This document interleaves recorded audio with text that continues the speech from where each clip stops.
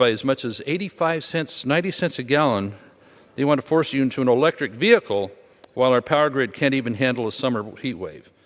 Meanwhile, the elites pushing these bans are still flying in private jets off to meetups and overseas and cruising on their big yachts, which spew far more emissions than the classic cars they want to outlaw. It's not about saving the planet, it's about control. We need to call out this hypocrisy and stand up for the freedoms of individuals, for their automobiles, for what have you. So I can speak for a lot of them knowing that you will pry my 68 Mustang gear shift out of my cold, dead fingers. I yield back. For what purpose does the gentlewoman from Texas seek recognition? Madam Speaker, I ask unanimous consent to address the House for 1 minute and to rise and extend my remarks. Without objection, the gentlewoman is recognized for 1 minute. Thank you. Today I rise to honor an incredible milestone for a wonderful institution in the 18th Congressional District.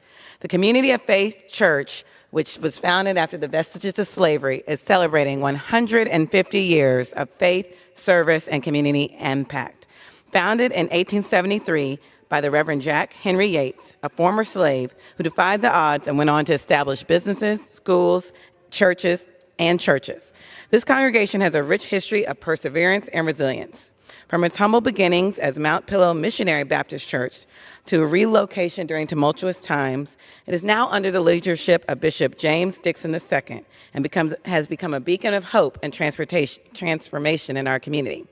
I would like to honor its former leaders, including Reverend Charlie Daniel James Dixon, who served 50 years and guiding it through racial adversity, Reverend Clovis Emery Johnson, who served for 2 years and helped transition the church to a new era of growth. We also remember the leadership of Reverend Dixon's own grandfather, Reverend Jack Henry Yates, who served from 1873 to 1927. This place continues to be a wonderful place of worship, a community hub for development, education, and social justice. As we celebrate this monumental 150th anniversary, we honor the rich legacy, but also the bright future ahead that may continue to do greater works for the glory of God and service of all people. I salute Bishop James Dixon II for his tremendous leadership and his 3 children, Mariah, Victoria, and James W.E. Dixon III. Thank you, Madam Speaker. I yield back. For what purpose does the gentlewoman from Ohio seek recognition? Without objection, the gentlewoman is recognized for 1 minute. Madam Speaker, I rise today in anticipation of the Thanksgiving holiday to recognize the invaluable efforts of the United Way of Greater Toledo to address hunger during this holiday season. In Lucas Wood and Ottawa counties, 40% of hardworking Ohioans are at risk of not having enough to eat. This reality highlights the critical importance of community-driven initiatives. Partnering with multiple nonprofit organizations, the United for the Holidays program brings the Northwest Ohio community together to create more than 500 holiday boxes filled with 2 weeks' worth of food for families in need. Not only are these volunteers delivering food, but also hope and dignity to our neighbors in a season of giving and a time of need due to high food prices. We are all committed to fighting hunger year-round, and I'm honored to keep fighting for laws that expand access to school meals and food coupons for our seniors in our summer fruit and vegetable programs and emergency food support across our communities. No family should face an empty table in the United States of America. The majority party must move the long-delayed farm bill forward in order that our people can eat. And we must build strong support systems to ensure that every Ohioan has access to nutritious, reliable meals. Again, I thank the United Way of Greater Toledo for leading the way with love for this vital effort at this season of Thanksgiving. Thank you, Madam Speaker, and I yield back. For what purpose does the gentleman from California seek recognition? Ask unanimous consent to address the House for 1 minute and revise and extend my remarks. Without objection, the gentleman is recognized for 1 minute. Thank you, Madam Speaker. Madam Speaker, I rise today to recognize the life and work of Norma Griffin. Norma was a devoted educator, deeply committed to her community and empowering young people. She was a native New Yorker who settled in Concord, California with her husband Ralph and their 2 sons, Stephen. She worked for over 3 decades in education, teaching in New York Public School System, the Oakland Unified School District, and the Mount Diablo Unified School District, and overseas in Japan and France. On top of teaching, Norma was a founding member of the Black Families Association of Contra Costa County in the Bay Area. She was a member of the Oakland Symphony Choir and served as president of the American Association of University Women's local chapter. For her work, Norma was recognized in 1995 as Teacher of the Year and as Woman of the Year for the State Assembly District 11 in the California Legislature in 2008. Sadly, Norma has passed away, and our hearts are with her friends and family. Norma will be remembered for her kindness, determination, and courage. Please join me in honoring Norma Griffin for her incredible impact on our community and on this country. Thank you, Madam Speaker, and I yield back. Under the Speaker's announced policy of January 9th, 2023, the gentleman from North Carolina, Mr. Nickel, is recognized for 60 minutes as the designee of the Minority Leader.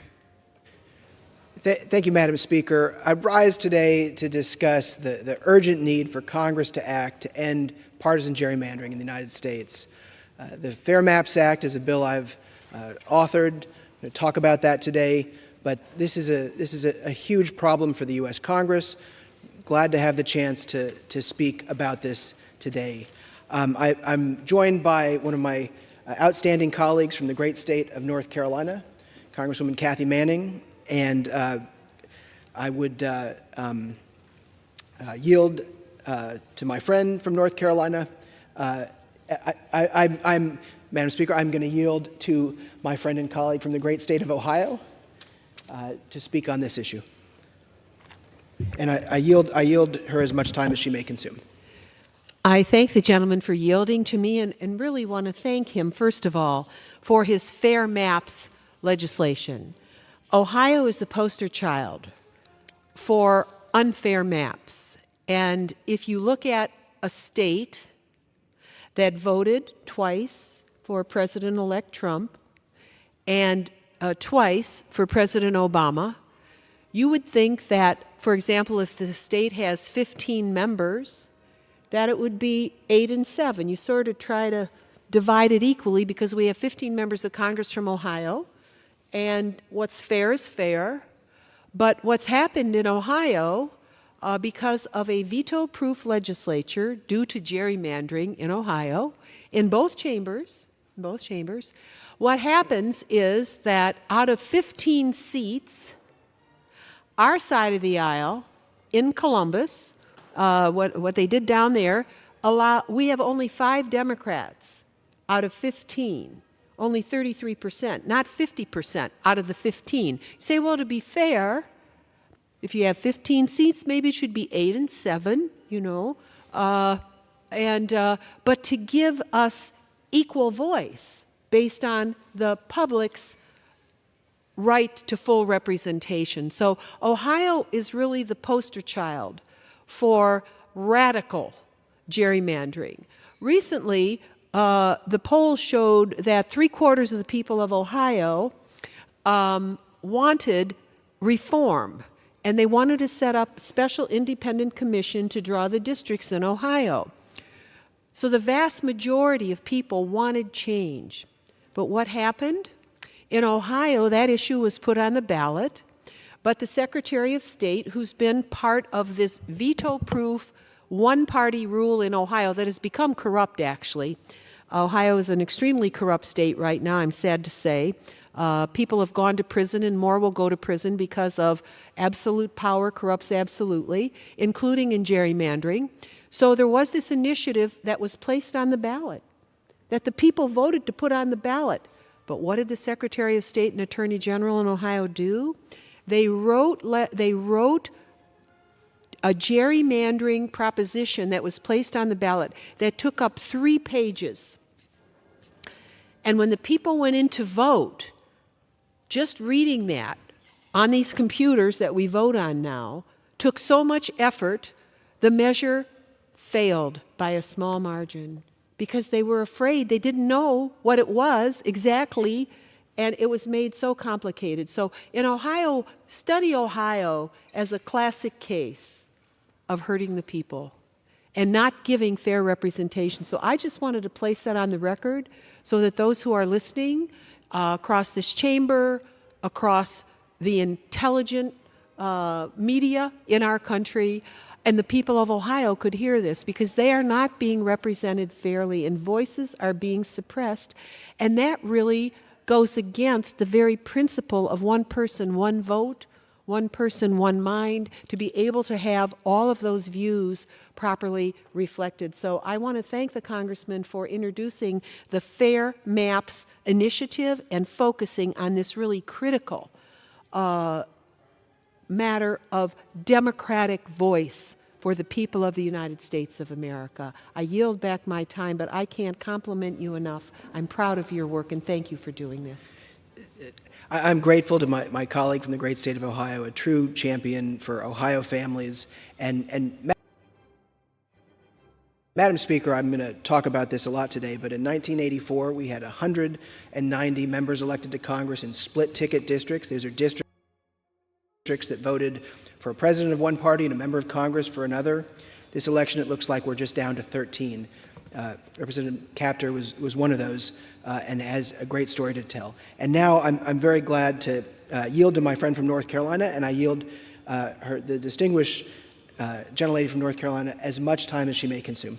Thank you so much. I want to thank my good friend from North Carolina, Representative Wiley Nickel, for holding this special order hour so that we can talk about such an important issue. The issue that strikes at the very heart of our democracy, and that is gerrymandering. Last year, in my state of North Carolina, the Republican-led General Assembly passed blatantly gerrymandered congressional districts engineered with one clear purpose: to reduce the number of Democrats in Congress. These new maps deliberately distort the will of the people, systematically diluting the votes of Democratic-leaning areas, like my district. Communities of interest were split, districts were manipulated with surgical precision, leaving many voters voiceless in the very communities they call home. In my own 6th district, the city of Greensboro was a city of 300,000 people, was split into 3 parts, each piece combined with far-flung ruby red rural districts. The majority of Greensboro was drawn into a district stretching across 10 counties all the way to the Tennessee border. In doing so, the new maps also separate the heart of Greensboro from High Point and from Winston-Salem, effectively dismantling a triad district, a community of interest that deserves cohesive representation. Remarkably and not coincidentally, the newly drawn 6th district gives a 16-point advantage to a Republican candidate over a Democratic one. As someone who has lived in Greensboro for 4 decades, I am outraged by the brazen disregard Republicans in Raleigh have shown the citizens of my district. And let's be clear, this is not democracy at work. This is political manipulation at its worst, designed not to represent the people, but for partisan gain. And I want to give a little bit of history about how ridiculous this gerrymandering is and what has taken place, because the Republican-led legislature in North Carolina did the exact same thing in 2021. Despite their own statements that they would keep communities of interest together and avoid splitting counties, they drew a map back then that split my former triad district into 3 pieces and split 2 counties. My constituents brought a lawsuit. The North Carolina Supreme Court found that the partisan gerrymandering, which the court found based on presentations by esteemed statisticians and computer experts and other experts, that extreme gerrymandering was done with surgical precision, and that violated the North Carolina state constitution. The court ordered the maps to be redrawn, and eventually they had to appoint a 3-judge panel to redraw fair maps. And that panel, 2 Republicans and 1 Democrat, redrew the maps to keep communities of interest together and to avoid splitting counties. And the result?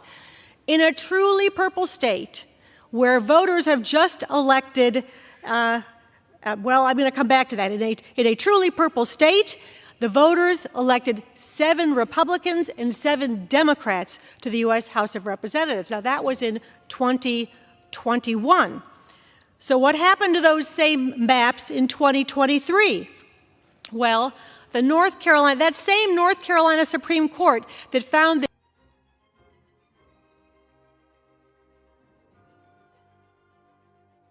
that gerrymandering was not allowed under the North Carolina state constitution, that North Carolina Supreme Court was now dominated by Republicans. And they actually reversed their prior decision.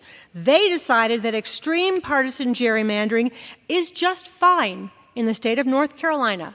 No new facts, no new communities of interest, no new counties, no new law, no new North Carolina Constitution. Just new Republican Supreme Court judges.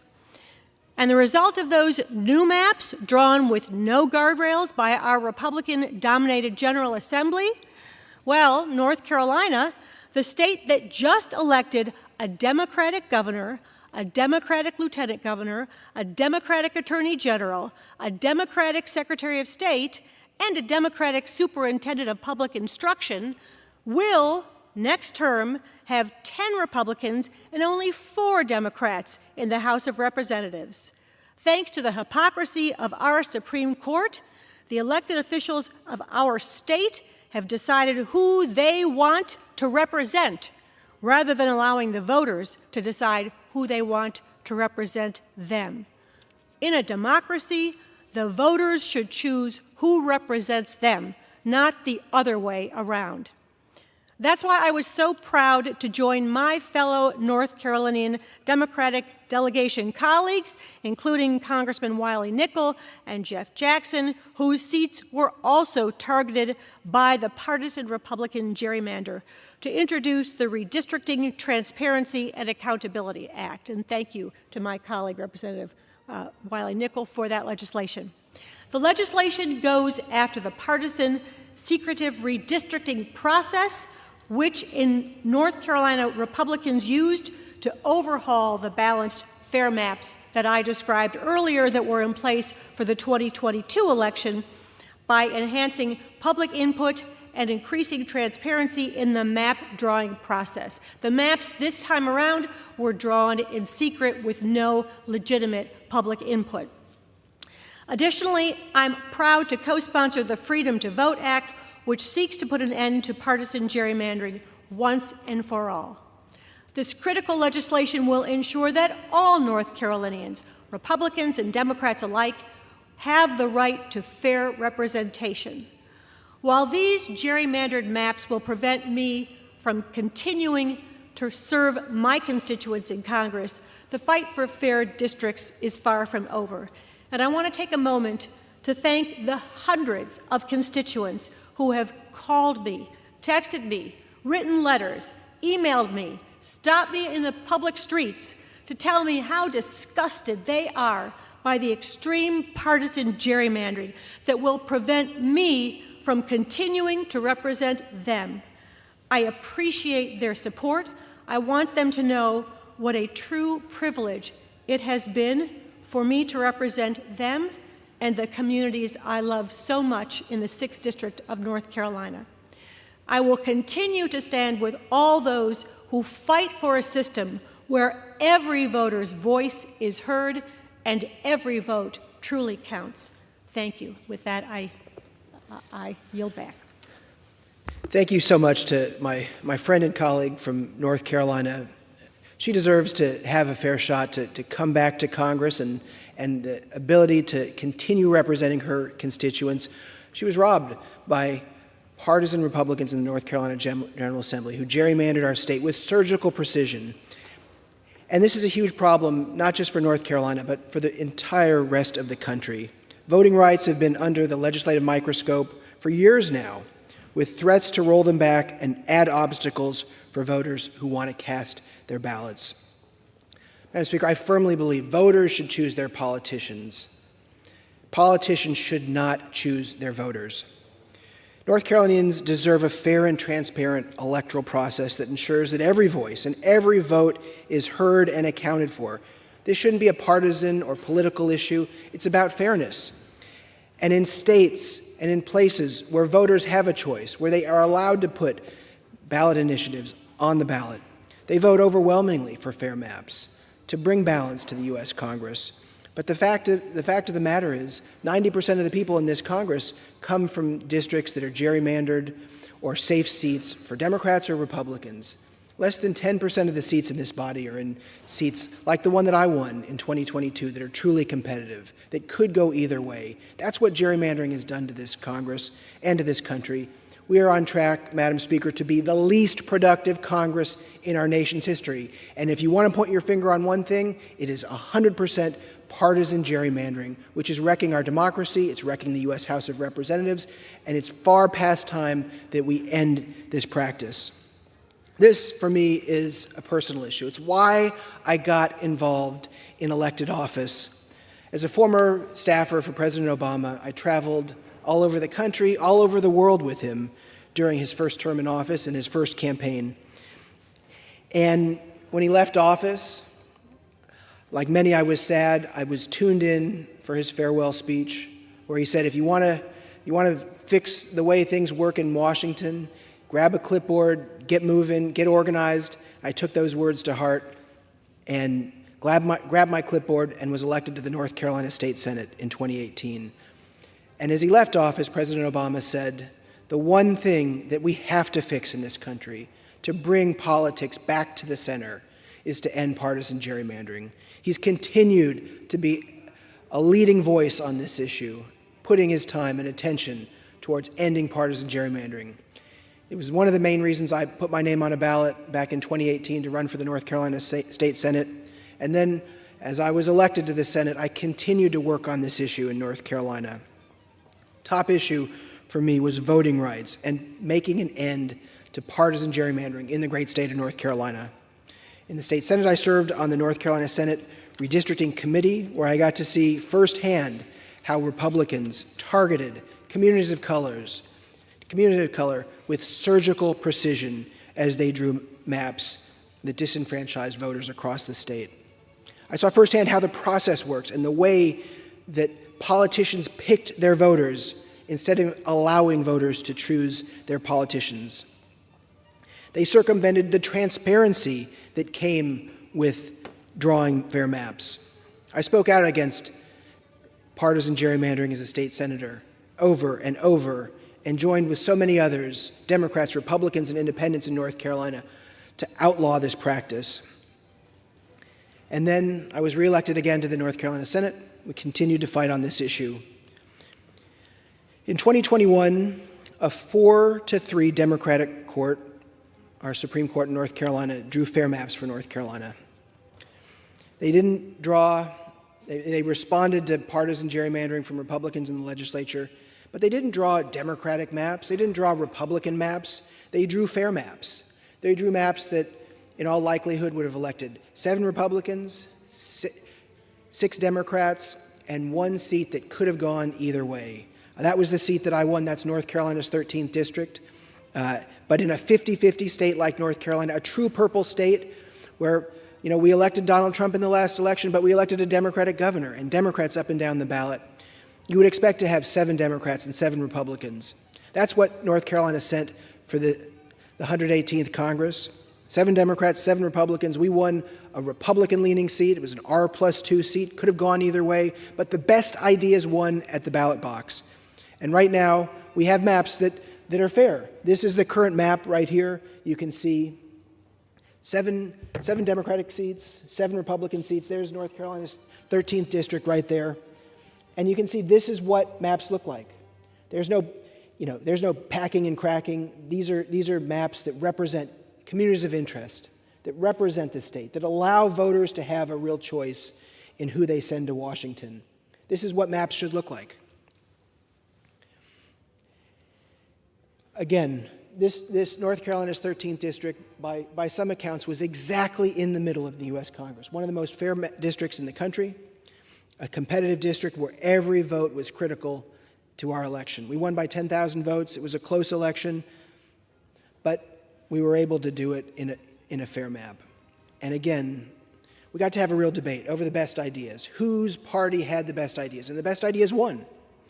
Then in the same election, when I won this district, North Carolina, by a small margin, flipped 2 seats on the Supreme Court from Democrat to Republican, taking the court from 4-3 for Democrats to 5-2 for Republicans.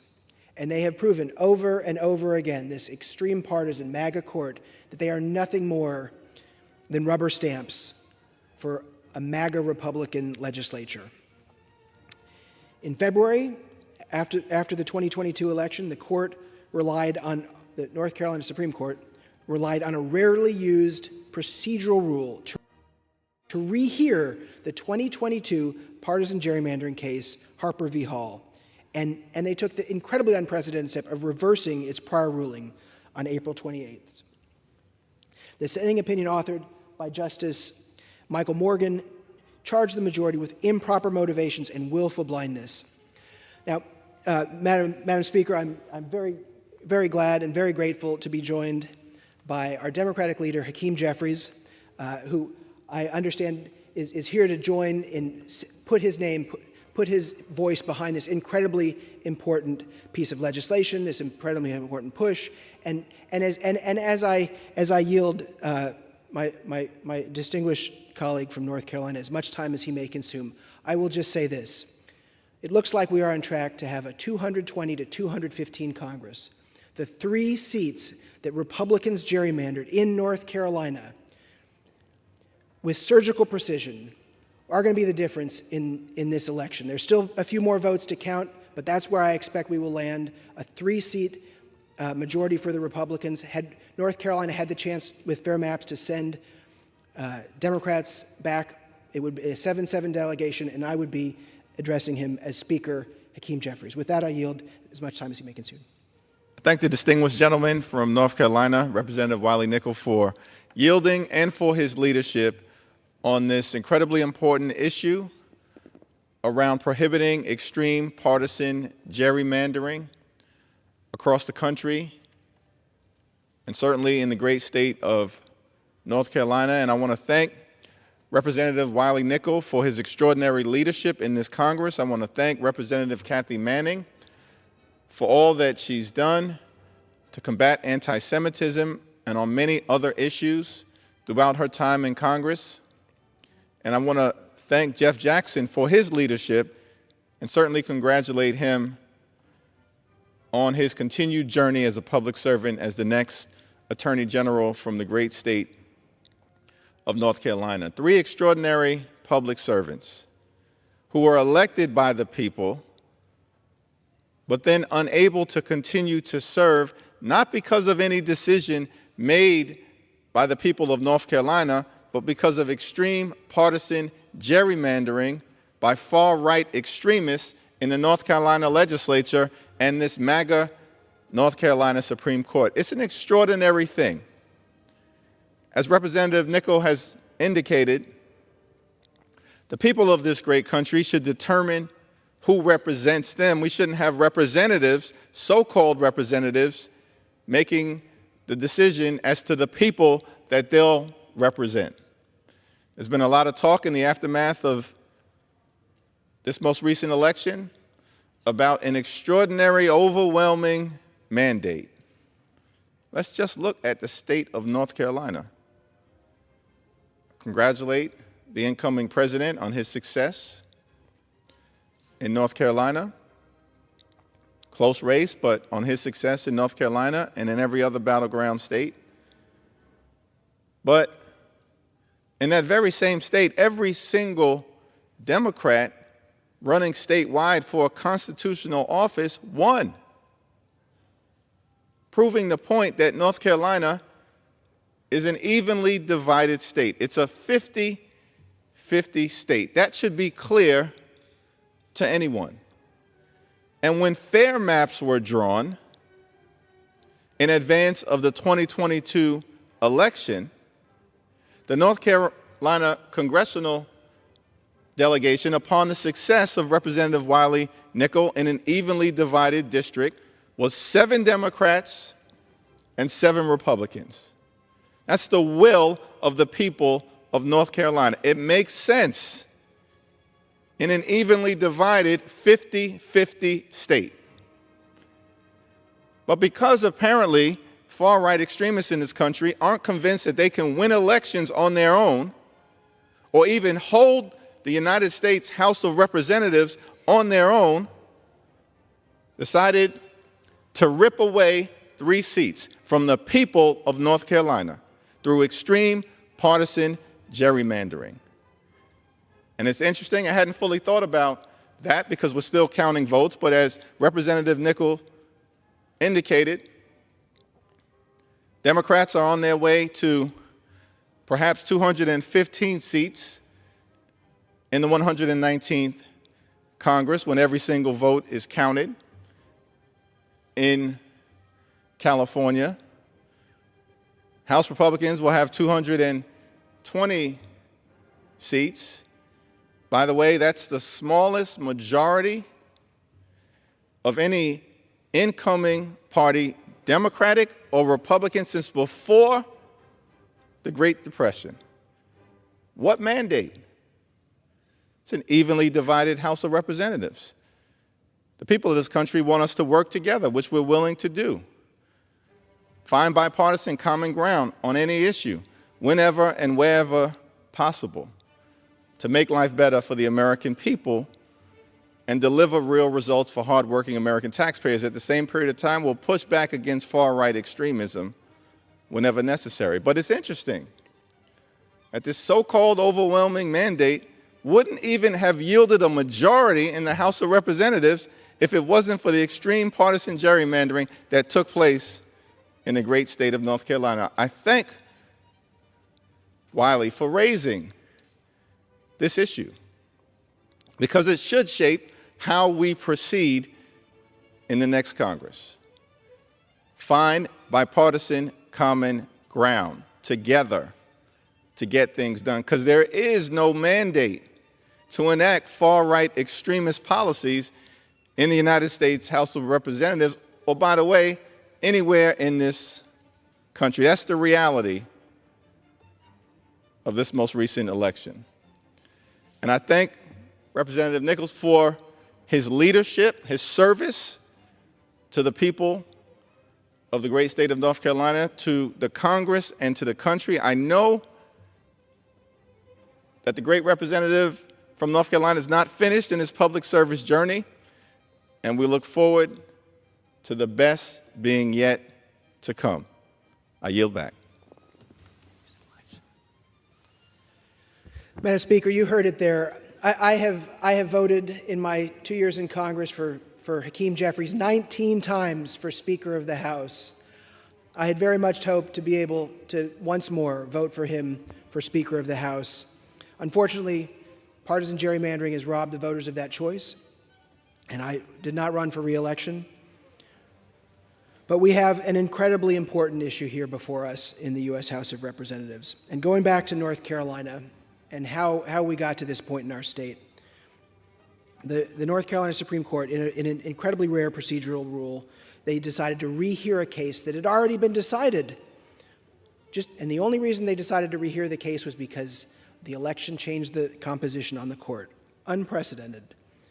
Very rarely used. The dissenting opinion by Justice Michael Morgan charged the majority with improper motivations and willful blindness. Speaking to their motivation, the dissent wrote, "The 5 justices which constitute the majority here have emboldened themselves to infuse partisan politics brazenly into the outcome of the present case." Madam Speaker, that was an absolutely terrible ruling, giving Republican extremists in North Carolina's gerrymandered legislature the ability to draw any maps they chose, and the North Carolina Supreme Court did nothing there. There is so much more work to do, but the North Carolina General Assembly Republicans carved up North Carolina's 13th district.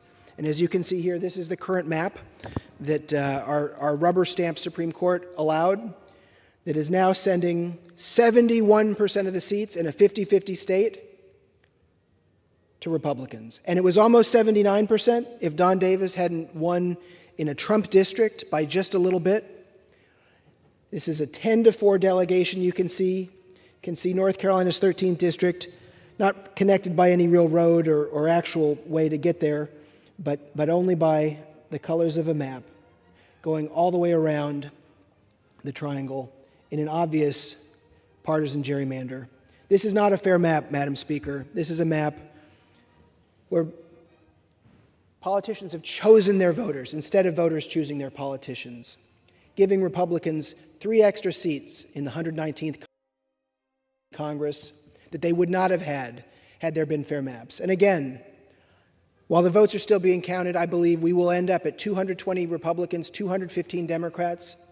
Had we been allowed to have fair maps in North Carolina, I would have returned, Kathy Manning would have returned, Jeff Jackson would have returned, and we would have had a 7-7 delegation, and we would be preparing for the legislative agenda under Speaker Hakeem Jeffries. Those 3 seats are very likely the difference in control of Congress, a rare mid-decade redraw of our maps.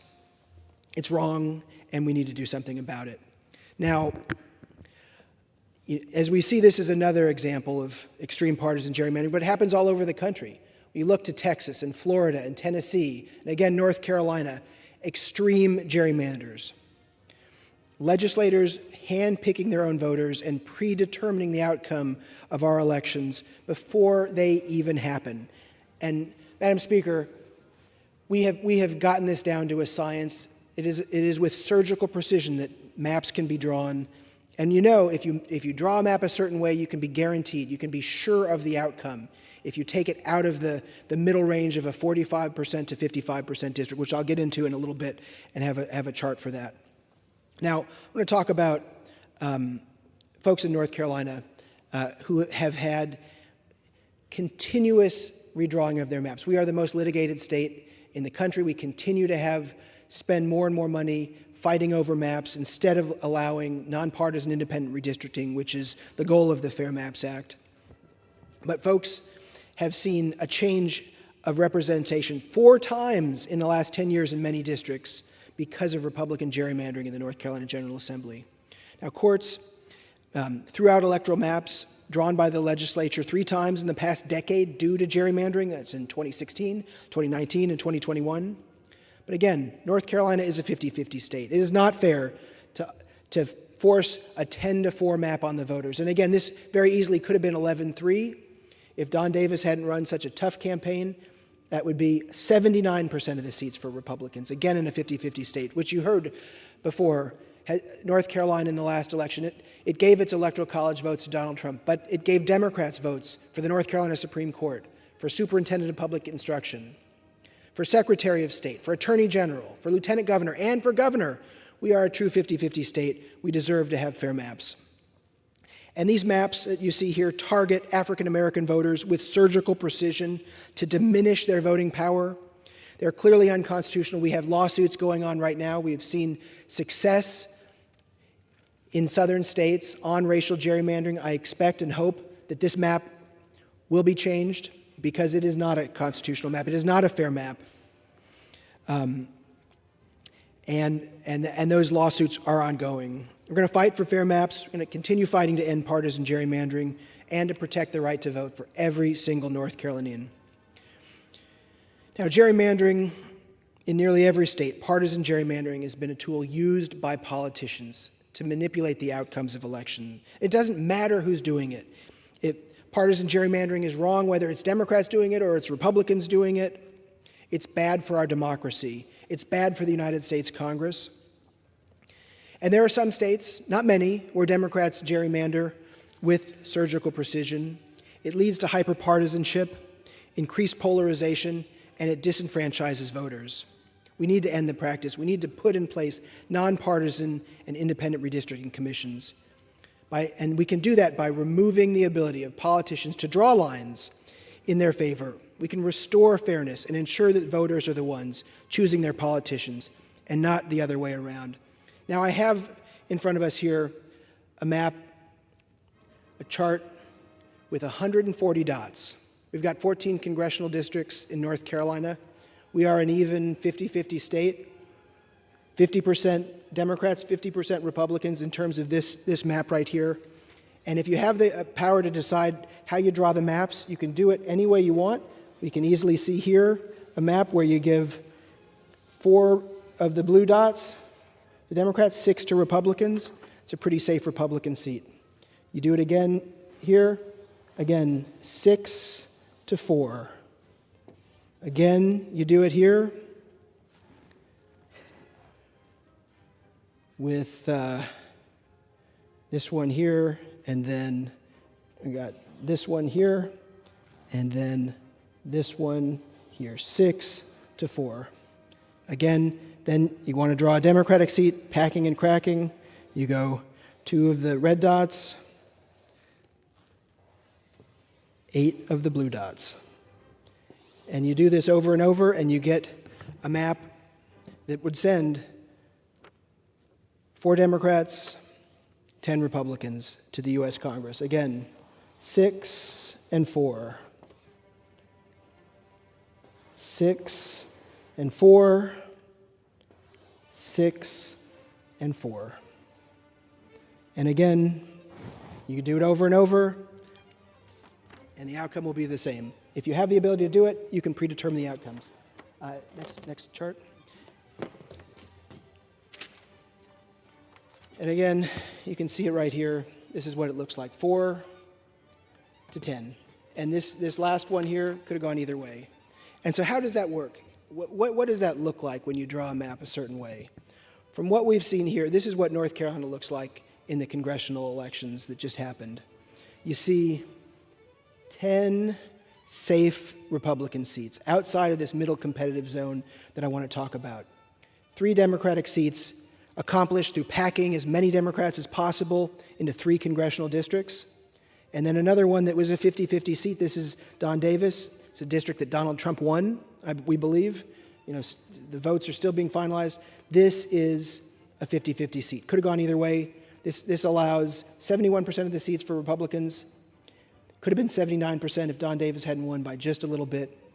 But when you put a district, Madam Speaker, outside of this middle competitive range, we kind of call it the 45 to 55% range, but to be even more precise, we have 46.5% to 53.5%. That's the range of districts where anybody has a decent chance of flipping a seat from red to blue or from blue to red. When you draw it outside of this range, outside of 55%, the chances are minuscule. You're looking at less than 1% that any of these seats could ever flip, maybe in a tsunami year, maybe with a candidate that does something absolutely horrific. But when you draw a map and you put it in this area, you know that it's virtually impossible to flip. And again, here you see 3 Democratic seats. Incredibly safe. They put as many Democrats as possible. This is the place right here, Madam Speaker, where we need to have many, many more congressional districts. I sent a survey to all of my constituents to ask how they felt about gerrymandering. I got over 1,300 answers. Here are some of the quotes from my constituents, and here's what they said. Quote unquote, "I feel like my vote doesn't count the way both sides use the maps." Another constituent said, "I haven't moved in 20 years, but have been in 3 or 4 different congressional districts." Another constituent said, "It's hard to have a relationship when they keep changing because the district keeps being changed."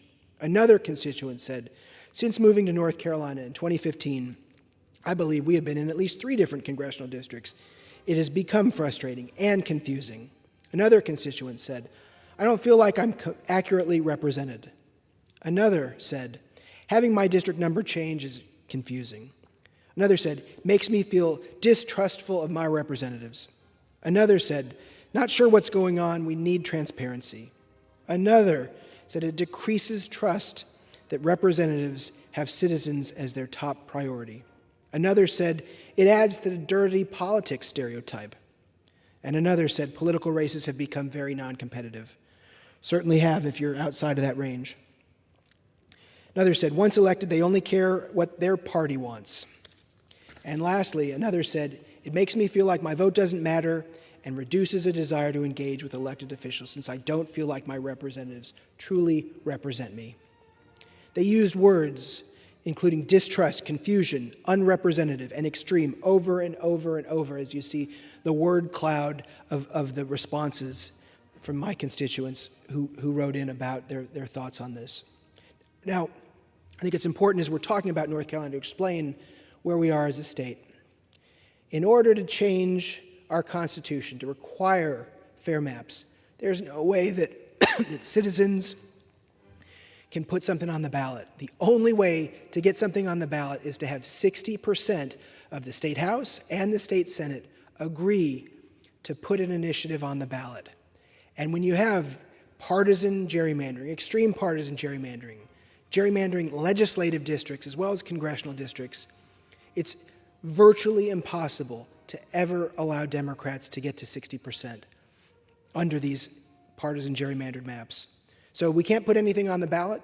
The only choice we have is the Supreme Court. We have Democrats in North Carolina have shown repeatedly they're willing to draw fair maps, to push for the fact that our state constitution says we should have free and fair elections. Right now, it's 2 Democrats to 5 Republicans on the North Carolina Supreme Court. We just elected Justice Allison Riggs by just a few hundred votes recently, but she won. In the next election, we'll have one seat on the ballot. The next election after that, there will be 3 seats on the ballot. If Democrats win 3 out of 4 elections for Supreme Court over the next 2 election cycles, we might be able to see fair maps in 2030, but we need action in Congress. Congress can do this immediately. Simple majority in the House, simple majority in the Senate, signed by the President. We can get the Fair Maps Act entered into law to make sure that we have nonpartisan independent redistricting in every state in the country with all states playing by the same rules. We don't have to worry about the North Carolina Supreme Court. We don't have to worry about the U.S. Supreme Court if we just do the job that voters sent us here to do. The majority of voters across the country support nonpartisan independent redistricting. If we put it to a ballot initiative in the U.S. to the entire country, the vast majority would support nonpartisan independent redistricting. You do in every state, we see it on the ballot, it succeeds, and you get fair maps. Now, and also, one thing I'm pointing out about North Carolina, the governor of our state doesn't have the ability to veto legislative maps. They took that power away. We have one of the weaker governors in the country. And right now in North Carolina, we see legislative Republicans trying to weaken Governor-elect Josh Stein even more as they pass legislation to take away his powers. Unfortunately, the governor can't veto legislative maps, congressional maps, so we need action in Congress. The U.S. Congress can fix partisan gerrymandering in North Carolina and in every state in the country. And that's what my bill, the Fair Maps Act, does. Let's put up the second map. The Fair Maps Act would help to make independent redistricting commissions a reality in every state. Madam Speaker, that is every state playing by the same rules. Specifically, I want to mention Texas. I want to mention Florida. I want to mention Ohio. I want to mention Tennessee. I mention North Carolina. These are states where we see extreme partisan gerrymanders.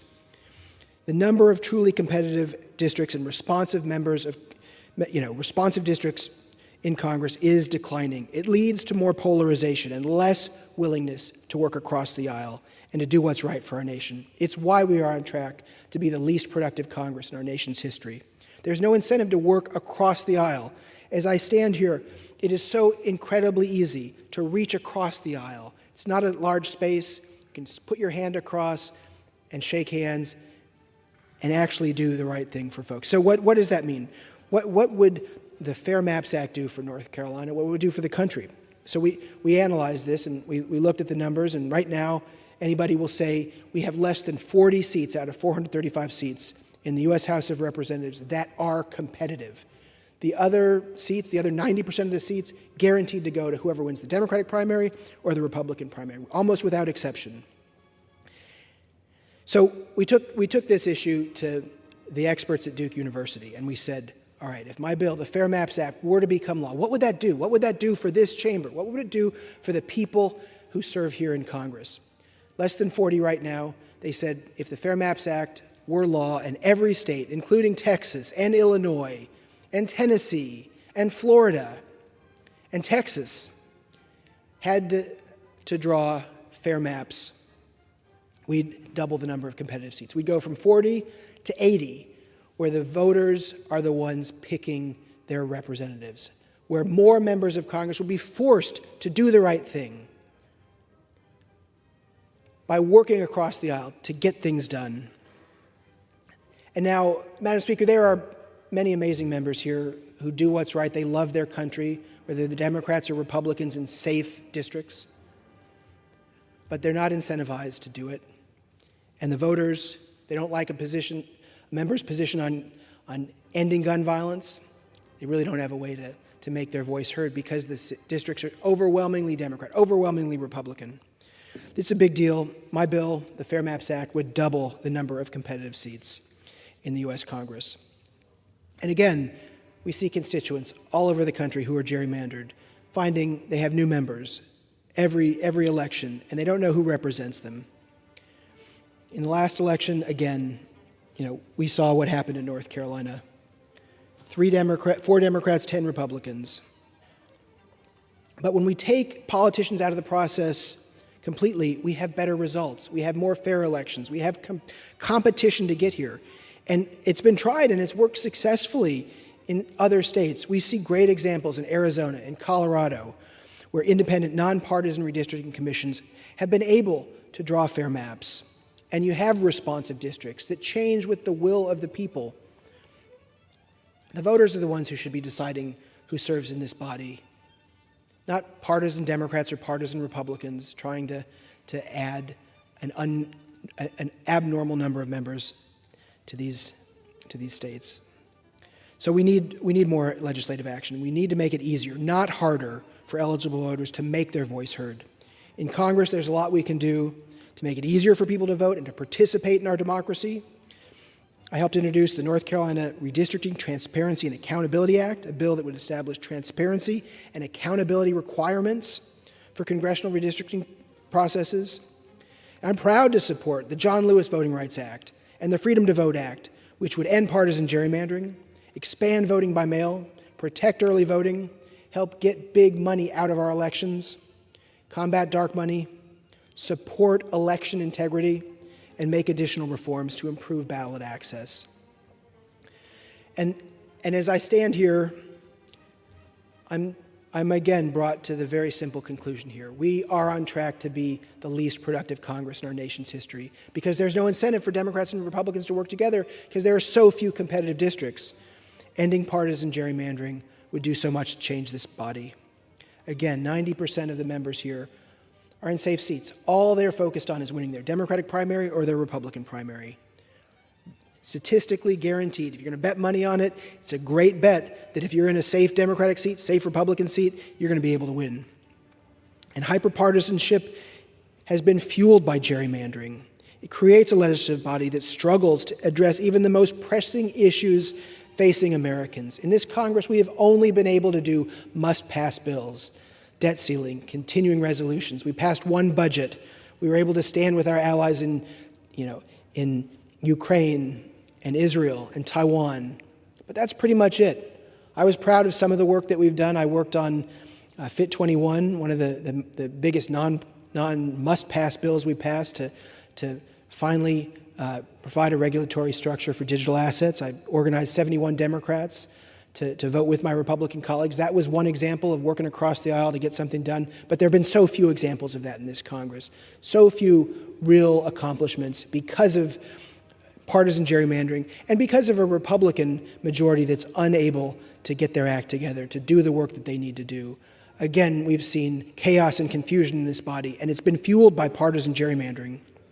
And it's contributing directly to the dysfunction by creating these safe seats where politicians are only focused on their primary elections and not the general election. It's increasingly filled with members here who are more beholden to party leaders than to the diverse needs of their constituents and their communities.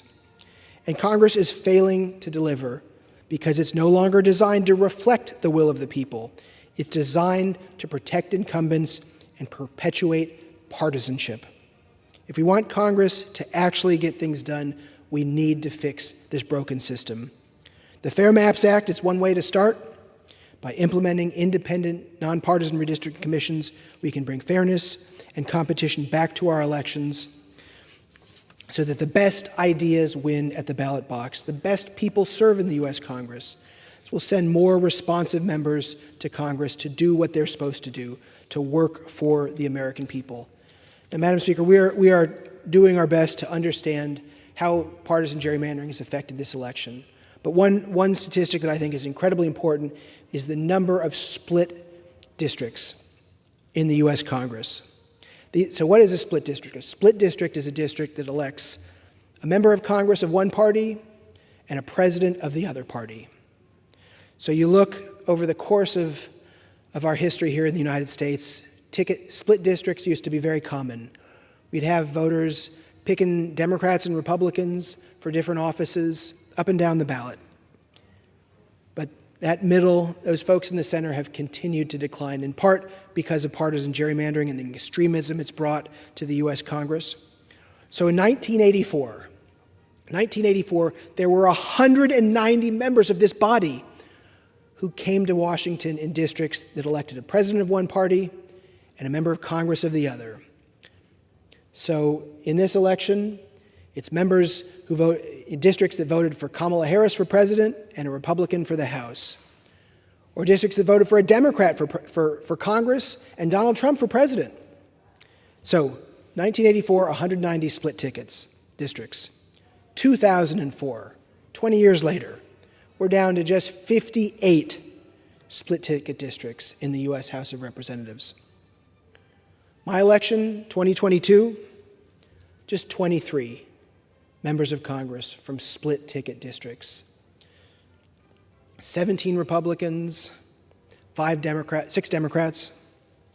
That's what we have in the 118th Congress. Now, with this last election, we are down to what looks to be, and again, votes are still being counted, looks to be just 13 members of the U.S. House of Representatives from split ticket districts.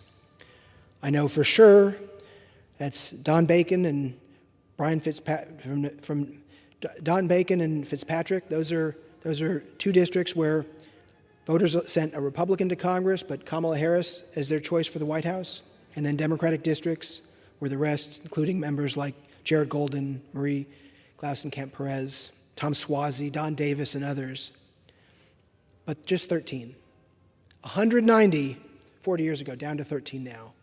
So you know, if you draw a congressional district that Kamala Harris won or that Donald Trump won, you can be almost certain that they are going to send a Democrat or a Republican to the U.S. House of Representatives. That's why gerrymandering is wrong. That's why we have to fix it. The time for action is now. This is the most pressing need of this Congress. And as I close out my time, I want to leave this body with this incredibly important thought. You heard it from Leader Hakeem Jeffries. We are very likely to see a Congress decided by North Carolina partisan gerrymandering, a mid-census, mid-decade redraw of our maps. This wasn't the 10-year draw. This was something that partisan Republicans in our legislature did, sending 10 Republicans, 4 Democrats, a net gain of 3 for Republicans, and those 3 seats were not even close. That's going to be this. Gerrymandering will very likely decide control of the next U.S. House of Representatives. 220 to 215, that's what it looks like. And those 3 seats in North Carolina were very likely the difference. Thanks again for taking the time to be here on this incredibly important discussion. Now, while my name won't be on the ballot and wasn't on the ballot this year, I'm not giving up or going out quietly in the fight for fair maps or an end to partisan gerrymandering. Firmly believe that voters should choose their politicians. Politicians should not choose their voters. And right now, democracy is on the line, and North Carolina and all the other states in this country are worth fighting for to get this right, to end partisan gerrymandering. We've got a bill to do that, the Fair Maps Act, which I've talked about at length. And it just takes a majority of the House, a majority in the Senate, and we'd have districts that allow folks to have a real choice at the ballot box in November. I continue to fight with every ounce of my energy for fair maps, an end to partisan gerrymandering, and to protect the right to vote for every single North Carolinian. This is the biggest issue for this Congress. It's one that we need to address. And it would bring balance to the House. It would allow for more bipartisan legislation. It would require folks to know that if you don't work across the aisle, if you don't reach your hand across that aisle to the opposing party, the voters are going to send you home because it's a district that could go either way. That's what we need more of. That's what my bill would do. And that's why I'm going to continue pushing to end partisan gerrymandering so we don't have states that look like North Carolina. Thank you, Madam Speaker, and I yield back. The chair would ask members to observe proper decorum in the use of exhibits in debate. Under the Speaker's announced policy of January 9th, 2023, the gentleman from Wisconsin, Mr. Grothman, is recognized for 60 minutes as the designee of the Majority Leader.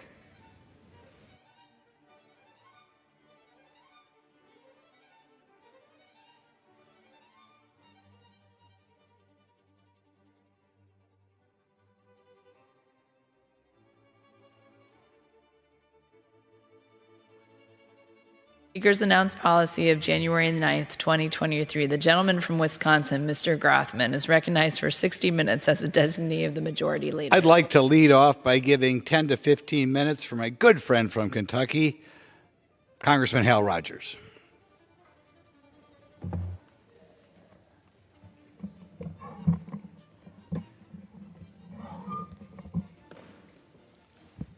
First off, I want to thank the gentleman for yielding me this time. Madam Speaker, I rise today to recognize Neil Middleton for his distinguished and award-winning career in journalism as a longtime trusted news broadcaster and vice president of WYMT-TV, a CBS affiliate in Hazard, Kentucky. Broadcasting from the heart of Kentucky's Appalachian region, the station's call letters stand for We're Your Mountain Television, WYMT. It's much more than an acronym. It's the station's mission. WYMT-TV has become synonymous with the very region it serves to serve, thanks in large part to the leadership and journalistic integrity of Neil Middleton and those who blazed a trail for news coverage and weather alerts in one of the most rural areas of the United States. In an expansive region separated by mountainous terrain, national media outlets have only made their way to Appalachia after major disasters, while others have blistered our communities by dredging up negative stereotypes that have misrepresented our beloved hometowns that are filled with hardworking, innovative, and extremely talented people. As both well-known and unknown reporters from around the country have breezed in and out of our region for 15 seconds of fame, it's YMT that has earned the trust of southern and eastern Kentuckians since the station first signed on the air in 1985. They've not only provided life-saving weather alerts during catastrophic floods and tornadoes, but they've also followed their news coverage with fundraising telethons using the power of the airwaves to collect vital donations to help our communities recover in the wake of disaster. WYMT has also built a reputation for holding local, state, and federal leaders accountable in the public eye, while not only providing critical news to the region in every newscast, but also celebrating our victories in regional development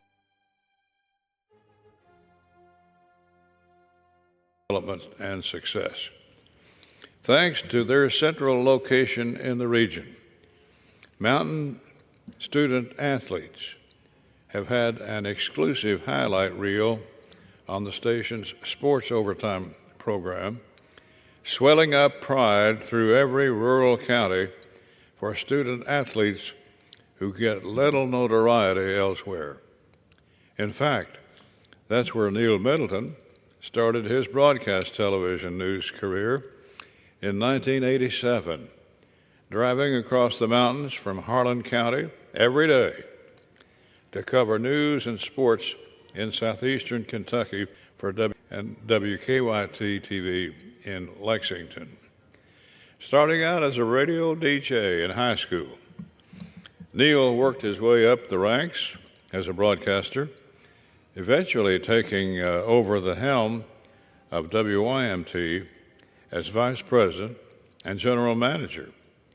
Under his leadership, WYMT achieved a record-breaking growth in advertising sales, expanded newscasts, sports and weather, developed new digital media assets, and earned countless accolades, including regional Emmy awards. The Associated Press has also recognized Neil's personal excellence in journalism with numerous awards throughout his career. His same passion and work for the region has also been recognized by the Kentucky National Guard, local chambers of commerce, and many others. Over the last 4 decades, Neil's passion to serve Kentucky's Appalachian region has reached far beyond the news desk.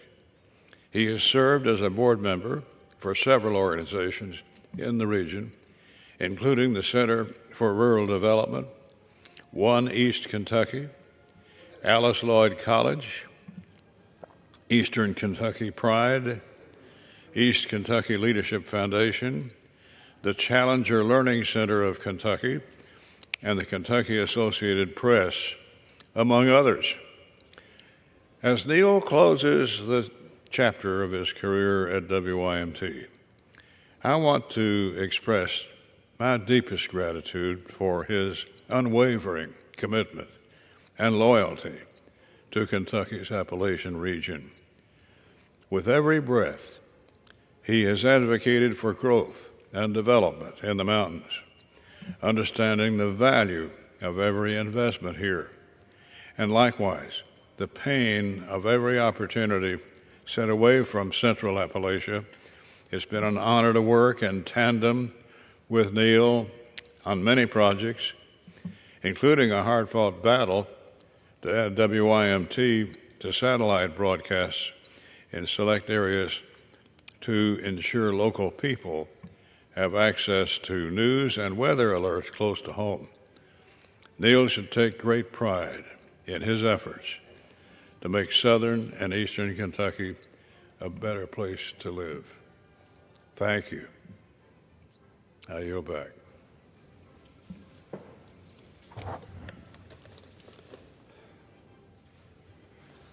Thank you.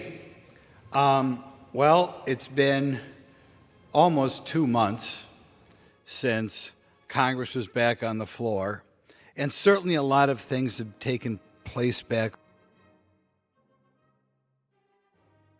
home, things in the news that are a little bit shocking and ought to be commented on. The first thing I'd like to point out, and we saw this again in the first week back, a prominent member of this Congress spoke about the need to protect democracy. Again and again, people from both sides of the aisle, but disproportionately from the Democrat side of the aisle, talk about the necessity of protecting democracy and refer to our country as a democracy. The first time I remember hearing this was I was at Marquette University, one of the largest universities in the state of Wisconsin, and a professor of government or history or something like that referred to our country as a democracy. They might want to ponder that when they talk about or when we recite the Pledge of Allegiance every day, we talk about a republic, the republic for which it stands. We don't talk about the democracy for which it stands. And people might want to wonder why politicians like to refer to our form of government as democracy, but in the Pledge of Allegiance, we refer to it as a republic. At the time our Constitution was drafted, Ben Franklin talked about giving us a republic if we can keep it. In other words, he didn't say a democracy if we can keep it. He said a republic if we can keep it. You might wonder whether our forefathers ever mentioned democracy, and of course they did. In Federalist Number 10, James Madison wrote that pure democracies, where spectacles of turbulence and contention have ever been found incompatible with personal security or the rights of property, and have in general been short in their lives, as they have been violent in their deaths. So in other words, James Madison did talk about democracy, and he talked about it negatively. Why do politicians like to not talk about our country being a republic and prefer to talk about it as a democracy or representative democracy? It's because in democracy, the government is determined by the people collectively, or the majority of the people. In a republic, we turn to our Constitution. There may at any given time be a majority of people in this body, or a majority of people in this country, who don't like a given religion, or want to feel we can confiscate people's property, or because there's been a shooting on the news the night before, they want to ignore the Second Amendment, and therefore they like to believe, or they may not like certain religions, and they might want to suppress that religion. They might not like certain ideas, and they want to say, I was elected here, so I can suppress those ideas. There are two examples I'd like to leave this body of, or like to share with this body. There was a bill called the McCain-Feingold bill that was passed by two popular congressmen around the year 2000. And they wanted to restrict what people could say or how much time people could buy in an election. In other words, they wanted to restrict the freedom of speech. And I'm sure both politicians at that time felt we are very popular. We've been elected several times.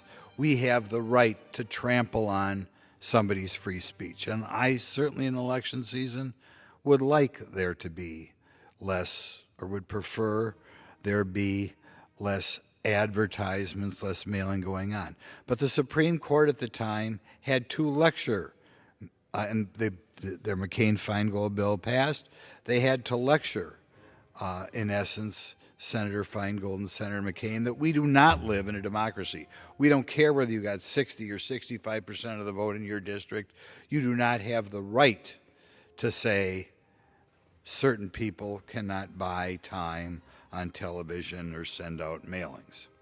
Another example, there was a time, I think very highly of the man, a very popular governor in the state of Wisconsin, who wanted to say, if you have property along a state highway, we can restrict what you can do on that property, because someday we might want to buy that property when this highway goes from a 2 to a 4-lane highway, and therefore we're going to make your front 50 feet or 60 feet along the highway less valuable, because after all, we represent the government. We've been elected overwhelmingly, the implication being this is a democracy, and we can take your property from you. And again, the state Supreme Court had to say, hey, wait a minute, we don't have a democracy here, we have a republic, we don't care how popular you are, you cannot interfere with what people can do with their land along a highway. Another example in which politicians wished we had a democracy or a representative democracy so they could tell you what you can do with your property. But in fact, our Constitution stood tall and said, hey, wait a minute, we don't care how you were elected, how many people voted for you, we will not allow you to take people's property. And I believe that's why politicians like to talk about democracy. They like to believe because they got 70% or 51% around here, they can determine what you can and cannot say. So let us all try, as we continue throughout this biennium, to no longer refer to our form of government as a democracy. Let's refer to it what James Madison or Ben Franklin would have liked to have us refer to it as. What they gave us was a republic under our wonderful great Constitution, and even though our Constitution prevents people or allows people to say some things we might disagree with, even though our Constitution allows us to quote our wonderful Holy Bible, even though our Constitution prevents people, the government, from taking people's property without Constitution, even though our Constitution allows the carrying or owning of firearms when a lot of people around here don't think we should have the right to carry those firearms, let us stand with our republic and bravely, just like when we say the Pledge of Allegiance, bravely describe our country as a republic, not a democracy, which, again, James Madison, democracies are spectacles of turbulence and contention, have been found incompatible with personal security or the rights of property, and have generally been short in their lives. Now, I think during the month and a half or whatever it was, we were not in Washington, a couple of prominent Americans took aim at our Constitution, and I'm saying particular, they didn't like the First Amendment. They didn't like that people were out there saying things that they disagreed with. And these former politicians both almost became the President of the United States, which shows how precarious our hold on our great republic is. I'm talking in part of Hillary Clinton, former First Lady, but even worse, former Secretary of State who almost became President of the United States. She talked about social media companies and saying they must moderate content on their platforms or we lose total control. In other words, Hillary Clinton felt that the government should control our lives, and they didn't like social media companies allowing things to seep out into the Zeitgeist, and maybe those things were hostile to what Hillary felt. Kind of hard to believe she almost became president, but she should always be remembered as someone who felt the First Amendment caused the government to lose control. Another person, while we were out on recess, John Kerry, another man who almost became President of the United States, called the First Amendment a major block in combating misinformation and fighting climate control. Now, of course, there's a disagreement with regard to climate change, where it comes from, if it's happening. But John Kerry felt the way to deal with this issue was apparently to deal with the First Amendment. And what he was doing here is he was talking to the World Economic Forum in a panel on green energy. So John Kerry was not only trying to trample on the First Amendment rights of Americans, he wanted this idea to spread without the world. Can you imagine if he had ever become President of the United States, a man who called the First Amendment a major block? My goodness. But this is what's going on, and the American public has to wake up. During this time, there was also a letter made public by Mark Zuckerberg, one of the wealthiest men in America. You would think the wealthiest people in America, above all, would have the freedom to exercise their First Amendment rights, but apparently no. It came out the Biden administration weighed in with Mark Zuckerberg, and they didn't like it that people out there had different opinions about COVID and how to address it and what was appropriate. And the Biden administration apparently contacted Mark Zuckerberg and his group, saying that maybe there were things that the American public shouldn't know. In other words, rather than having a free exchange ideas on the value of the vaccine or the value of social distancing or whatever, we shouldn't have open exchange of ideas. It would be better if we didn't have that pesky First Amendment. It would be better if the people who know best, Anthony Fauci or Pfizer, say, that we should just defer to them, because we all know how important Pfizer is, and they certainly give a lot of campaign contributions, which we politicians like, and therefore we should weigh in on the social media platforms and say there's some things that are inconvenient to the country. So I hope when we return, we do something to put a little more energy in that First Amendment, and above all, educate the American public that there are politicians out there like Hillary Clinton or John Kerry or apparently Joe Biden who view the First Amendment as an obstacle in their expansion of government. And I think this is to a certain extent be commented on, but not commented on enough, because too many important people, and here we're talking about one president and two almost presidents, wanted to end people's First Amendment rights. Now, the First Amendment is only one of the things that make America so great. Another one is our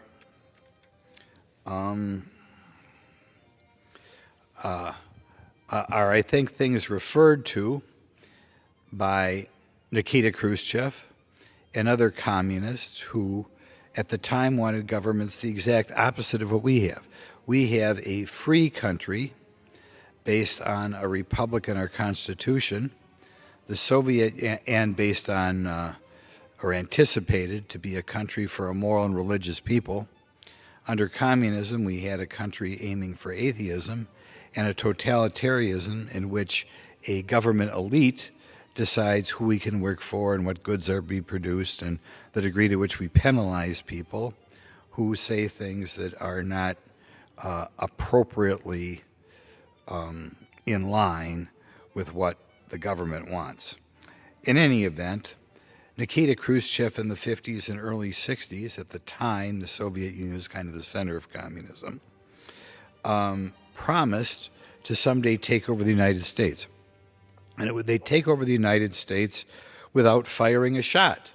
Now, we spend a great deal around here on munitions, on submarines, on tanks, on airplanes, but it was interesting that at one time, the communists, and I think Nikita Khrushchev was speaking for the communists, felt we would take over this country without firing a shot. What evidence is there that they are trying to weaken our country? I think in addition to the fact that we want to chip away at the First Amendment, I think there is hostility to families, old-fashioned nuclear families going on in this country. And how are we trying to chip away at the families? Because after all, people like Karl Marx did not like the family. One way to look at it is there are currently over 90 programs in the United States in which the benefits of those programs depend on something referred to as percent of poverty.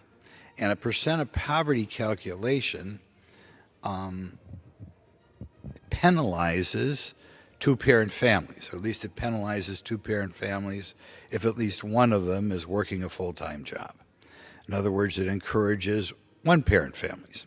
There was a time in this country not too long ago, I and probably most of the people in this institution were around in 1965, in which only 5% of the children born in this country were born to families that did not have both a mother and father at home.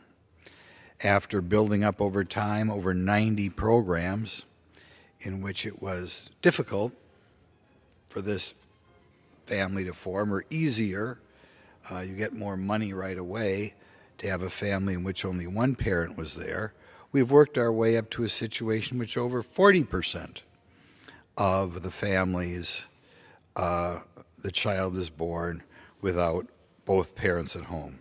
And normally this means it's a fatherless family. So in other words, the government, which is supposed to treat everybody equally, if you have a scale out there, is overwhelmingly trying to create an America in which the old-fashioned family is becoming more obsolete. I should point out that this has gone, like I said, from 5% to 40%.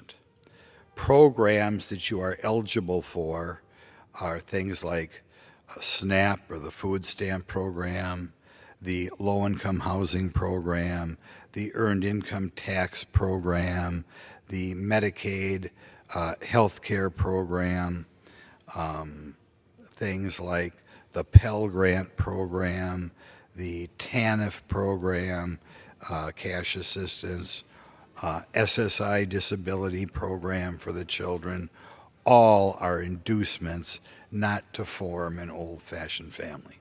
And every biennium, last time Joe Biden's final budget request, usually puts new programs on the heap or adds money to old programs to make the gap between somebody who decides to have both parents in a house compared to somebody who only has one family in the house. One person who's wrote very eloquently on this, hasn't been listened to as much as he should. Robert Rector is one, but one is George Gilder, who wrote a bestseller in 1980. And I know there was anticipation that Ronald Reagan would act on this book. He was not able to act on it. My guess is primarily because the Republican House was always in the minority at that time. But George Gilder used to look at what normally are referred to as slums or low-income areas of a city.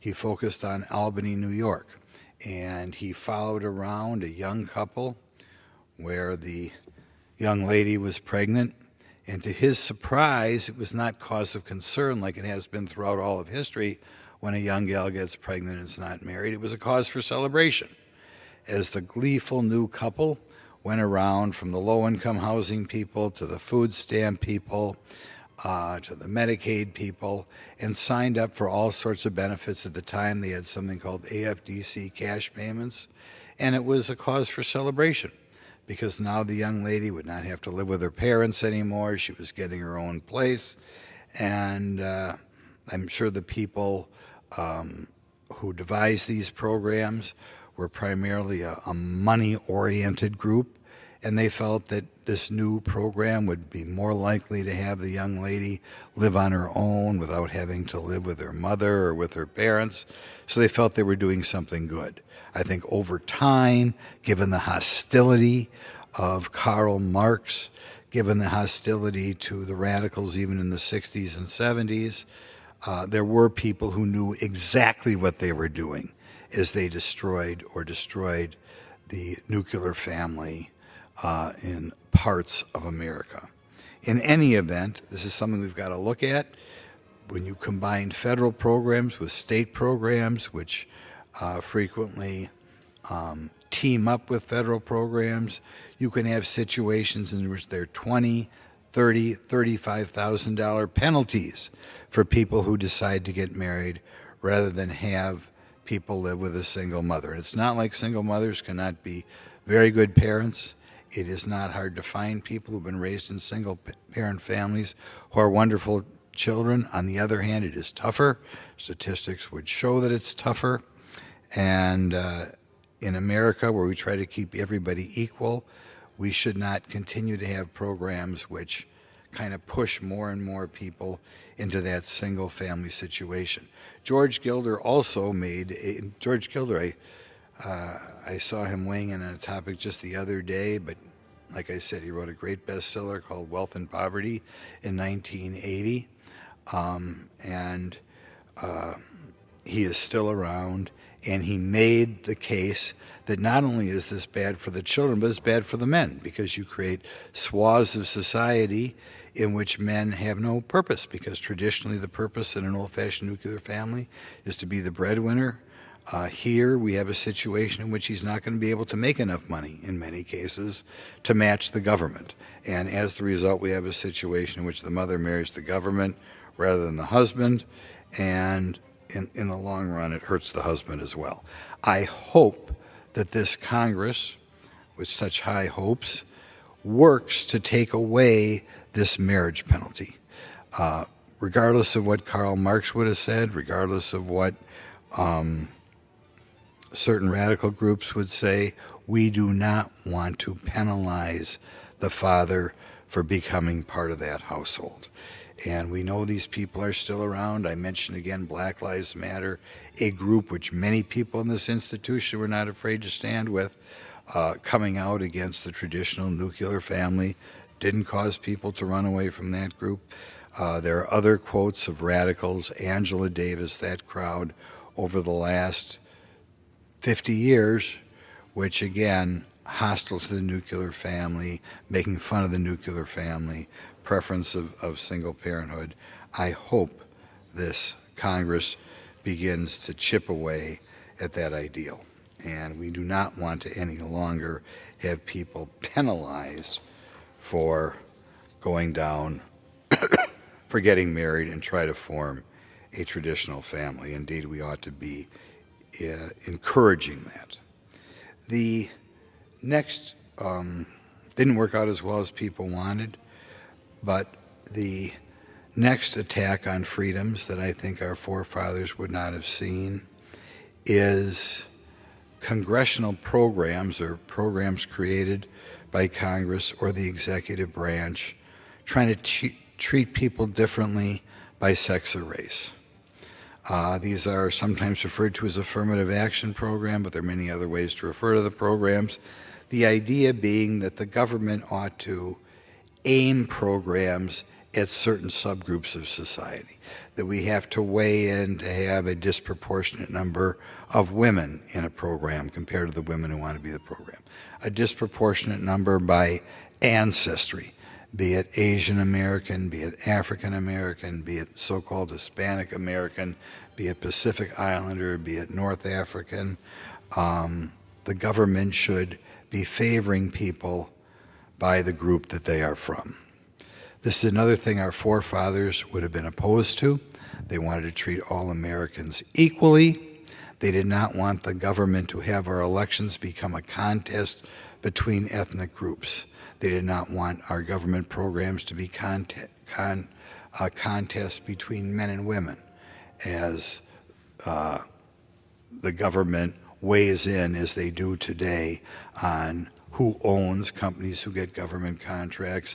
If you get a government contract, the government wants to know which ethnic group you are, and of course you self-identify, so you could be, because you're 1/4 Hispanic or 1/4 Native American, you should get preferences to a program. Of course, they don't care here on amount of wealth, so you can have a situation in which, say, an Asian American worth tens of millions of dollars gets preference on a government contract compared to a poor person of European descent, poor guy.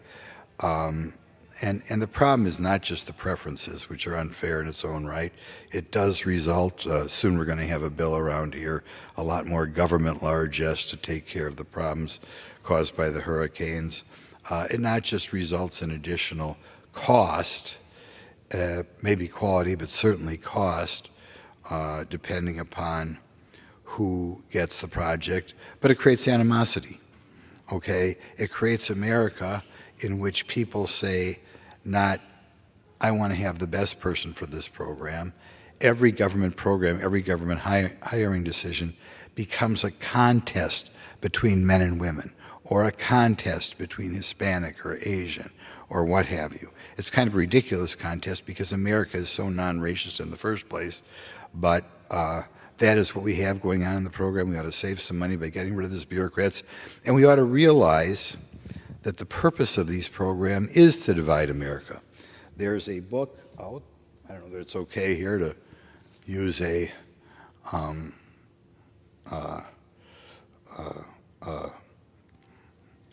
picture of a book here, but it's called America's Cultural Revolution by Christopher Rufo.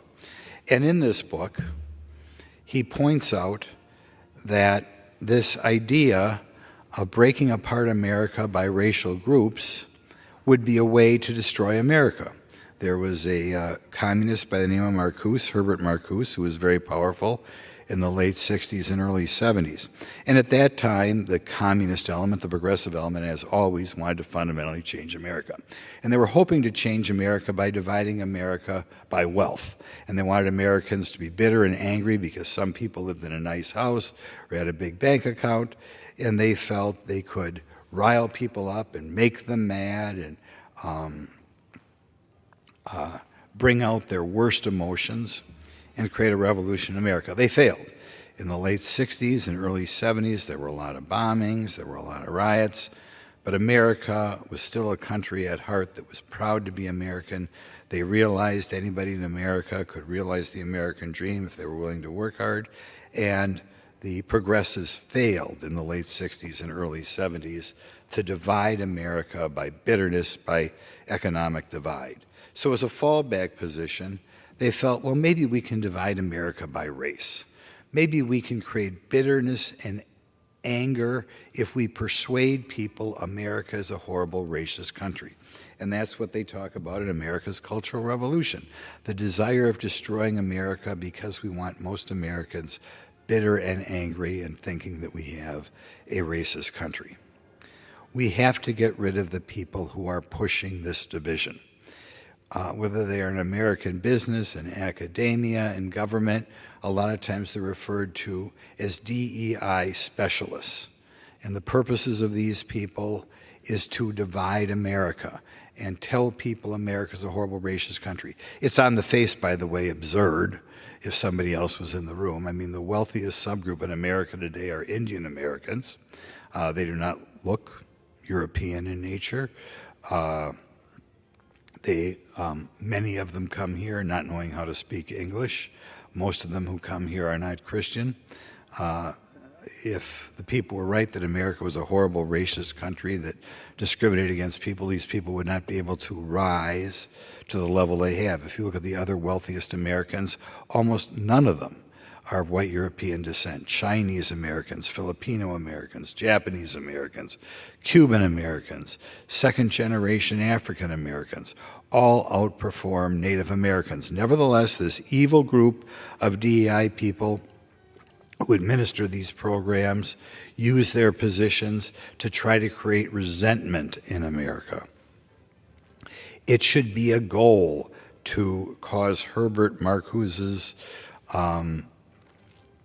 predecessors, successors, cause them to fail. We ought to do all we can to get rid of these DEI specialists who encourage hate, encourage racism, encourage resentment, spread a myth that we have a big white supremacist problem in this country. There is no way when we get done with the next level of appropriation bills, this government, which is broke out of its mind, ought to still have any bureaucrats who make this pitch throughout America. So in any event, and of course during the campaign, you will notice, and some Republicans fall guilty of this as well, there are campaign promises aimed at individual ethnic groups rather than treating all Americans as one. This is not something we had to do 20 or 30 years ago. It is obvious that Herbert Marcuse, communist or radical socialist, has achieved his goal in that at least one political party plans to maintain power by putting programs out there that benefit one ethnic group over another ethnic group, or promises financial benefits if you belong to one group over another group. And fortunately, so far, they haven't had a huge amount of success, but if you talk around, they have made some progress in persuading some people that we have a huge problem in society. In any event, certain immediate goal for this institution is to get rid of anybody preaching that DEI nonsense, certainly anybody whose position in our government is to encourage their horrible philosophy. So in any event, there are some comments on what is going on in America. Just to summarize again, I think we have to provide a little bit more oomph behind our First Amendment so that people like Hillary Clinton or John Kerry or Joseph Biden are kind of pushed to the dustbin of history if they decide to attack it or feel that's part of our problem. I think we have to be very careful to not discourage the formation of two-parent families like we have in the last 60 years. I think we have to get rid of a bureaucracy which is growing up, which tries to divide America by ethnic background. Something else that I think has to be done. And we have to educate our young people that we do not have a democracy, that James Madison and our forefathers would be shocked and stunned and disappointed if this land, which they had founded, had twisted itself all around, abandoned our respect for our Constitution, the Republic, and instead was teaching our young ones that we had a democracy, including some of the people with the greatest positions up here. So I'd like to thank the chair for giving me this time, and I'd like to yield.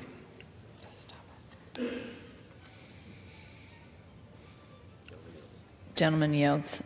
Under the Speaker's announced policy of January 9th, 2023, the chair recognizes the gentleman from Texas, Mr. Green, for 30 minutes. Thank you, Madam Speaker.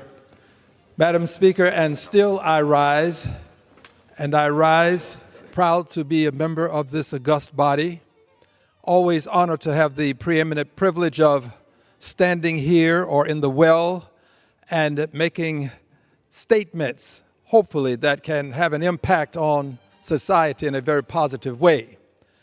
And I rise today, Madam Speaker, because I'm concerned about the rights of others. I stand with the rights, for the rights of others, notwithstanding who I am. I'm not Asian, but I stand for the rights of Asians. I'm not Palestinian, but I will stand up for Palestinians. I'm not a Muslim, nor am I a person who is from some country that I may not be aware of. I'll still stand up for their rights. I believe that the rights of persons who are Jewish have to be focused on. We have to stand up for them, especially given what is happening with anti-Semitism today. I'm not a member of the LGBTQ plus community, but I stand up for their rights. And today I'm going to take a stand for those persons who are among the trans community, the transgender community. I am not a member of the LGBTQ plus community, as I've indicated, but I still stand up for the rights of people. Doesn't matter what community you're in. If you are being wronged, someone should stand up to make that wrong right. Today, I want to talk about the bathroom issue. But before going there, let me just share this. I'm a son of the segregated South. I know what invidious discrimination looks like, what it smells like, what it sounds like, what it hurts like. I know because I suffered invidious discrimination. In the segregated South, I was not allowed to go into certain places because of the complexion of my skin. In the segregated South, even if I went into certain places, there were certain areas that I could not go into because of the color of my skin. In the segregated South, there were signs on the doors of the necessary facilities, the toilets, that would indicate that they were for white or they were for colored.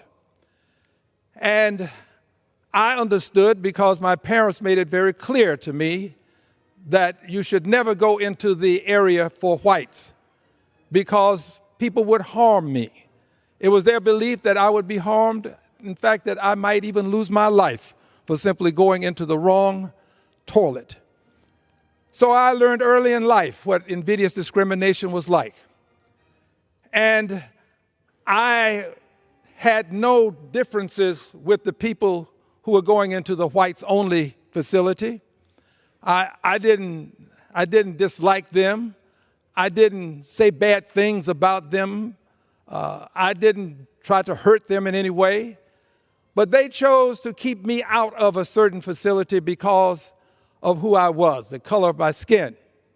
Now, this is an interesting phenomenon because, but for the color of my skin, we had the same characteristics. We had the same number of arms and legs and eyes, same characteristics, generally speaking. Our physicality was quite similar, but the color of my skin was something that would not allow me to go into a whites-only necessary facility, a whites-only toilet. That color of skin made all the difference in the world.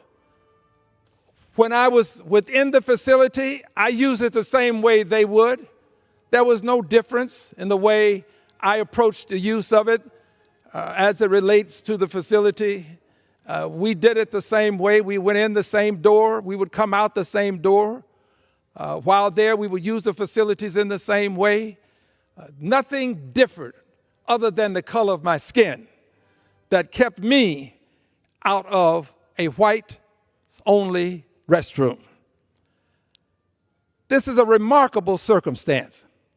If you haven't lived it, you don't have the same understanding of how it impacts a person.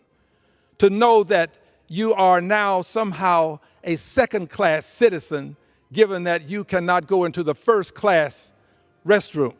And by the way, it was the first-class facility because it was always clean. I know I worked in a restaurant where my job was to clean facilities. It was always clean. It always had the fine fixtures. It always had the most room for persons to negotiate their way through the facility. The other restroom for the coloreds was usually one that might have a broken fixture that wouldn't be repaired. It had floors that were not always the same in terms of how they were structured and how they were covered with various types of flooring. They were just different. And that was intentional. There was no desire to improve and have both of them the same. It was separate but equal then, but separate but equal simply meant there's a place for you and there was a place for whites. I mention this, Madam Speaker, because given this circumstance, given the way I have been treated in life, having celebrated my 25th birthday for the third time and now 2 years into my fourth 25th, I cannot, in good conscience, support the segregation of people based upon gender. I cannot support it because I believe that people who are of the transgender have a right to go to the facility that they have now transformed themselves into by virtue of the transformation process that assigns them their gender, their agenda. Their gender. I just believe that I cannot in good conscience decide that I'm going to force them to go to now a facility that does not align with the transformed gender that they now have. I believe that the science is correct. I believe that persons who have this transformation have every right to go into a facility that now aligns with their transformed gender. This is something that I absolutely believe, and because I believe it, it's going to be very difficult for me. In fact, it would be impossible, in my opinion, for me to support a rule or a mandate that would require persons who are of the trans community to go into a facility that they should go into simply because it was the gender at birth that determines the place that you would now use as your necessary facility. Your gender at birth is a wonderful thing. I accept my gender at birth. I am heterosexual. I live that life. But there are some people who are born with a physicality that does not match their mentality. And science has demonstrated that they can be transformed such that their mental belief and definition of themselves can conform to their physical by virtue of having a transformation operation. So I'm all for having people have necessary facilities.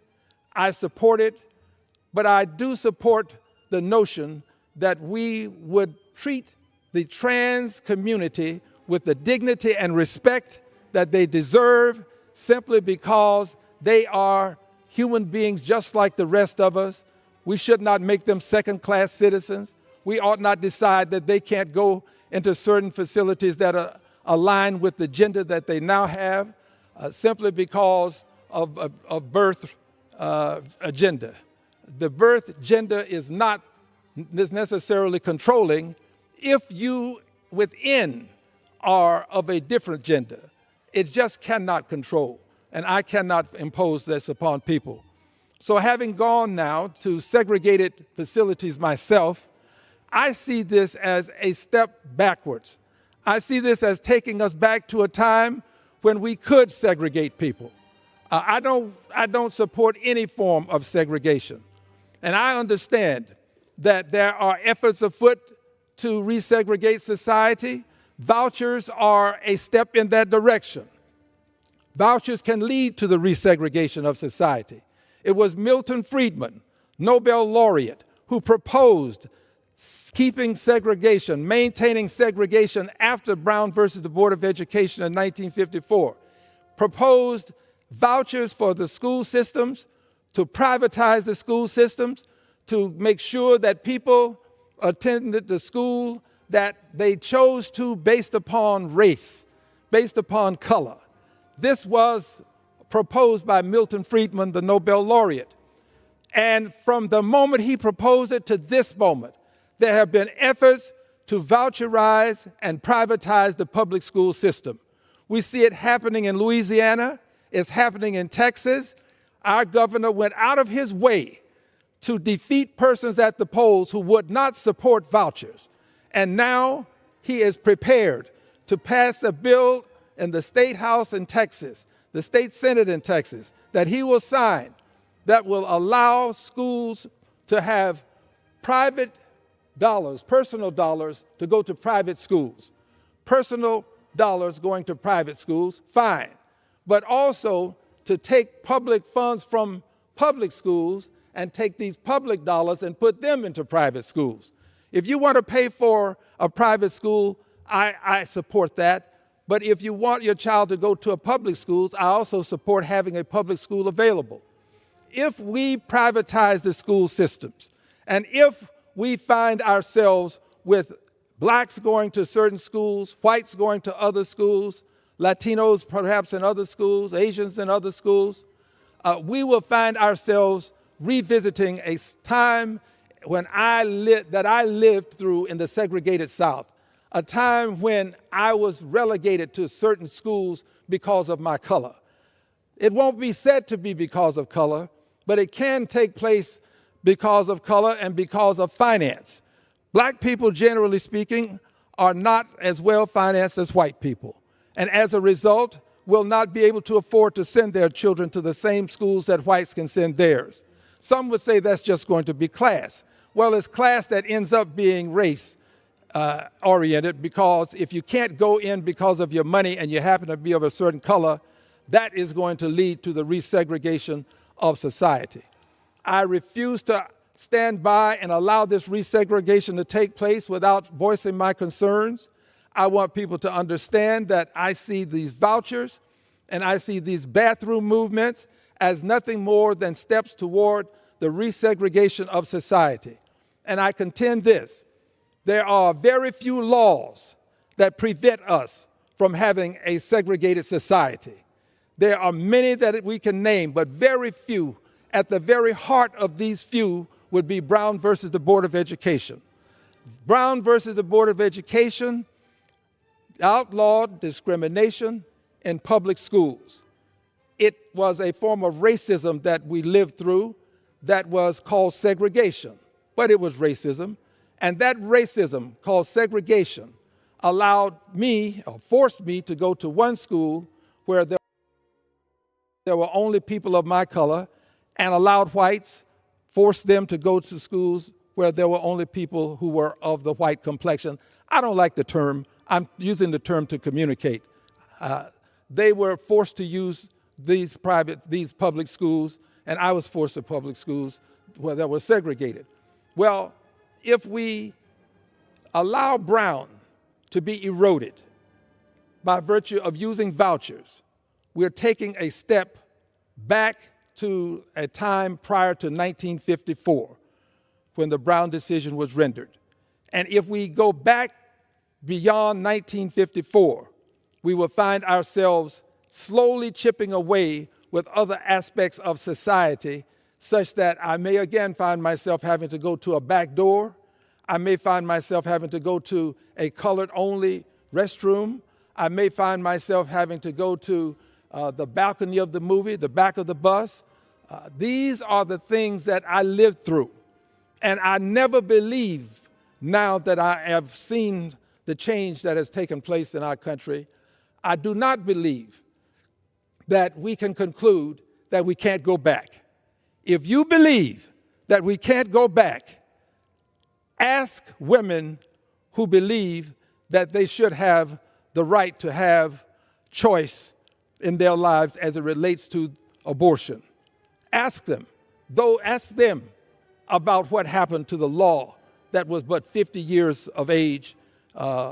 50 years had passed, and we find ourselves with the Supreme Court overturning the law that allowed women to have the right, found the constitutional right, in fact, to have an abortion.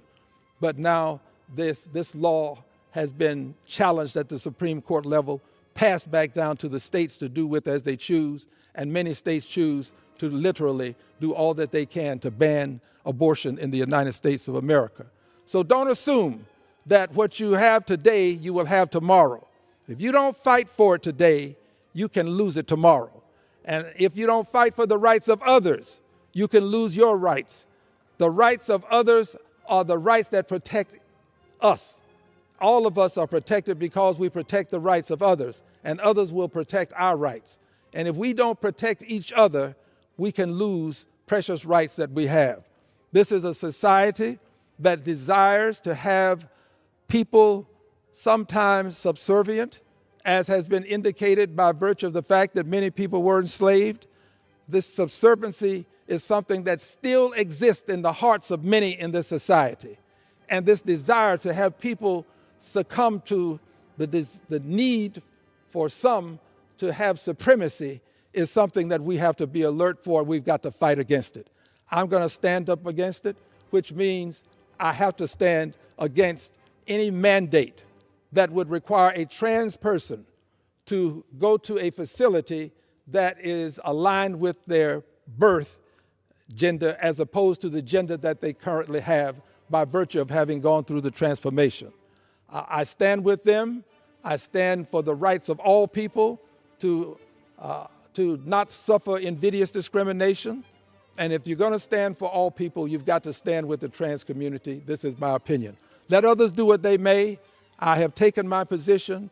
I don't know when there will be a vote on it or if ever there will be a vote. The judicious thing they tell me is if there's something that you may never have to vote on, never comment on it.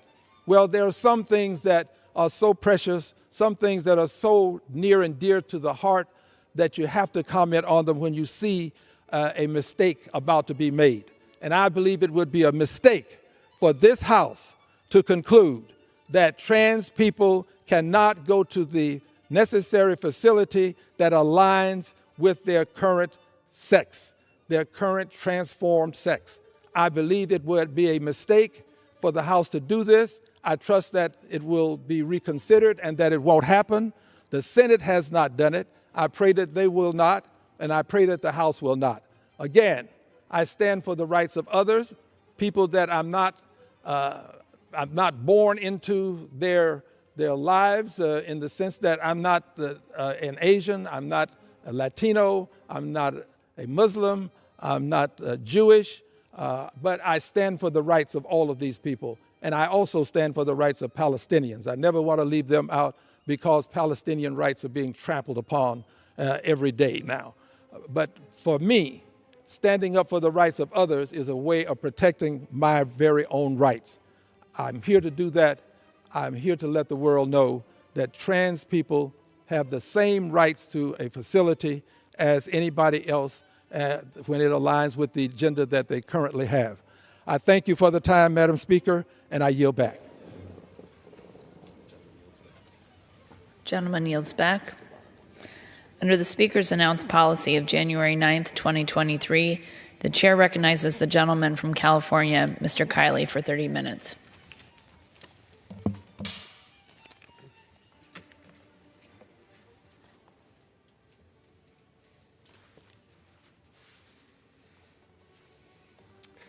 Thank you, Madam Speaker. Today, I am announcing new legislation that is of great importance to the future of space exploration.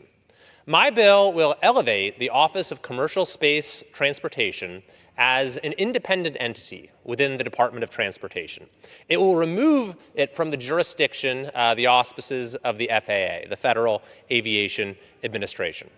This is actually the way the office was originally set up when it was created in 1984, but in the mid-90s it was folded into the FAA, but that was never a good fit. It isn't really what the FAA was designed to do, and the commercial space industry is a dramatically different enterprise today than it was in the mid-90s, than it even was just a few years ago.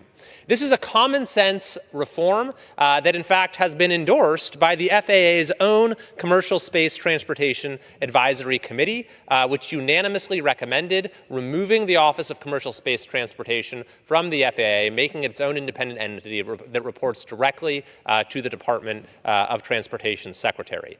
This will remove a layer of bureaucracy that has proven to be very problematic when it comes to innovation in space. And it was underscored very dramatically just last month when the world witnessed the extraordinary scene captured in this photograph, when the launch of Flight 5 for SpaceX's Starship, which is the most powerful rocket ever built, resulted in the booster being returned to the launch site and being caught in this tower without the use of landing legs or anything like that, using the Mechazilla chopstick arms. This booster, by the way, has 33 of what are called Raptor engines. Each one of those 33 engines has twice as much thrust as the engines of a Boeing 747. Truly an awe-inspiring amount of force, and the scale and power of this space vehicle is truly unprecedented. And the feat that was accomplished in Flight 5 was something that folks didn't even think was possible. By the way, I had the chance to go to Flight 6 earlier this week, which was another very successful test for SpaceX, and truly something that was remarkable to witness in person. However, this amazing scene almost didn't happen, or at least didn't happen when it did, because the FAA had tried to hold back the launch. The FAA had come out and said that it was going to depart from the previously announced timeline and was going to delay the launch by months for no good reason at all. I cross-examined the FAA administrator about this myself, and he could provide no good reason, certainly no public safety reason, for delaying the launch. He, in fact, came up with bogus reasons that were quickly debunked as false. Now, thankfully, the FAA did finally come around and allowed the launch to move forward, but if those initial delays had been allowed to stick, then both Flight 5 and Flight 6 wouldn't have happened by now. So this all just goes to underscore that the FAA really should not be involved in these matters. And with my legislation, we will get them out of the picture. The Office of Commercial Space Transportation will be housed as an independent entity within the Department of Transportation. The fact is, it should not be more difficult to get the paperwork approved for a launch than it is to actually build and launch the rocket. And this is worth putting in perspective, because in spite of the fact that we have had a redundant and at times hostile regulatory regime, we have seen incredible progress in the commercial space industry, in particular by SpaceX, which has given the United States a position of dominance when it comes to space. In fact, SpaceX, this one company, accounts for well over 90% of the mass that's launched into orbit around the world. In fact, just in the last 48 hours, SpaceX has had 4 different launches from not just Texas, where Starship was launched, but from Florida and California as well. That is unprecedented. 4 launches in 48 hours. As a point of comparison, the entire continent of Europe has had fewer launches this entire year. So it's truly extraordinary what is being accomplished in spite of regulations and bureaucracies that are attempting to hold us back. And so just imagine what we can accomplish if we actually have our laws and regulations and agencies be on the side of innovation. Just imagine what might be possible. The dominance that the United States currently has in space is of tremendous national asset and is of vital importance in a number of ways. When it comes to national security, of course, as well as when it comes to connectivity, bringing internet to all corners of the globe. I have constituents in Death Valley, which I represent, which use SpaceX's Starlink system. It's also been used by our fire agencies when connectivity is disrupted with wildfires.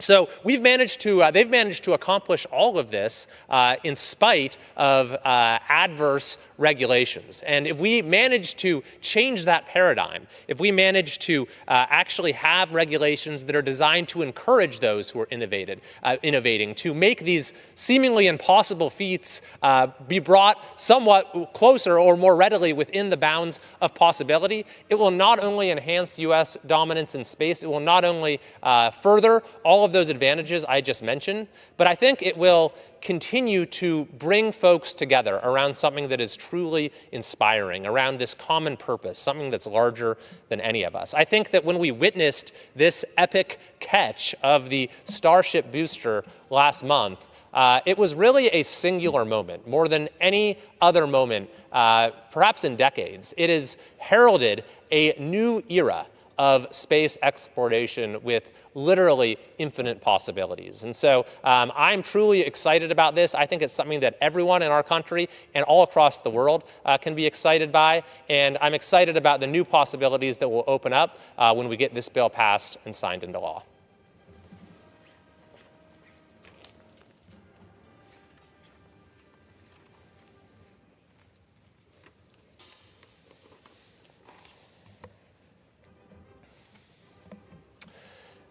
Madam Speaker, I rise to present some good news from California, which is that crime is once again illegal in my home state. California voters have overwhelmingly passed, with almost 70% of the vote, Proposition 36, an initiative to make crime illegal again. It passed with a higher percentage of the vote than any other initiative on the ballot in California.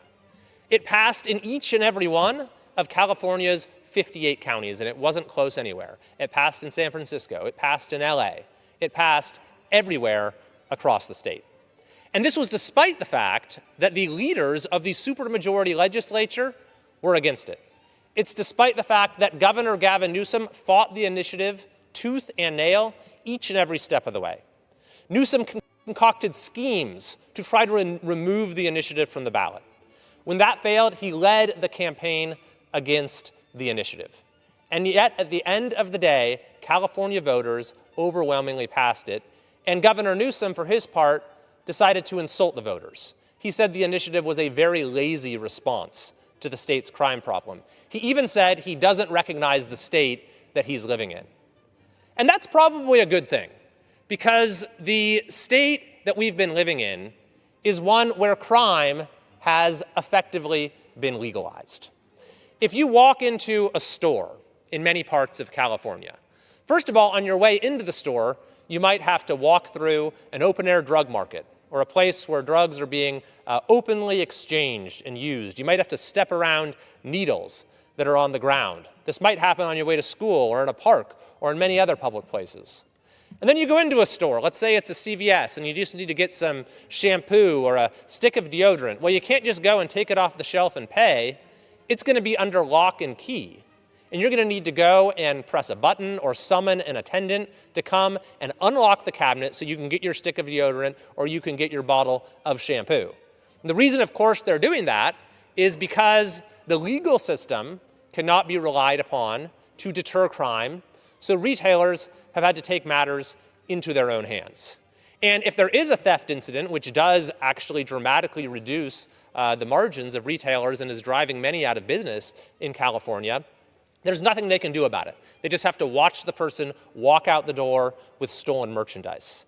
And then usually they won't even bother to report it to the authorities because they know nothing is going to happen because the laws on the books are not strong enough to make a prosecution worth going through in most places.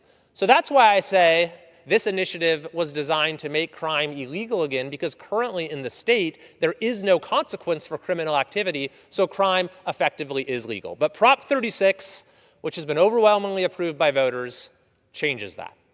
First of all, what it does is it restores penalties for those who repeatedly steal merchandise from our stores. Number two is that it restores rehabilitation, mandatory treatment for those who are repeatedly arrested for drug use. And number three is it toughens penalties for fentanyl dealers, with fentanyl poisoning and overdoses continuing to result in such tragic losses in every community throughout California. So our state, Madam Speaker, I am happy to report, is on a path back to sanity. For folks around the country who love California, who have considered it the Golden State, but are dismayed by what has happened in recent years, this is cause for hope.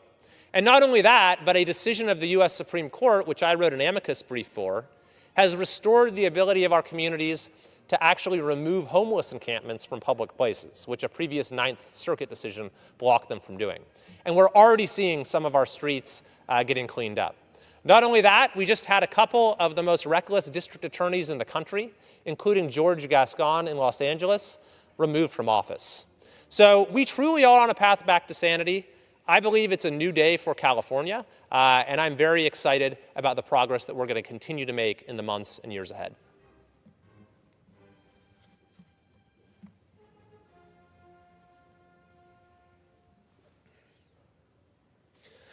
Madam Speaker, I wish to recognize and honor the memory of a good friend of mine, John Heidle, the El Dorado County Supervisor for District 1, who passed away this month on November 2nd. Supervisor Heidle was an outstanding public servant who served those in the El Dorado Hills area for over 40 years, most recently 2 terms on the Board of Supervisors. John was raised in Ceres, California on the Heidle family ranch, where he performed farm work as well as driving for his family trucking business.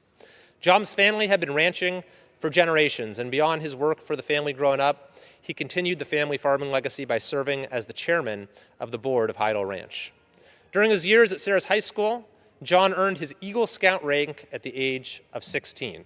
I actually used to see him at every Eagle Scout ceremony I went to in the area. He was always there, a proud Eagle himself, and so proud to recognize and honor the young Eagles as they reached that milestone. Also in high school, he met his wife of 52 years, Eileen, who's a retired public school teacher. John studied mechanical engineering at Cal Poly, San Luis Obispo, which launched his career in the aerospace industry. During these years, he conducted impressive work at Aerojet and Northrop Grumman and excelled at multiple roles, including rocket test engineer, rocket design engineer, director of engineering, and chief systems engineer. John was propelled by his personal motto of service before self, to serve his community, guiding his transition to public service. He led his community in various roles. He served on the El Dorado Hills County Water District for 33 years, the El Dorado Hills Area Planning Advisory Committee for 36 years, the El Dorado Hills Community Council for 23 years. The list goes on. The thorough dedication and leadership shown by John is one of the things that's allowed our region to remain an amazing place, to live, to learn, to work, to raise a family. It has been a true privilege to know John, and I'm certain that the impact of his lifelong service before self slogan will be felt by the county for many, many years, for generations to come. During my time in both the State Assembly and in Congress, it's been an honor to work alongside Supervisor Heidle. He truly exemplified what it means to be in public service and worked tirelessly to improve the quality of life for all of his constituents. Therefore, on behalf of California's 3rd Congressional District in the United States House of Representatives, I extend my heartfelt condolences to John's wife, Eileen, their 5 daughters, Catherine, Maureen, Christine, Rachel, and Brittany, and to the many others whose lives John touched in El Dorado County and the neighboring region. John Heidle will be greatly missed, and his legacy will be felt for a long, long time to come.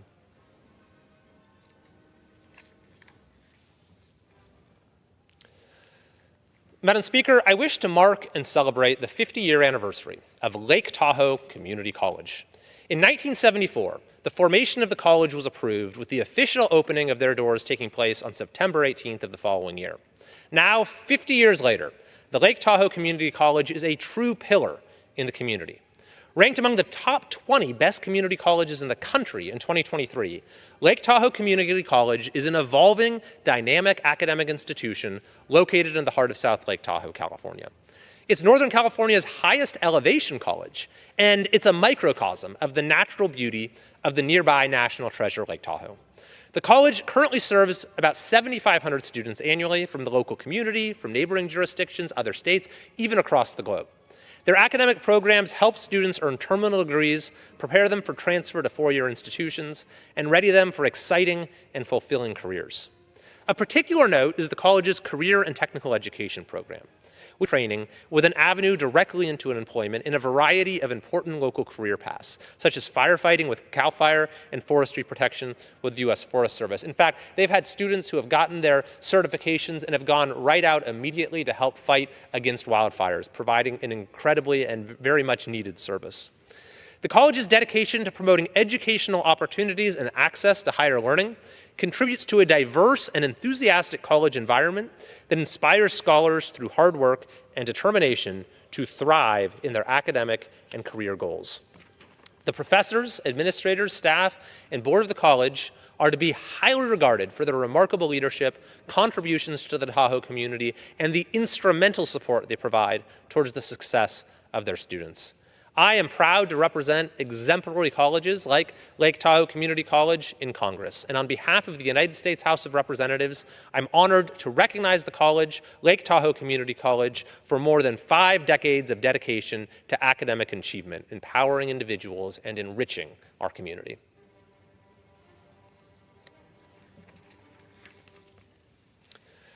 Madam Speaker, I wish to mark and celebrate the 75-year anniversary of the Death Valley 49ers.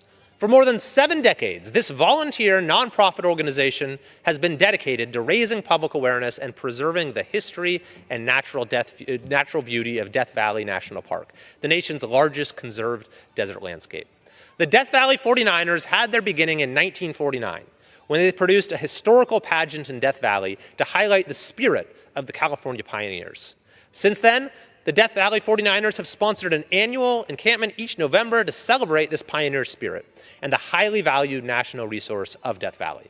Through their efforts to both protect the rare desert environment and famed recreational space, this organization has played a pivotal role in educating the public on the history of Death Valley and the settlement of the West.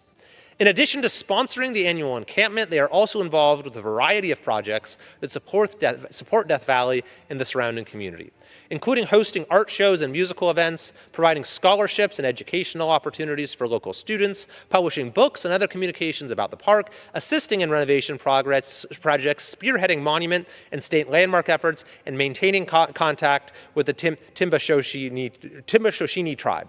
Their devoted efforts have made a lasting impact in the region, and I am confident that their ongoing contributions will continue to serve the park, visitors, and residents for many generations to come. Therefore, on behalf of the United States House of Representatives, I am honored to recognize the Death Valley 49ers for their 75 years of commitment to the Death Valley National Park and the history within.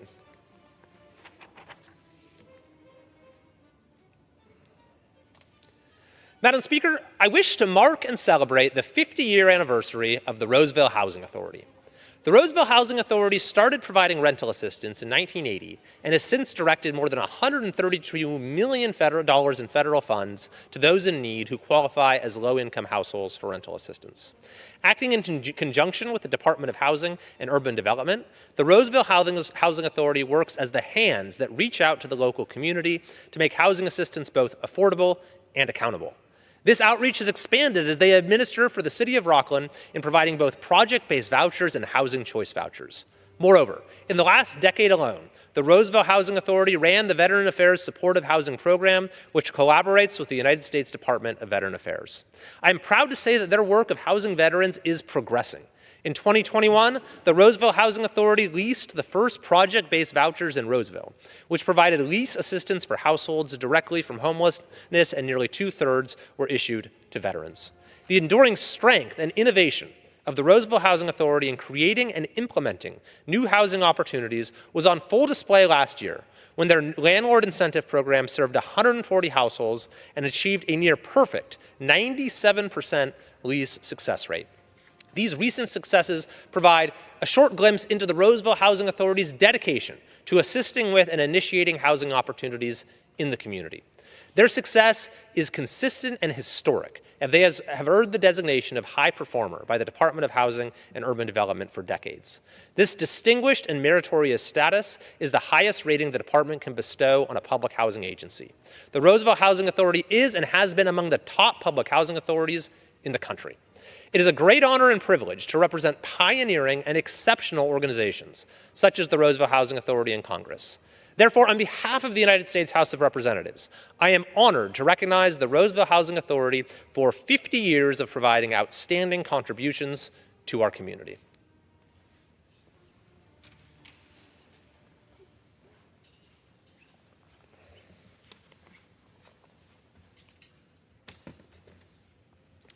Mr. Speaker, I'd like to take a moment to recognize retiring Placer County Board Supervisor Jim Holmes, who has served the foothill communities of Placer County, California for nearly 20 years.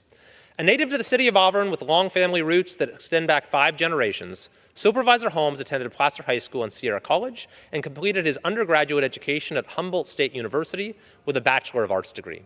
He worked for nearly 30 years as a manager and owner of a gas station and repair shop, thus setting the stage for his public service based on lessons learned as a small businessman. Supervisor Holmes is known for being accessible to his constituents, active in the community, and attentive to various sides of an issue before making a decision he believed to be in the best interest of Placer County citizens. By any measure, Supervisor Jim Holmes has established a tradition of public service in Placer County that sets a marker and an expectation. He has served faithfully on a wide variety of community boards, commissions, and committees, including the First Children and Families Commission, Auburn Area Salvation Army Advisory Board, Placer County Consolidated Fire Protection District Board, and the Placer County Transportation Planning Agency, among others. He was also a founding member of the North Auburn Municipal Advisory Council, as well as the Highway 49 Business Association Board. During Supervisor Holmes' tenure, he promoted affordable housing projects and programs, improved traffic and highway safety concerns, invested in fire protection and prevention efforts, supported our local public libraries, preserved the agricultural heritage of the area, and enhanced overall services throughout the county. Supervisor Jim Holmes achieved a wide diversity of accomplishments to improve the quality of life and experiences for residents, businesses, and visitors of Placer County. Some of his particularly noteworthy accomplishments include his contributions towards fully funding the Placer County retirement obligation, bringing Mercy Housing to North Auburn, building the Rockland Public Library, and leading improvements to Highway 49, just to name a few. It is because of the leadership and commitment of people like Supervisor Jim Holmes that Placer County is such a great place to live, work, and recreate. I am confident that the legacy he built and the public service he provided will continue to benefit the county for many years to come. Therefore, on behalf of the United States House of Representatives, I am honored to recognize Supervisor Jim Holmes for the years of dedicated leadership he provided to the people of Placer County, and I wish him all the best in his retirement.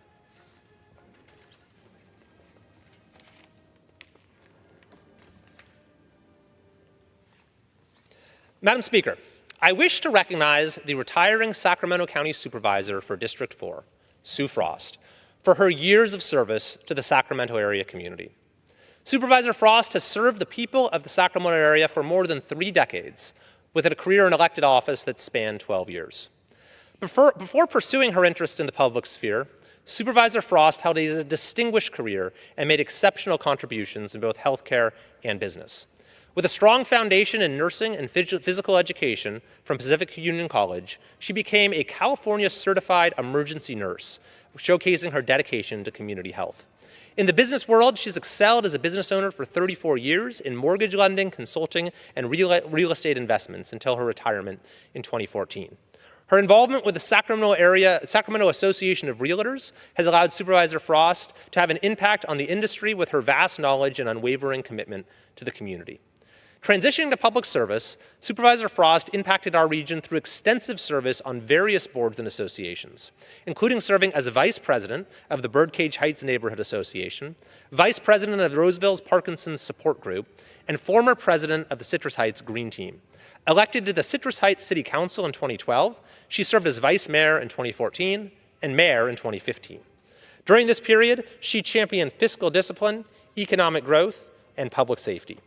As mayor, Supervisor Frost sought regional economic cooperation and supported nonprofit organizations through key initiatives, such as the Regional Leadership Council, the Community Leadership Conference, and the We Support Veterans Celebration, which raised over $10,000 for the Helping Veterans Funds. In January 2017, Supervisor Frost was sworn in to represent District 4 on the Sacramento County Board of Supervisors.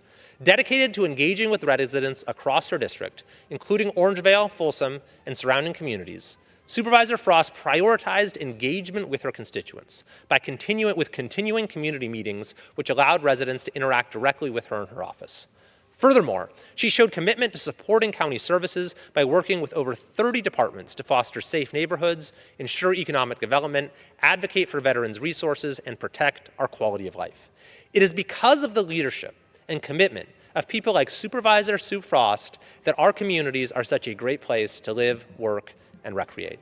I am confident that the legacy she built and the public service that she provided in so many ways will continue to benefit the county for many, many years to come. Therefore, on behalf of the United States House of Representatives, I am honored to recognize Supervisor Sue Frost for the dedicated leadership and years of service that she provided to the people of Sacramento County, and I join the Sacramento area and all of her constituents in wishing her the very best in her retirement.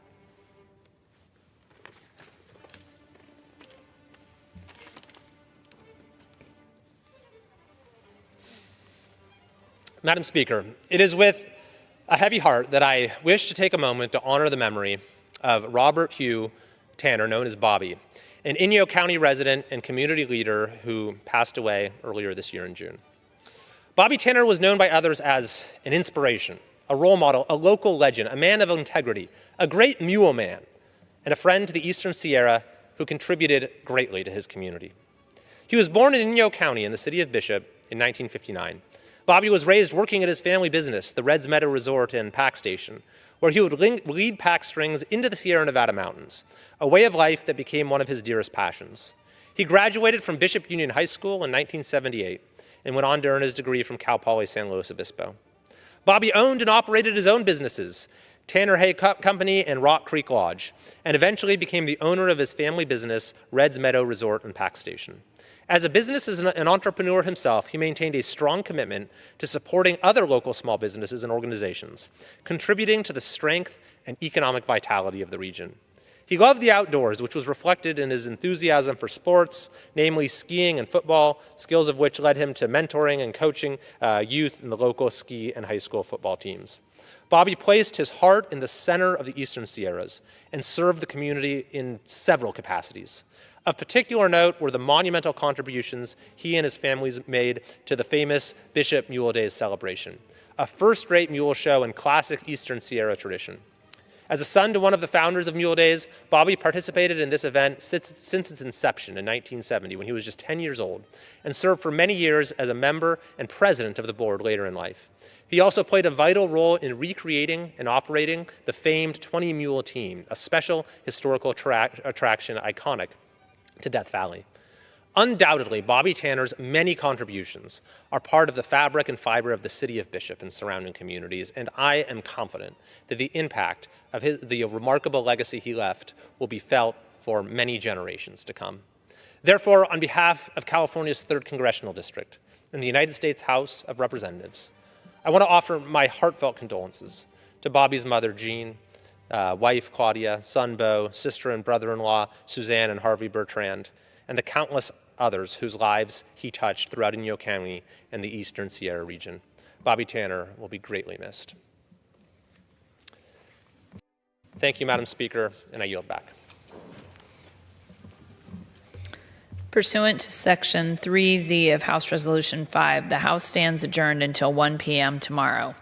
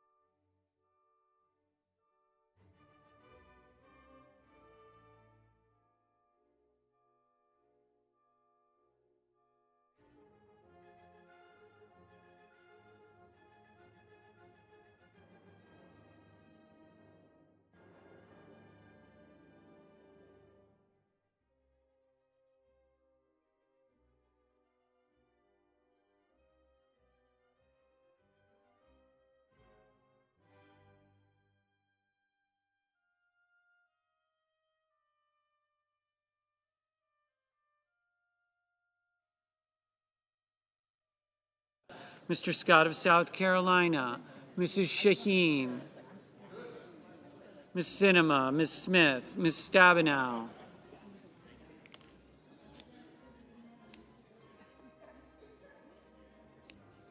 Mr. Sullivan, Mr. Tester, Mr. Thune, Mr. Tillis, Mr. Tuberville, Mr. Van Hollen, Mr. Vance, Mr. Warner, Mr. Warnock.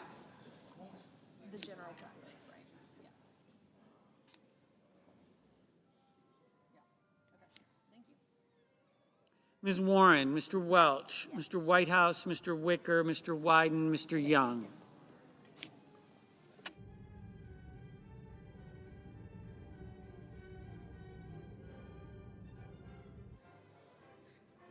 Senators voting in the affirmative: Booker, Capito, Casey, Cassidy, Collins, Cornyn, Crapo, Fisher, Helmy, Hyde-Smith, Johnson, Kennedy, King, Lummis, McConnell, Paul, Peters, Reed, Risch, Romney, Rounds, Scott of Florida, Sinema, Smith, Tillis, Tuberville, Warner, Warnock, Welch, Wyden. Mr. Kelly, aye.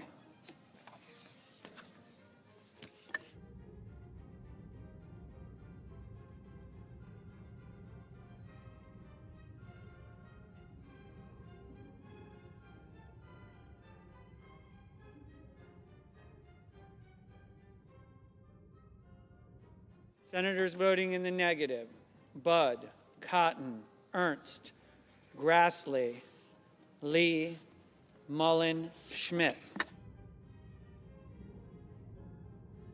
Mr. Heinrich, aye.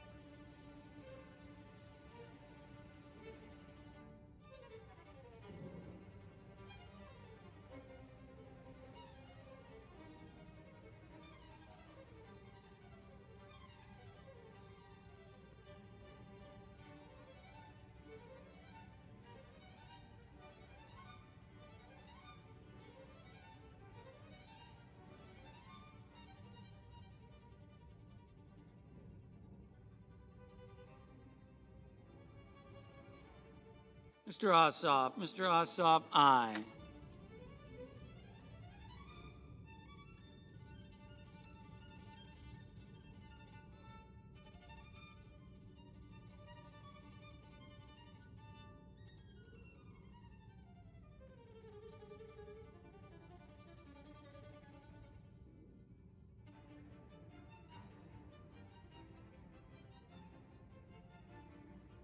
Mr. Sanders, aye.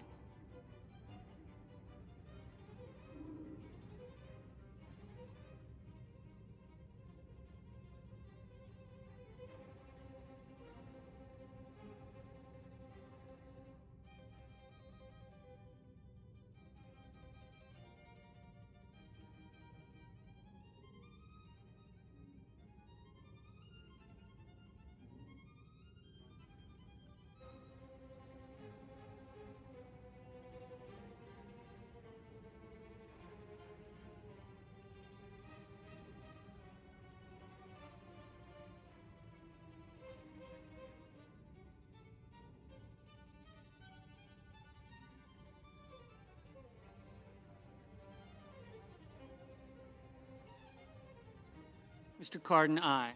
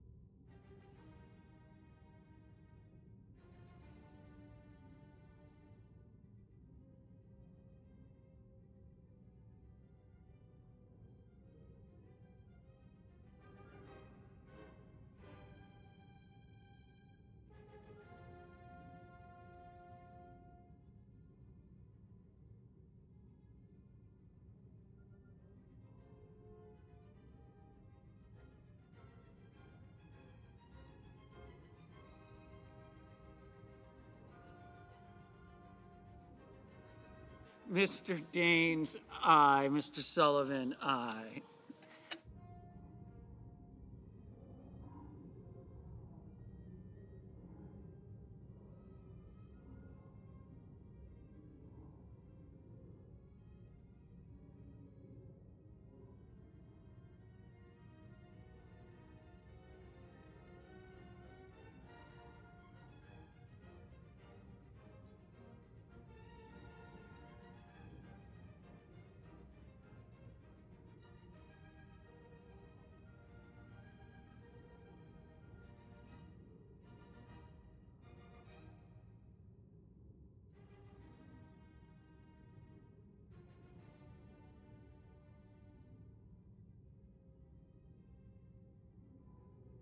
Ms. Hassan, aye.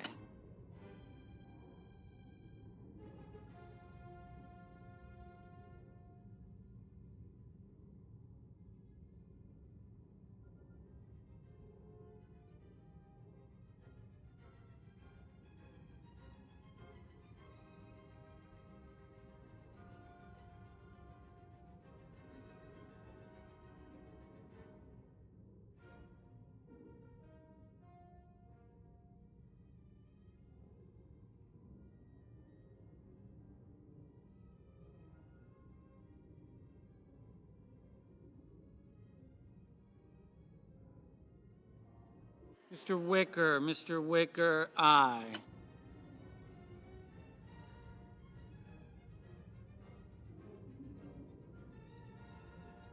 Mr. Lujan, aye.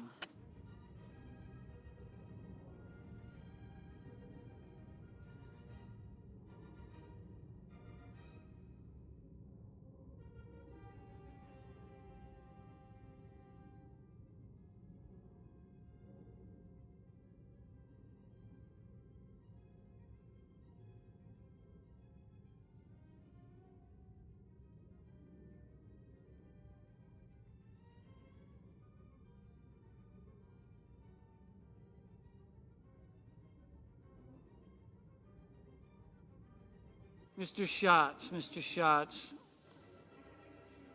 aye.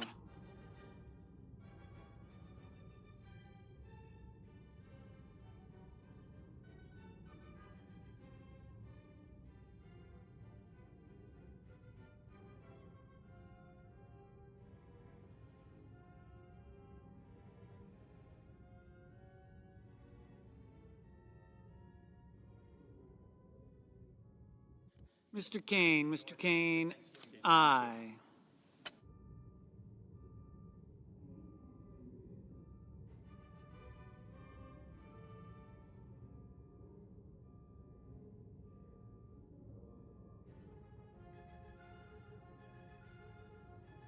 Ms. Butler, aye.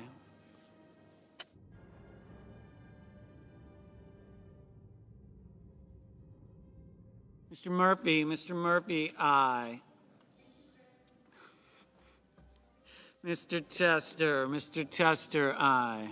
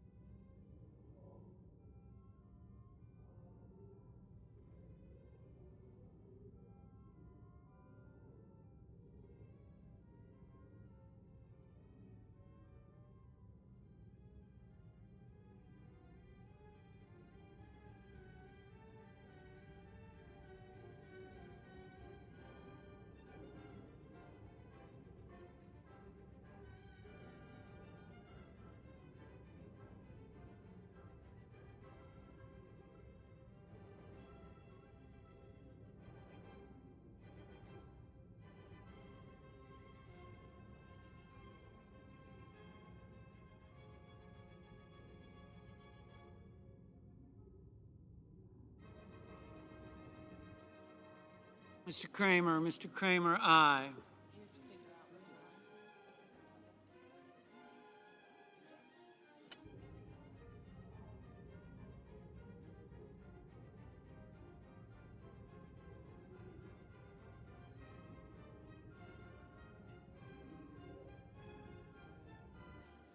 Mr. Barrasso, aye.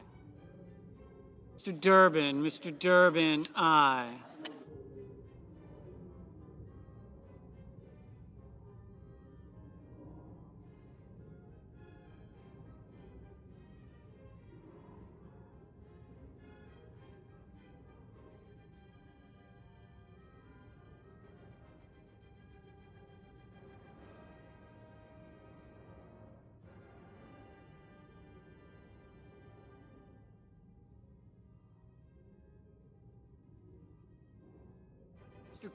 Mr. Carper, aye. Mrs. Murray, aye.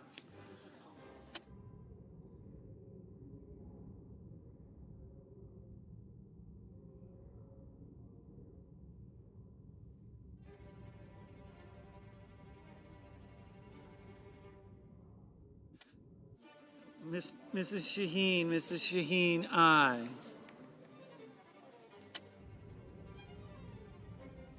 Mr. Langford, aye.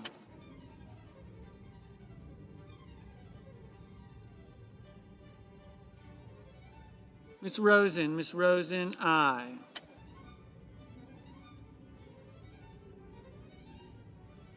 Ms. Hirono, aye.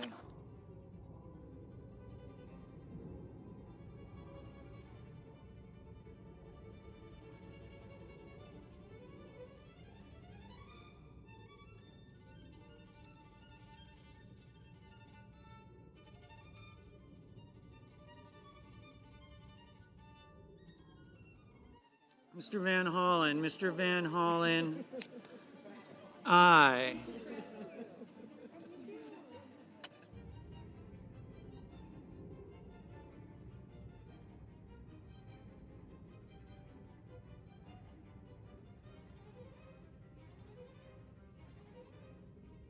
Mr. Brown, aye.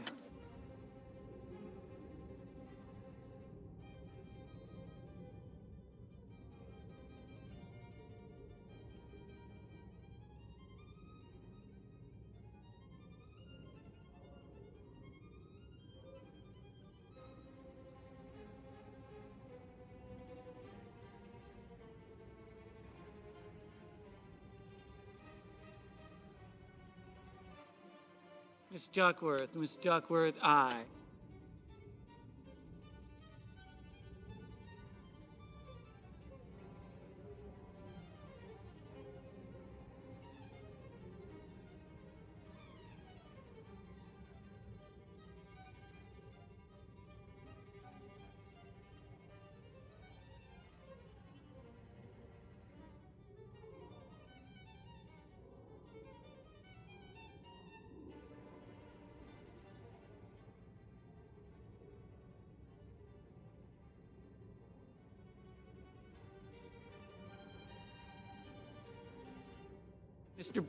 Mr. Bennett, aye.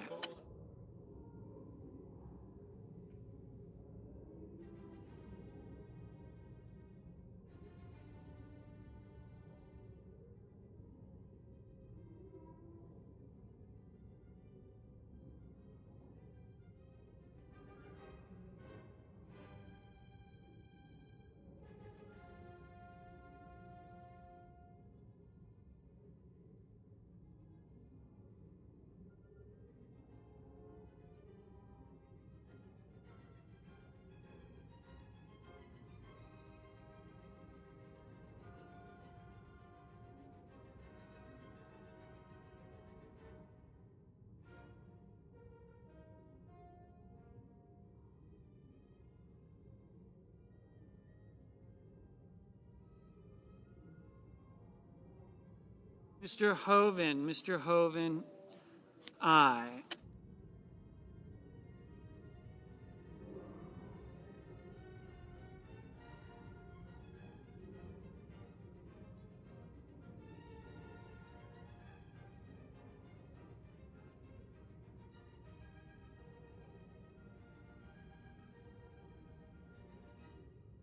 Mr. Cruz, no.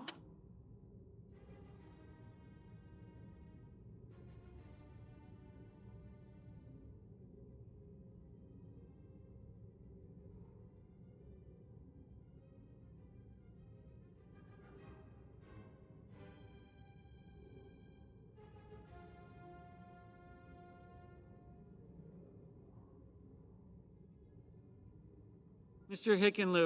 Hickenlooper, aye.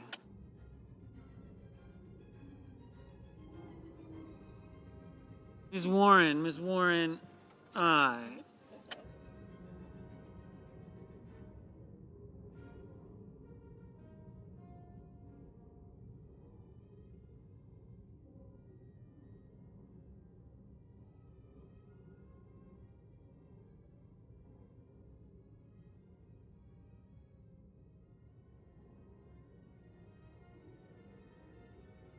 Ms. Cortez Masto, aye.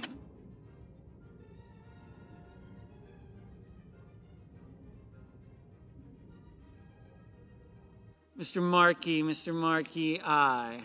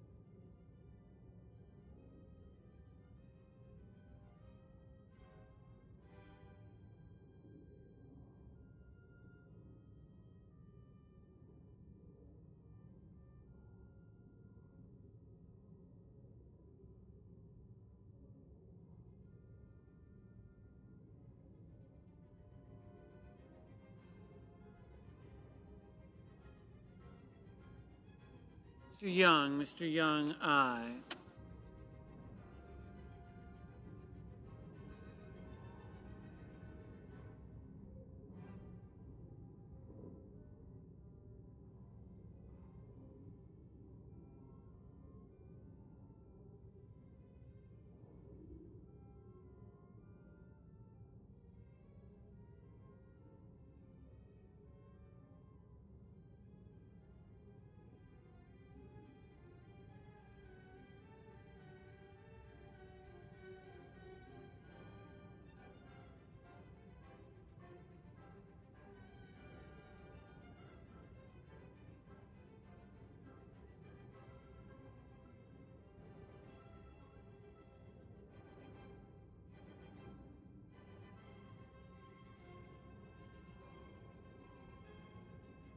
Mr. Hawley, no.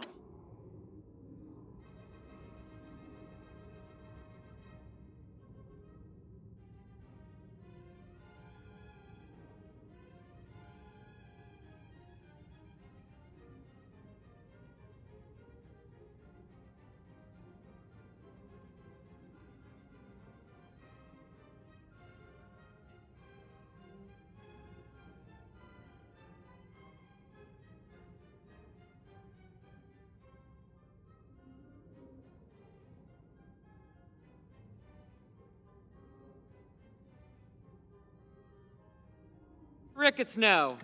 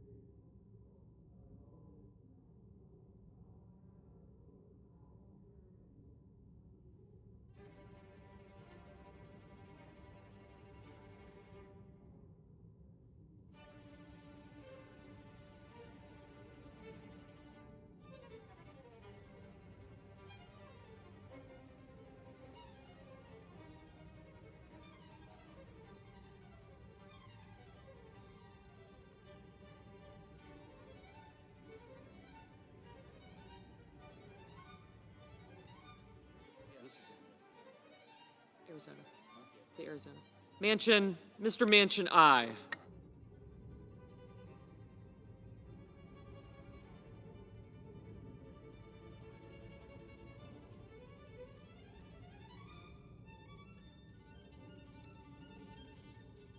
Baldwin, aye.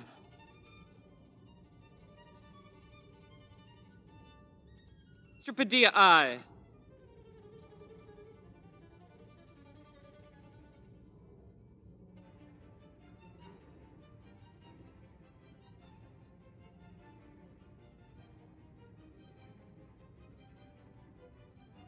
Mr. Whitehouse, aye. And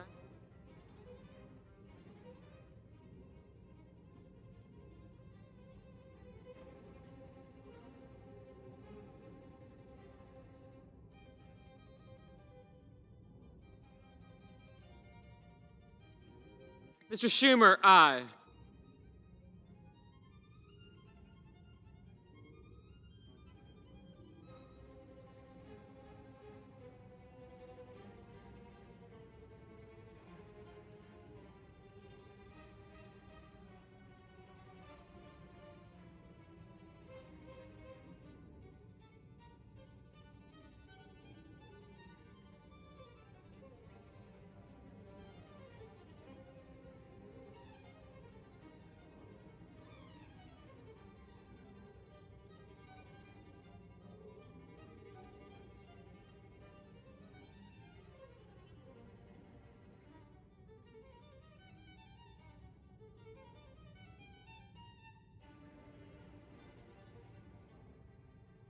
Ms. Warren, aye.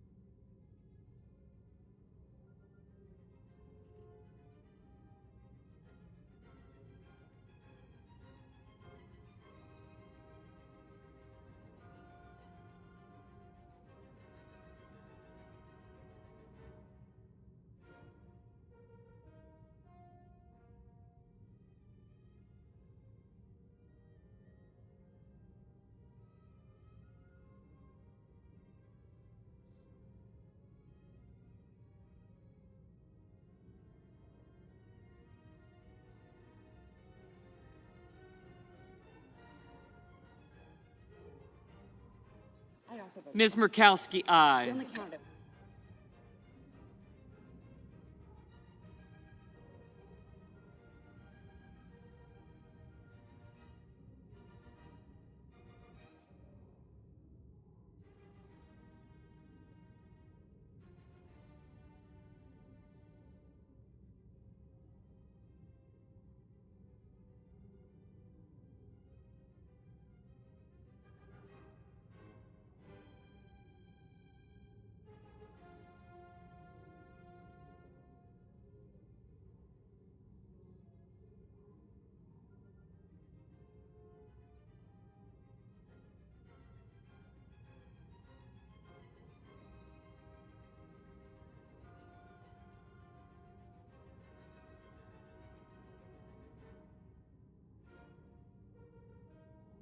Mr. Bozeman, aye.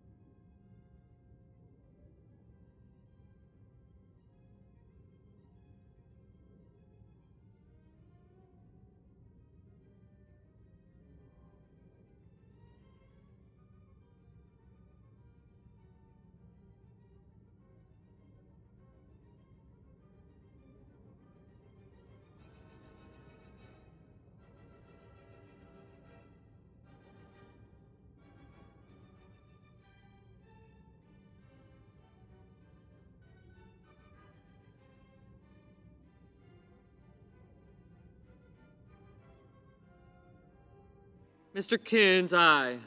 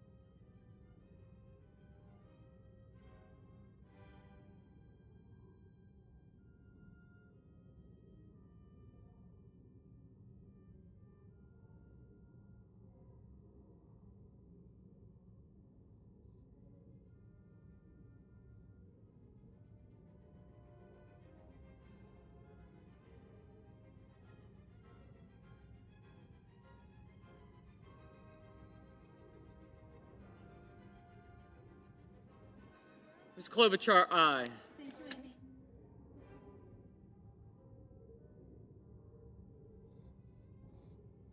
Mr. Haggerty.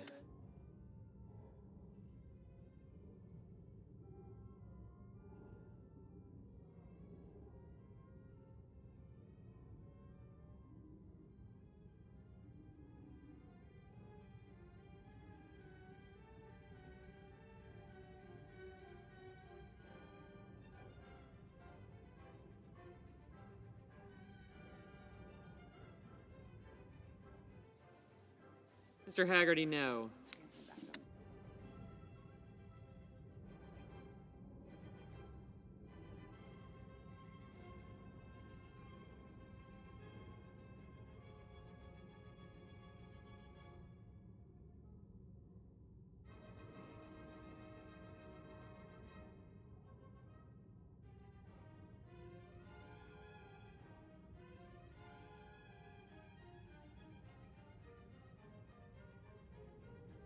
Mr. Braun, no.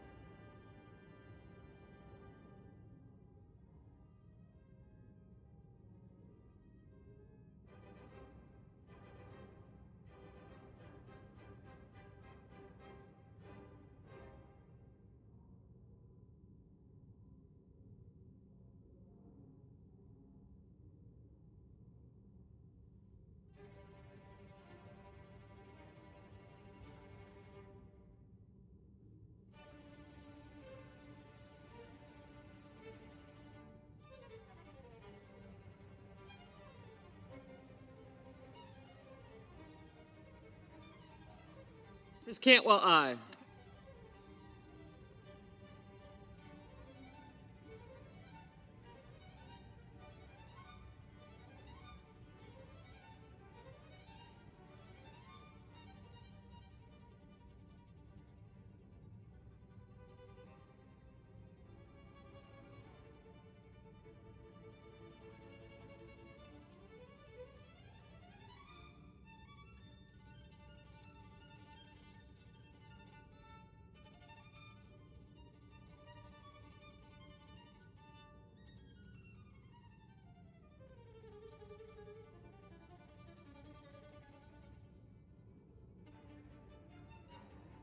Ms. Gillibrand, aye.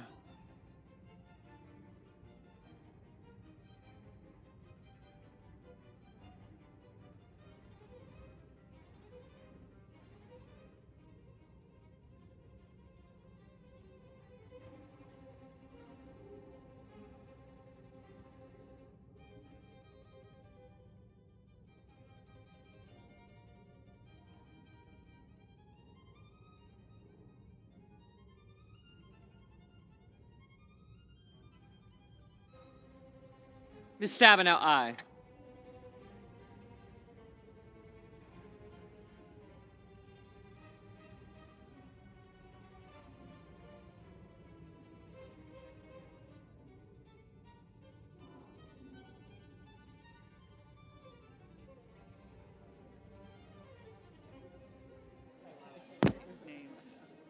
Mr. Scott of South Carolina.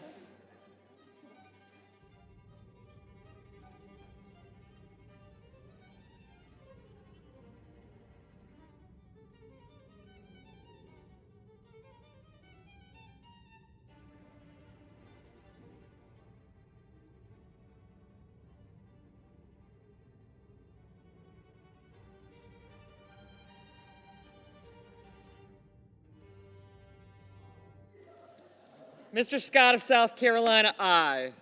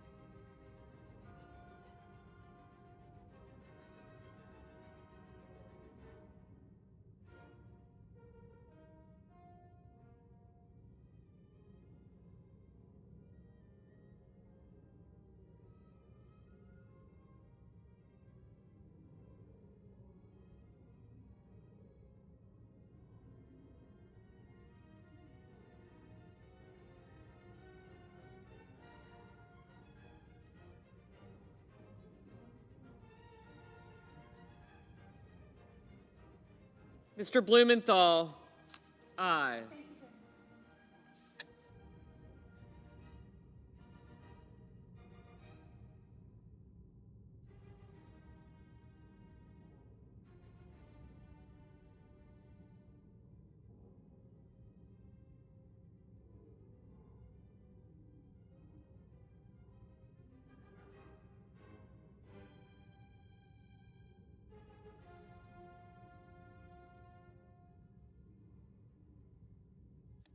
Mr. Thune, aye.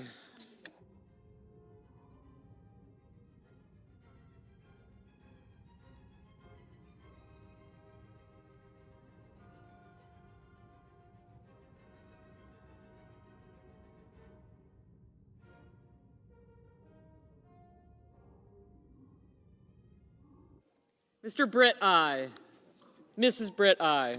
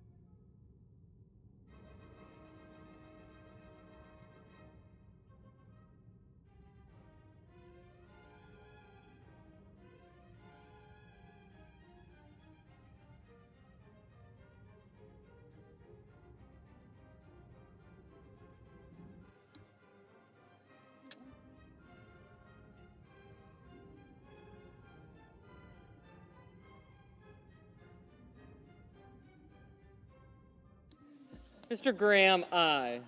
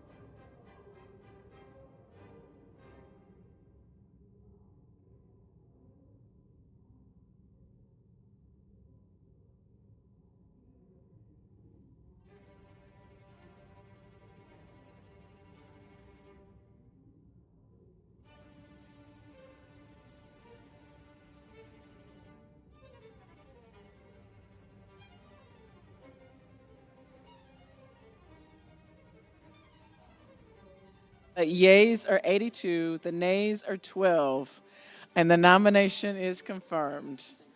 Under the previous order, the motion to reconsider is considered made and laid upon the table, and the President will immediately be notified of the Senate's action.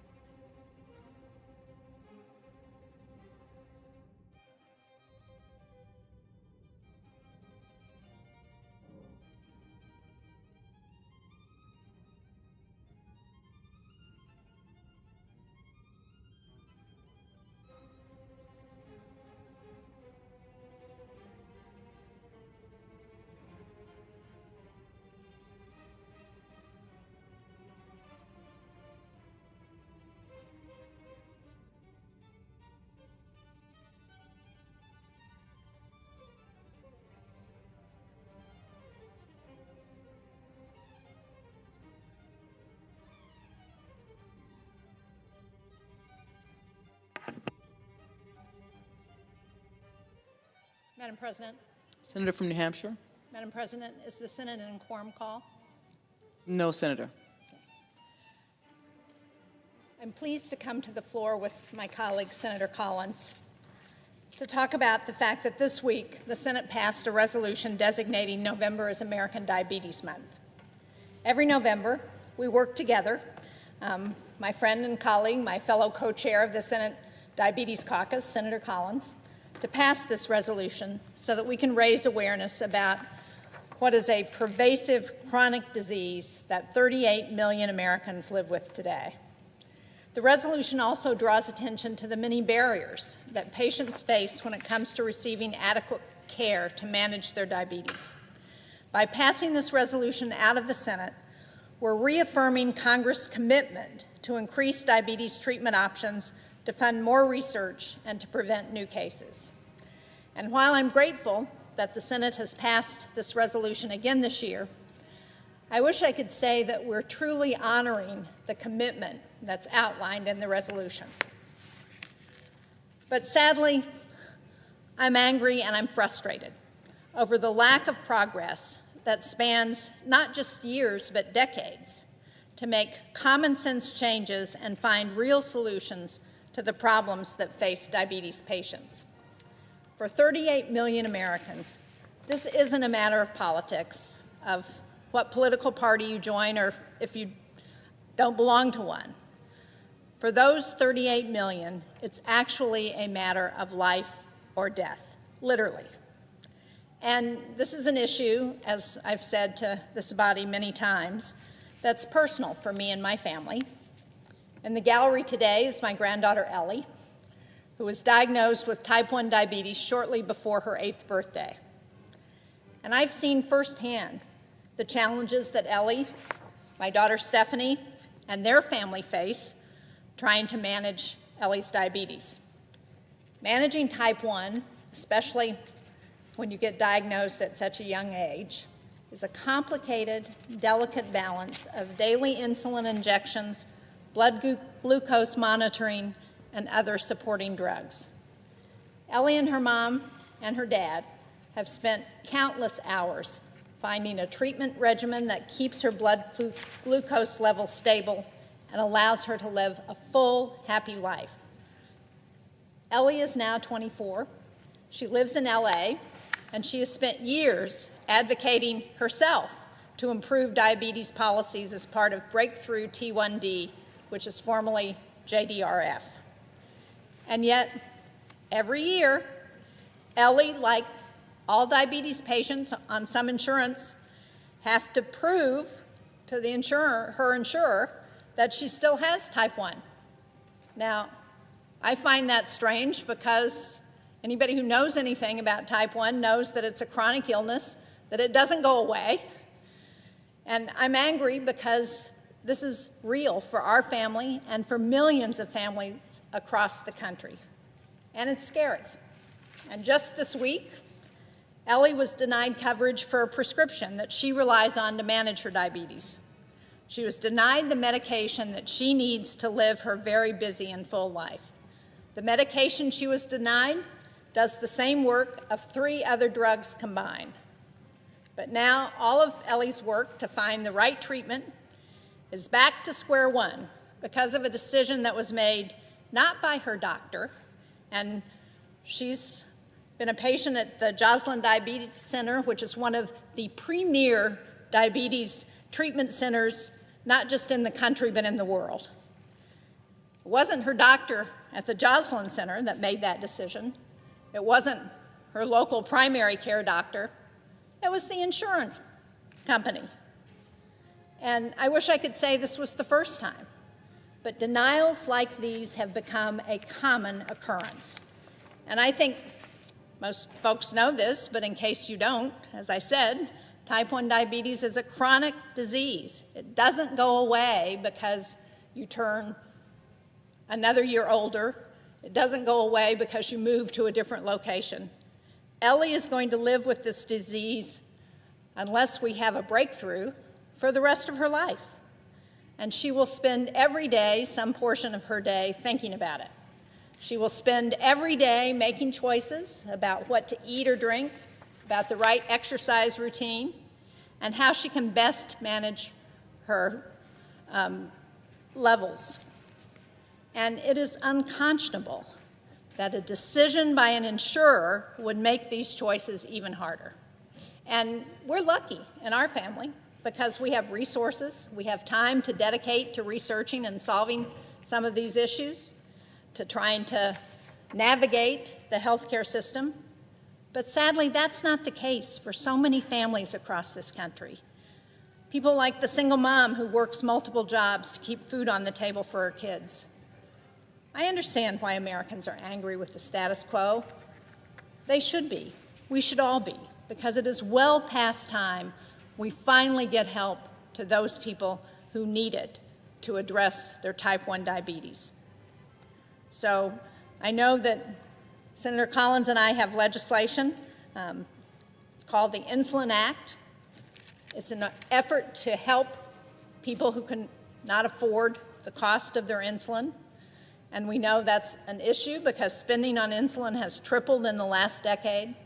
Nearly 1 in 5 patients are still forced to ration their insulin. Capping out-of-pocket costs for insulin and finding ways to increase insulin competition are no-brainers for most Americans. Sadly, that hasn't been true in the Senate. In fact, this is an issue that receives so much support from the American people that addressing insulin costs has sadly become a political football. Unfortunately, that comes at the expense of patients who rely on daily insulin to survive. Senator Collins and I started working on this issue of our legislation in 2019. Part of the effort includes funding more research into curing diabetes. Diabetes community has seen advances in treatment, but insulin, which was invented over 100 years ago, is still the only real way to manage the disease. The Special Diabetes Program, or SDP, funds vital research into type 1 at the National Institutes of Health. SDP also funds successful diabetes prevention and treatment programs for American Indian and Alaska Native communities because they are disproportionately affected by the disease. These programs have a proven track record, but until last year, the Special Diabetes Program was flat funded for 2 decades. Senator Collins has done remarkable work, and I think it's not a coincidence that when she became vice chair of the Appropriations Committee, we finally got an increase in the reauthorization of the Special Diabetes Program. But we have to pass that reauthorization again by the end of this year. Now, I hope Congress will finally realize the importance of this program and provide it the funding that it deserves. I hope that we can also get this body to pass our Insulin Act, because for Ellie, for families across this country and every corner of every state, we've got to do better. For all of them, for the people who love them, because behind every statistic is a person who is just trying to make ends meet. We have the power here to make their lives easier, to make health care more affordable for the millions of people who are living with diabetes. We can create a future where no one has to choose between their health and their livelihood. Why wouldn't we take this opportunity to help our neighbors? I know Senator Collins and I will continue to work toward that end. Thank you, Madam President. I yield the floor. Madam President. Senator from Maine. Thank you, Madam President. First, let me thank the senator from New Hampshire, Senator Shaheen, for her extraordinary leadership on diabetes. She has worked night and day on this issue the entire time she has served in the Senate. And together we formed a bipartisan partnership that recognizes that diabetes affects men and women, children of all races, political affiliations, parts of the country, its ages. It simply does not care. During American Diabetes Month, it is critical that we continue to raise awareness about the burden of diabetes on the 38 million Americans living with either type 1 or type 2 diabetes. This is an astonishing 12% of the U.S. population, and it includes more than 116,000 adults in my state of Maine. For those with type 1 diabetes in particular, there is no day off from this disease. I know so many children who were diagnosed as children with type 1. And this is a disease that they will have for the rest of their lives, absent a cure. They include a 10-year-old boy whom I met my very first year in the Senate in 1997. And I'll never forget his looking up at me and saying, "Senator Collins, I wish I could just have one day off each year from my diabetes, my birthday or Christmas, just one day." And it was then that I knew that I had to dedicate my efforts toward better treatments, earlier diagnosis, and one day a cure of this devastating disease.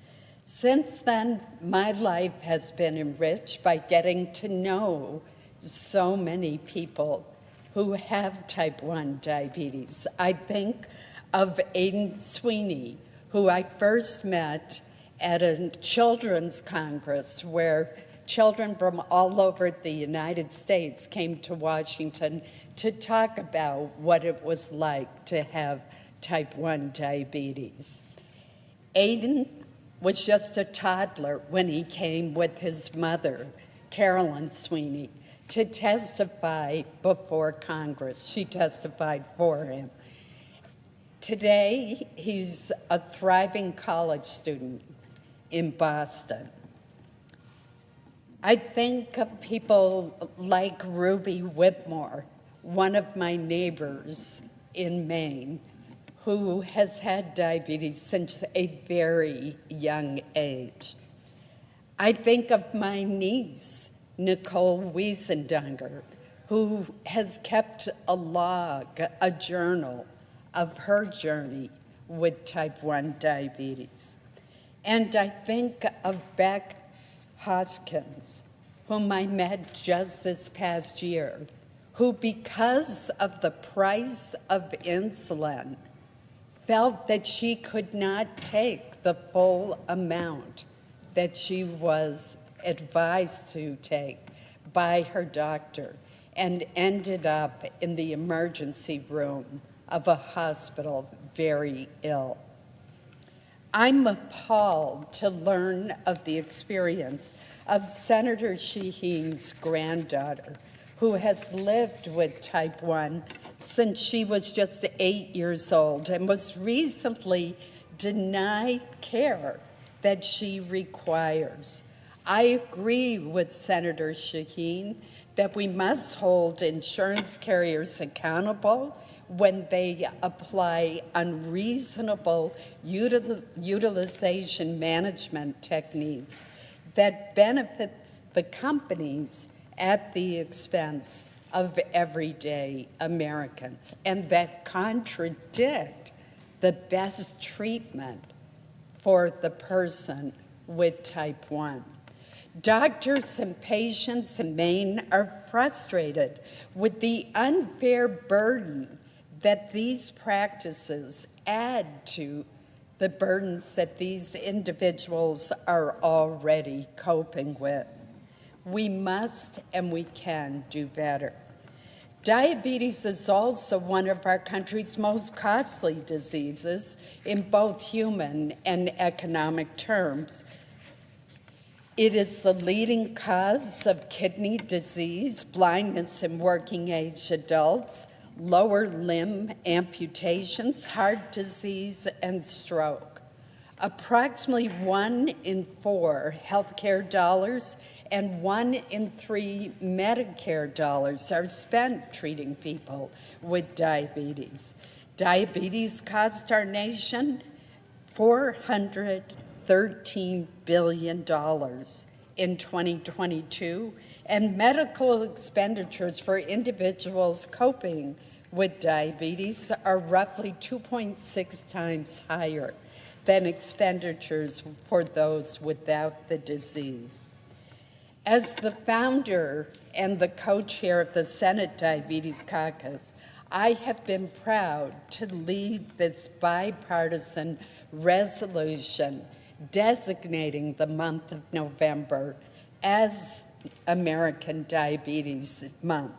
My hope that it will increase public awareness and support for federal policies and investments that will help us to better treat, prevent, and ultimately cure this disease. And I join Senator Shaheen in thanking our many Senate colleagues for supporting this resolution and passing it by unanimous consent on Tuesday. While American Diabetes Month is an important opportunity to raise awareness about the burden of diabetes, it should also be a time to celebrate the progress that we have made in improving the lives of millions of Americans living with this disease. One example of progress is the sustained federal investments in programs that help prevent and treat the disease and its complications, including the Special Diabetes Program, which, as Senator Shaheen pointed out, is set to expire at the end of this year. We cannot allow that to occur.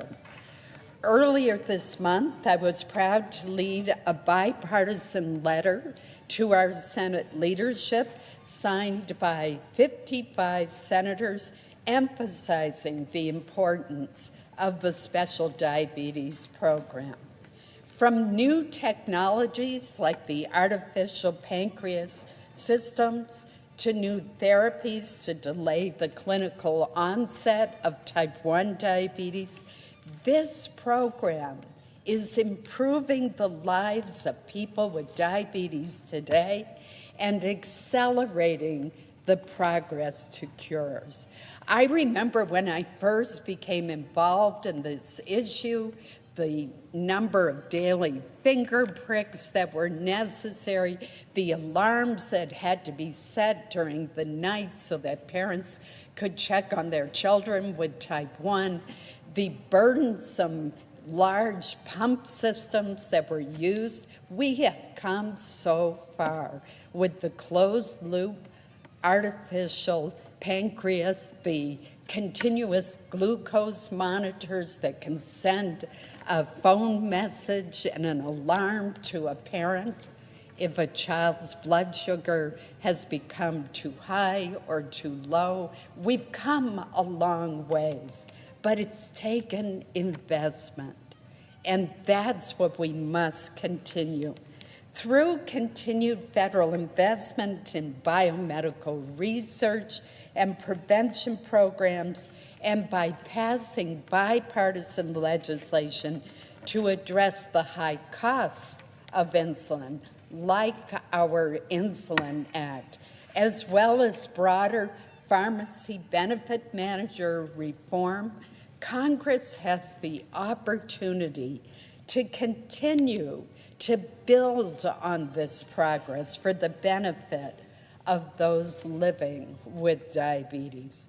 So, Madam President, I look forward to continuing to partner with Senator Shaheen and the members of the Senate Diabetes Caucus that we co-chair to advance policies to remove barriers to care, to lower the cost of insulin, and to support the critical research and prevention programs that are so important to the quality of life to those millions of Americans living with diabetes. Thank you, Madam President.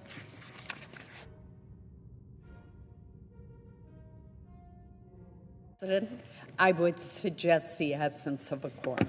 Clerk will call the roll. Ms. Baldwin.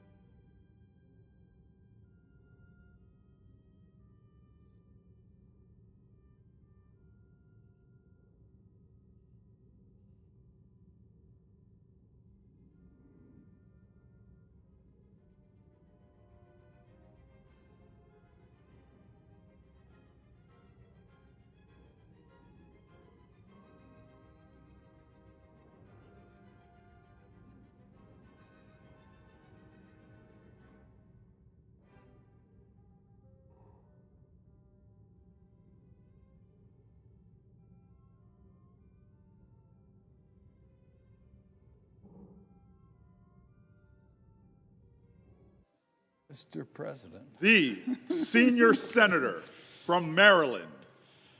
Thank you, Mr. President. I come to the floor today to honor the latest... We're in a quorum call, sir.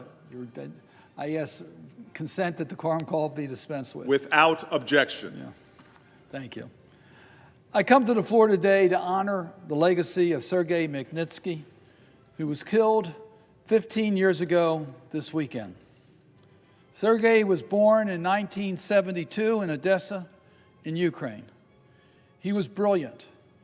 He won the physics and mathematics Olympiad when he was just 15 years old. He knew right from wrong and was willing to stand up for what he believed in. Working as a tax attorney in Moscow, he uncovered a scheme that included the theft of $230 million of taxes by Russian corrupt officials. He not only filed criminal complaints against the Russian police officers involved, he testified against them. He named names. He did what any lawyer, any responsible citizen should do. He believed that individuals should be held accountable for their corrupt actions. In response, they arrested Sergey. They held him in custody for 358 days. They refused visits from his wife and mother and telephone calls with his children. They denied him medical care. They tortured him, trying to get him to recount his testimony. Most people would have given in, but Sergey refused. So they had him chained to a bed as 8 guards with rubber batons beat him to death. I want to read from his colleagues wrote about him in memorial. They said that Sergey wasn't involved in politics. He wasn't an oligarch. He wasn't a human rights activist. He was just a highly competent professional. The kind of person you would call up on the workday. It was finishing at 7 p.m. with a legal question, and he would cancel his dinner plans and stay in the office until midnight to figure out the answer. He was what many people would describe as the good face of modern Russia, a smart and honest man working hard to better himself and to make a good life for his families. And he was murdered because he sought the truth in Russia. When I talk about values in foreign policy, I think about the values of Sergey Magnitsky. Mr. President, the two of us have the honor of serving on the Senate Foreign Relations Committee. I must tell you, our presiding officer is one of the great champions to advance human rights, a bedrock of our value-based foreign policy. America's strength is in its foreign policy is based upon values, supporting human rights, anti-corruption, democratic institution building, as compared to autocratic regimes that have foreign policy based upon transactional goals, immediate goals, that they enforce many times by corruption and force. We see that today with Mr. Putin in Russia as he tries to take over Ukraine. We have value-based foreign policy, our strength. Sergey Magnitsky was about values, his bravery, his honesty, and about his willingness to stand up to a corrupt authoritarian state. Looking around the world today, we see war in Europe, in the Middle East and Africa. We see a growing autocracy and kleptocracies across states like Russia and China. A rise of anti-democratic sentiment and traditional bastions of liberty. I believe one of the keys to fighting back against these forces starts with holding the perpetrators of human rights violations accountable. If we hold the perpetrators accountable, others will not follow in that path. If there's impunity and no accountability, it breeds more perpetrators that violate individuals' rights. The idea was informed how I think about foreign policy and the rule of law. And it also informed two pieces of legislation I am proud of writing in my time in the United States Congress.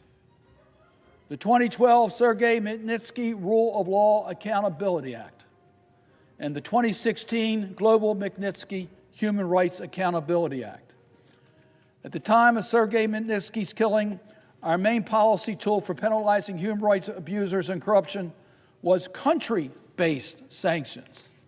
This is a blunt tool, useful to respond to major events like Russia's invasion to Ukraine or Iran's enrichment of uranium to nuclear weapon grade. You go against the country. There's a penalty to be paid.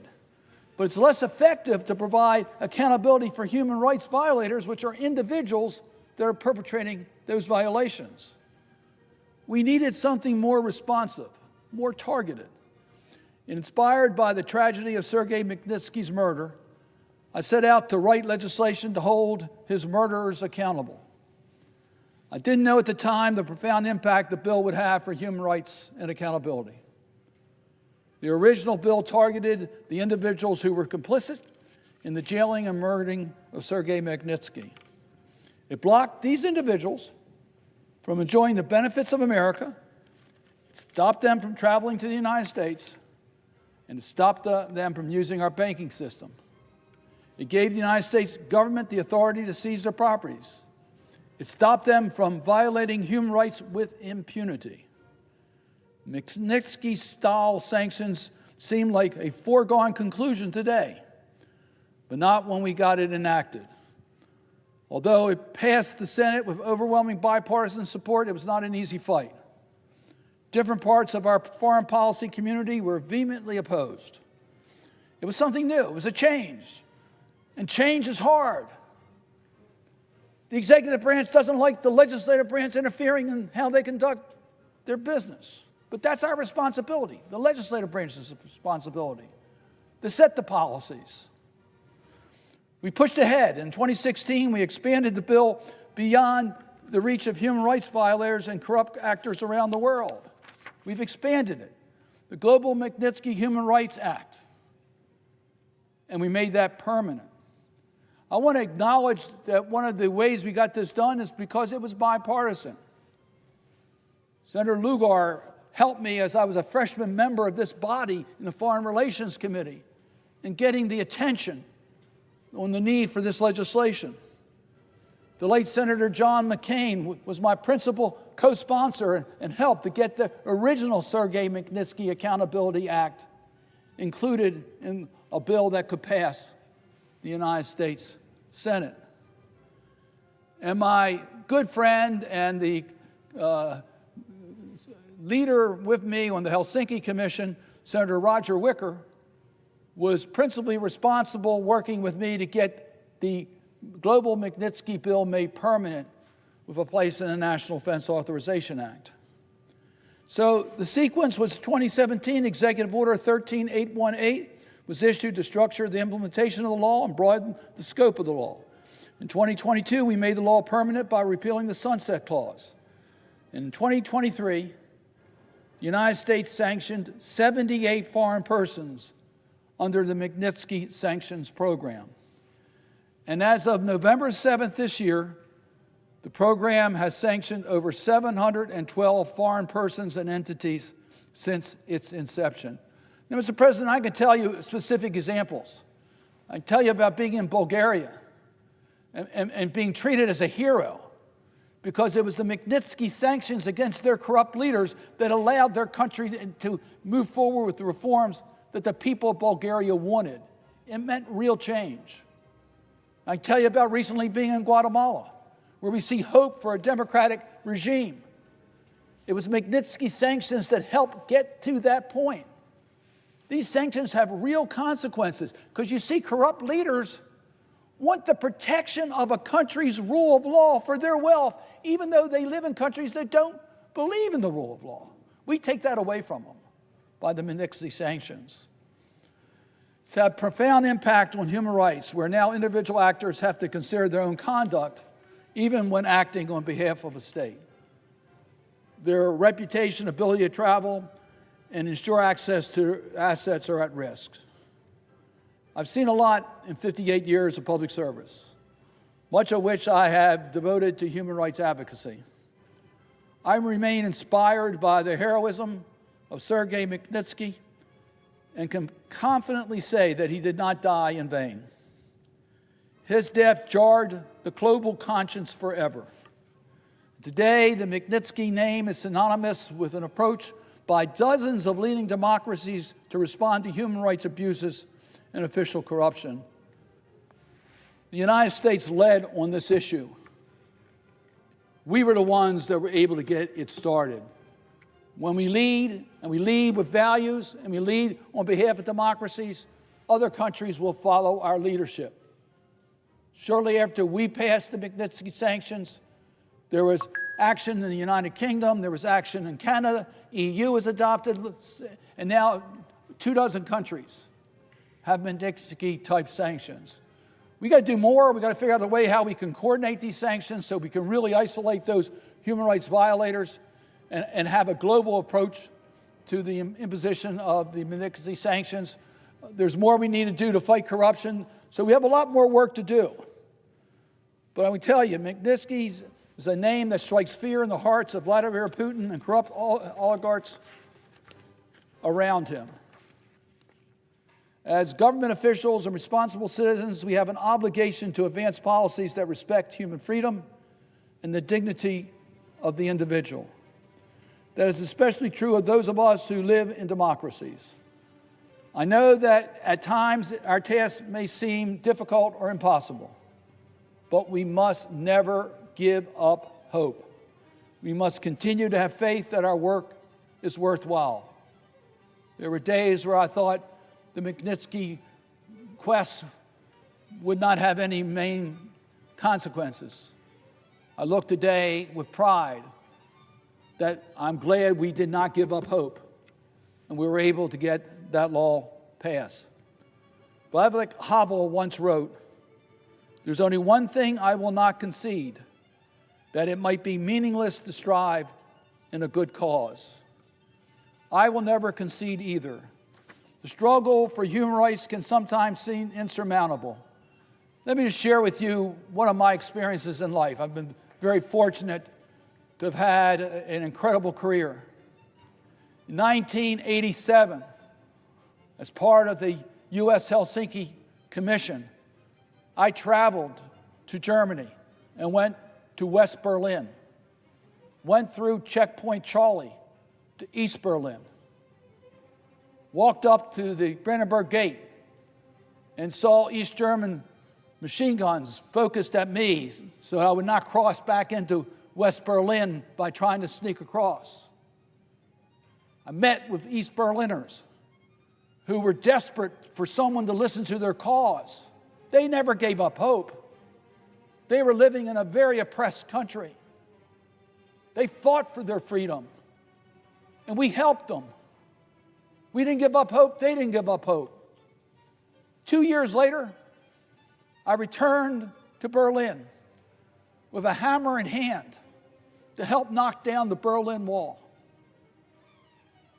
I've returned to Berlin many times since and see a unified city. We can never give up hope. What we do in this chamber, the leadership we take to go after those abusers, affect real people and the future of real countries. We must not give up hope in striving for a good cause. Because if we do not give up hope, we will overcome oppression and violence and build a world that is safe and peaceful and prosperous. It's not only the right thing to do, it's the right thing for our national security. I'm proud of the work that we've been able to do in this chamber. I thank my colleagues who've helped in this effort, including the distinguished presiding officer who's been incredible. We got a lot more work yet to be done. Thank you for all your help. I appreciate listening to my comments. And with that, Mr. President, I would suggest the absence of a quorum. The clerk will call the roll. Ms. Baldwin.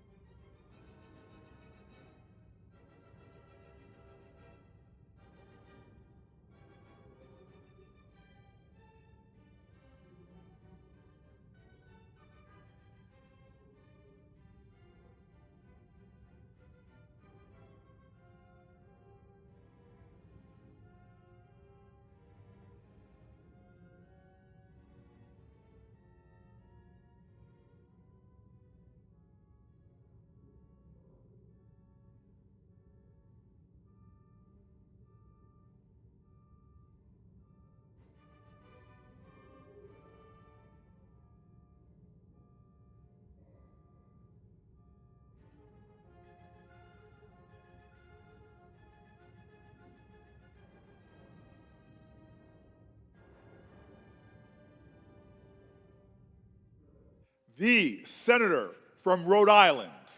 Is the Senate still in a quorum call? It is. In which case, I ask unanimous consent that the quorum call be vitiated. Without objection. Thank you, Mr. President. This is, I think, my 295th time to wake up speech with my increasingly battered graphic, which the Smithsonian has asked for as the most used graphic in Senate history, but I wouldn't let them have it until we solve the problem. So it just gets increasingly dented. But what I want to talk about now is the trip that I just took with Senator Markey to the COP, the Conference of the Parties, COP29 in Azerbaijan, where Senator Markey and I heard a similar message from almost everyone there. The transition to clean energy is happening and will continue to happen no matter who occupies the White House. China's auto market will achieve a milestone this year with electric and hybrid vehicles half of all vehicles sold. China is also installing record amounts of wind, solar, and nuclear. Europe is rapidly and irreversibly weaning itself off fossil fuels, with greenhouse gas emissions projected to fall by 8% this year. Enormous progress. In Australia, 1/3 of homes have rooftop solar, and they're growing dramatically. More than 40% of Australia's electricity comes from renewables, headed for 80% by 2030. So, while America's energy policy has been sold out to Trump's fossil fuel donors, the world will go on, leaving America more and more behind.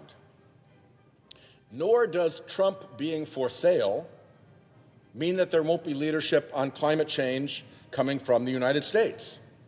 California, the 5th largest economy in the world, and New York, the 10th largest economy in the world, joined by other states like New Jersey and Rhode Island, can pursue together ambitious decarbonization policies. These states can move markets, and they will win economically against states that are left stuck with expensive, polluting fossil fuel. The European Union is driving forward on climate change, particularly with its Carbon Border Adjustment Mechanism, or CBAM. Europe's power and industrial sectors already work under a domestic carbon price. The CBAM extends that carbon price beyond EU borders to imports that are entering the European Union. American exporters are going to start paying a tariff if their exports aren't up to EU carbon emission standards. Given the size of EU markets, the CBAM amounts to a global carbon price for energy-intensive industrial goods.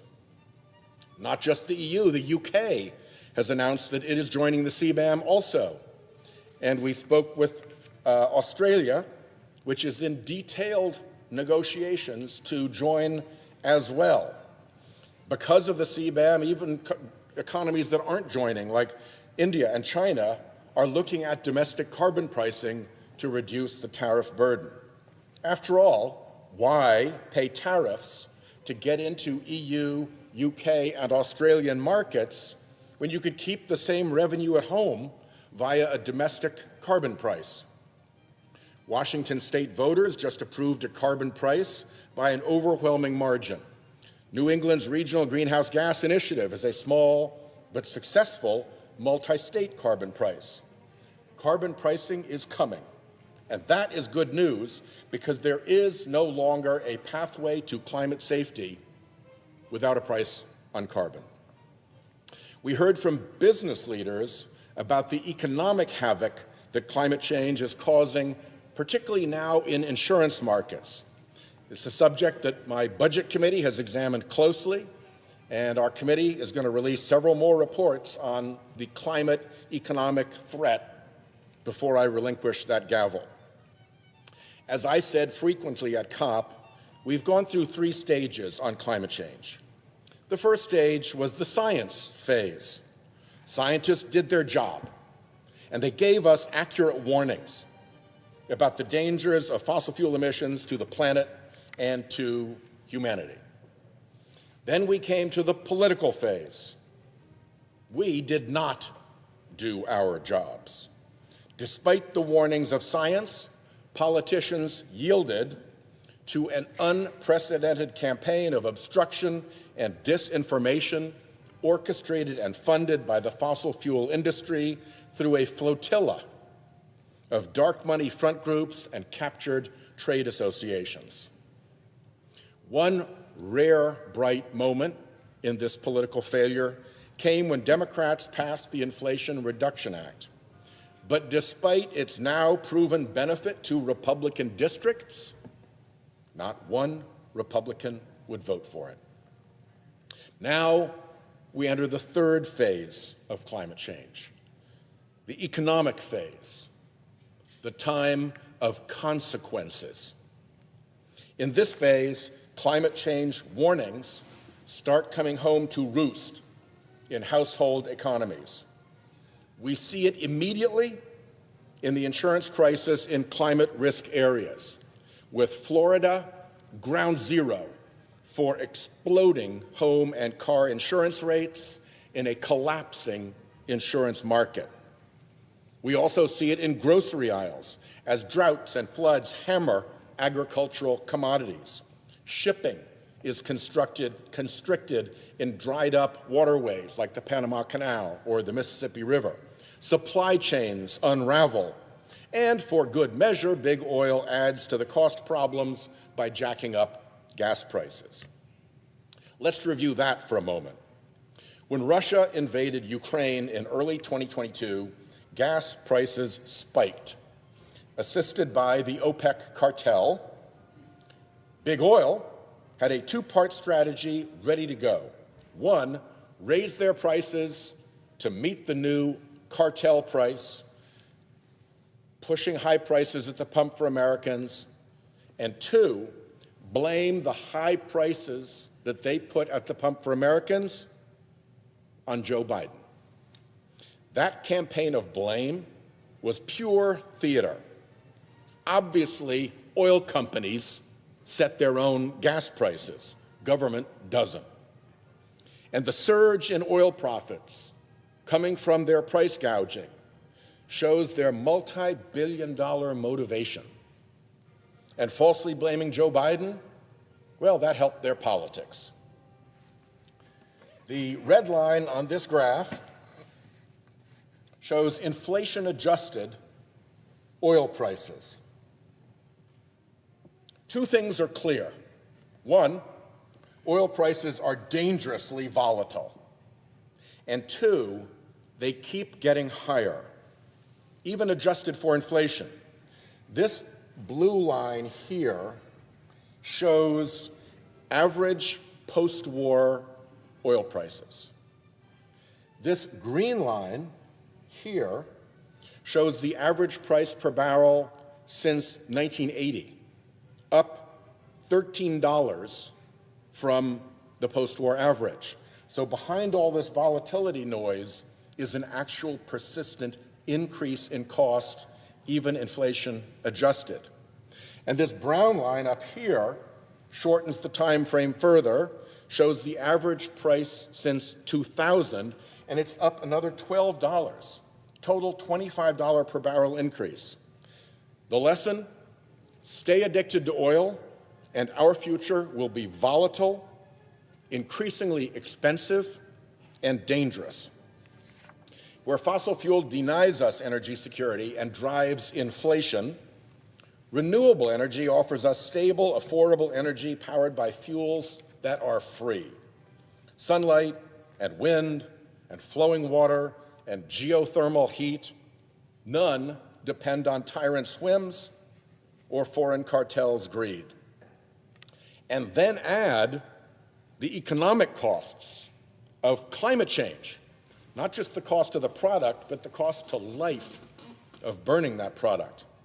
Fossil fuel emissions are driving up the cost of insurance, electricity, and groceries, to name just the most prominent examples. Homeowners' premiums in Florida have tripled or quadrupled. And it's not just Florida. Go to coastal Louisiana or Texas. Even California and other states are seeing surging insurance premiums, including auto premiums, as floods and hailstorms and fires become more common and intense.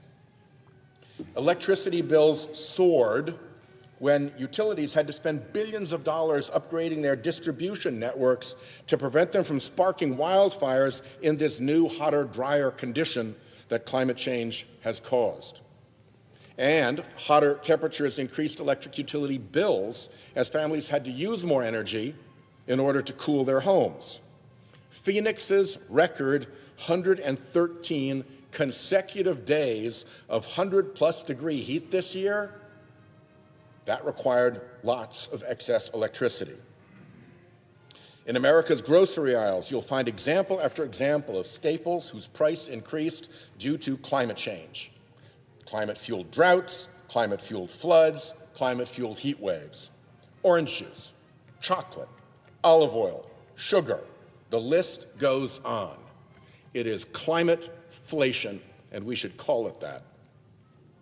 The fossil fuel industry's fake concern for America's consumers is illustrated by liquefied natural gas, LNG exports. Guess how economies work? Domestic prices rise when we export more LNG because there's less left for the American consumer. Supply down, demand the same, price up. Yet big oil happily raises prices on Americans by fighting for more LNG exports and more profits, driving higher prices for American families. Who is actually responsible for these price increases? The oil and gas executives who obstructed climate action for decades, putting our economy and our planet at ever greater peril. They knew that continued combustion of oil and gas would eventually result in dozens of feet of sea level rise and make extreme storms, droughts, heat waves, wildfires, and floods far more likely. They knew. And rather than fix it, they bought off the Republican Party with campaign cash and dark money front groups. Those oil and gas chieftains were among the biggest donors to President Trump's campaign. Just this year, Trump asked them for $1 billion in campaign money in exchange for doing their bidding. Quid pro quo. The burden on American families of higher insurance premiums, higher electricity bills, higher grocery bills, and storm-ravaged homes and cars is about to turn worse. There's an old saying, I think it was Ernest Hemingway, about going bankrupt. He said it happens very slowly and then all at once. We're headed for an all-at-once moment. Witnesses in our Budget Committee hearings warned that when insurance markets melt down because of unpredictable climate risk, the problem then cascades on into mortgage markets because you need insurance to get a mortgage. And that then cascades on into property values because your property's value drops if buyers can't get a mortgage to buy it from you. I mean, it's fine if you're a billionaire in Palm Beach who's going to sell Mar-a-Lago to the next billionaire and it's all a big cash transaction, but if you're a plumber in a development outside of Orlando, you need somebody who can get a mortgage to buy your property. And if you can't insure your property so that it can't support a mortgage, you're going to have a real problem with its property value. The former chief economist of mortgage giant Freddie Mac testified, this cascade ends in a shock to the economy like the 2008 mortgage meltdown. He's not alone. Just to give one other example of many, The Economist magazine not exactly a green outfit, warned in a cover article that, and I'm quoting here, climate change could wipe out $25 trillion of value in the global housing market. Quoting again, experts warn of a climate insurance bubble affecting a third of American homes. That prediction from the chief economist of Freddie Mac about a coastal property values crash that would cascade into a 2008-style economic meltdown for the country was based on, as I said, coastal property values. But now the Carolinas can tell you about upland flooding destroying the reliability of insurance. And California and western states can tell you about wildfire risk crashing insurance markets. So the original risk to coastal properties now has these evil siblings of climate risk to upland flooding and to wildfire adjacent properties. So it's likely to be worse. And as the economist points out, it's affecting a third of American homes. Rather than face up to any of this, the incoming administration will deny it all as payback to their oil and gas industry donors, corruption of the lowest sort. But no amount of lies, propaganda, and corruption can change the laws of physics, chemistry, and biology. You can deny gravity all you want, but when you step out a window, the result is the same. So I will be laser focused on the corruption that Trump will unleash on America and the economic consequences of climate change that Americans will face. As the climate danger long warned about comes home to roost in surging insurance premiums, flooded communities, higher prices, and crashing property values in flood and wildfire-exposed communities, again, potentially causing a 2008-style economy-wide economic shock, we will explain to Americans how it did not have to be this way, how these costs are the poisoned fruit of the fossil fuel industry's climate fraud and its corrupt bargains with Trump. And with that, I yield the floor.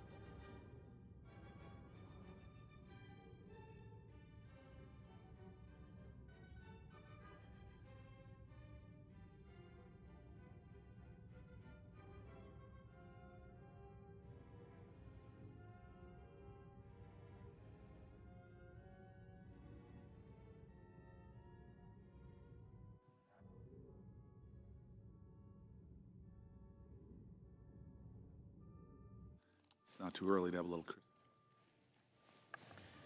Mr. President.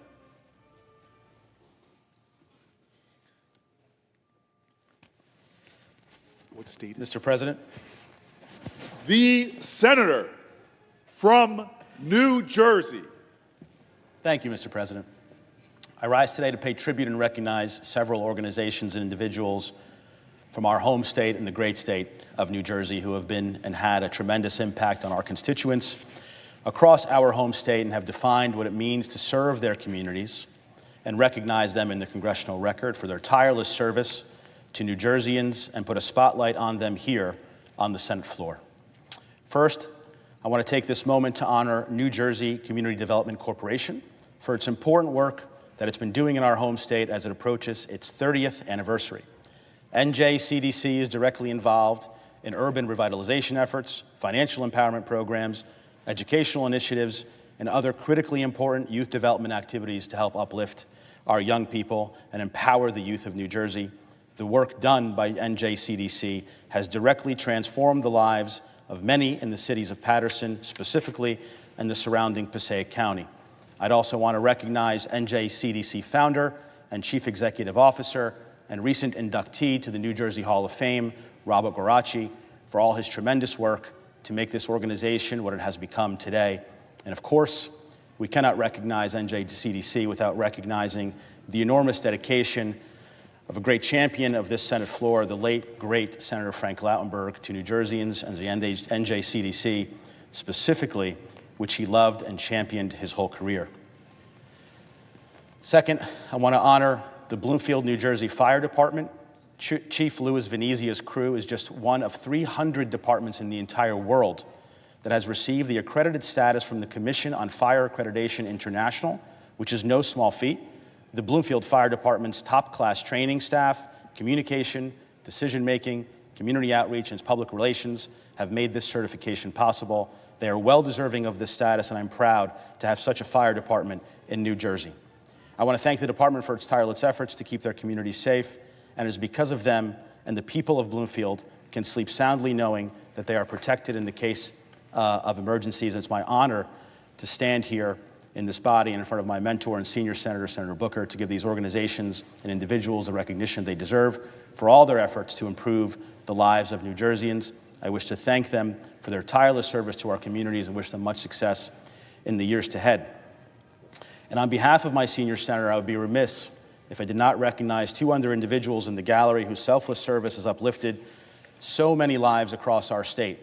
Governor Phil Murphy and First Lady Tammy Murphy.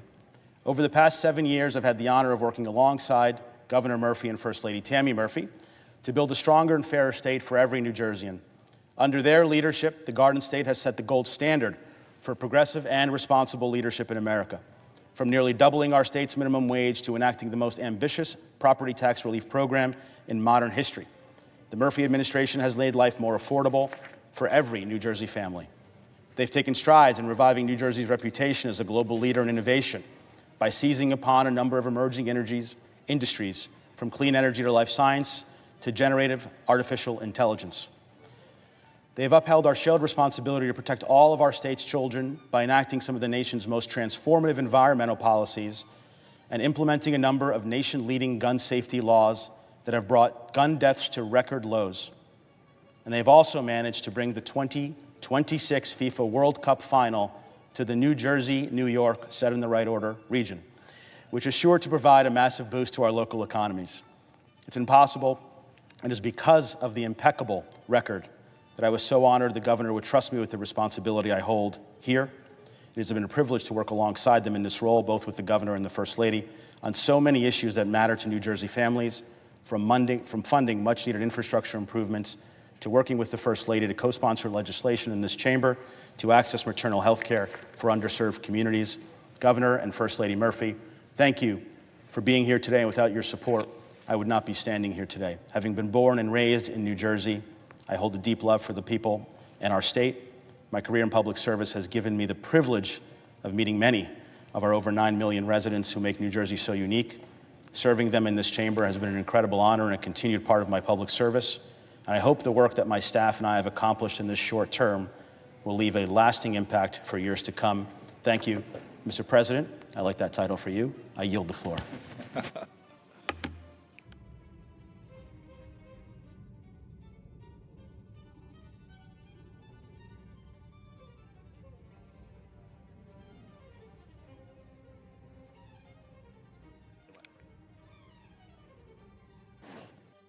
Mr. President, I note the absence of a quorum.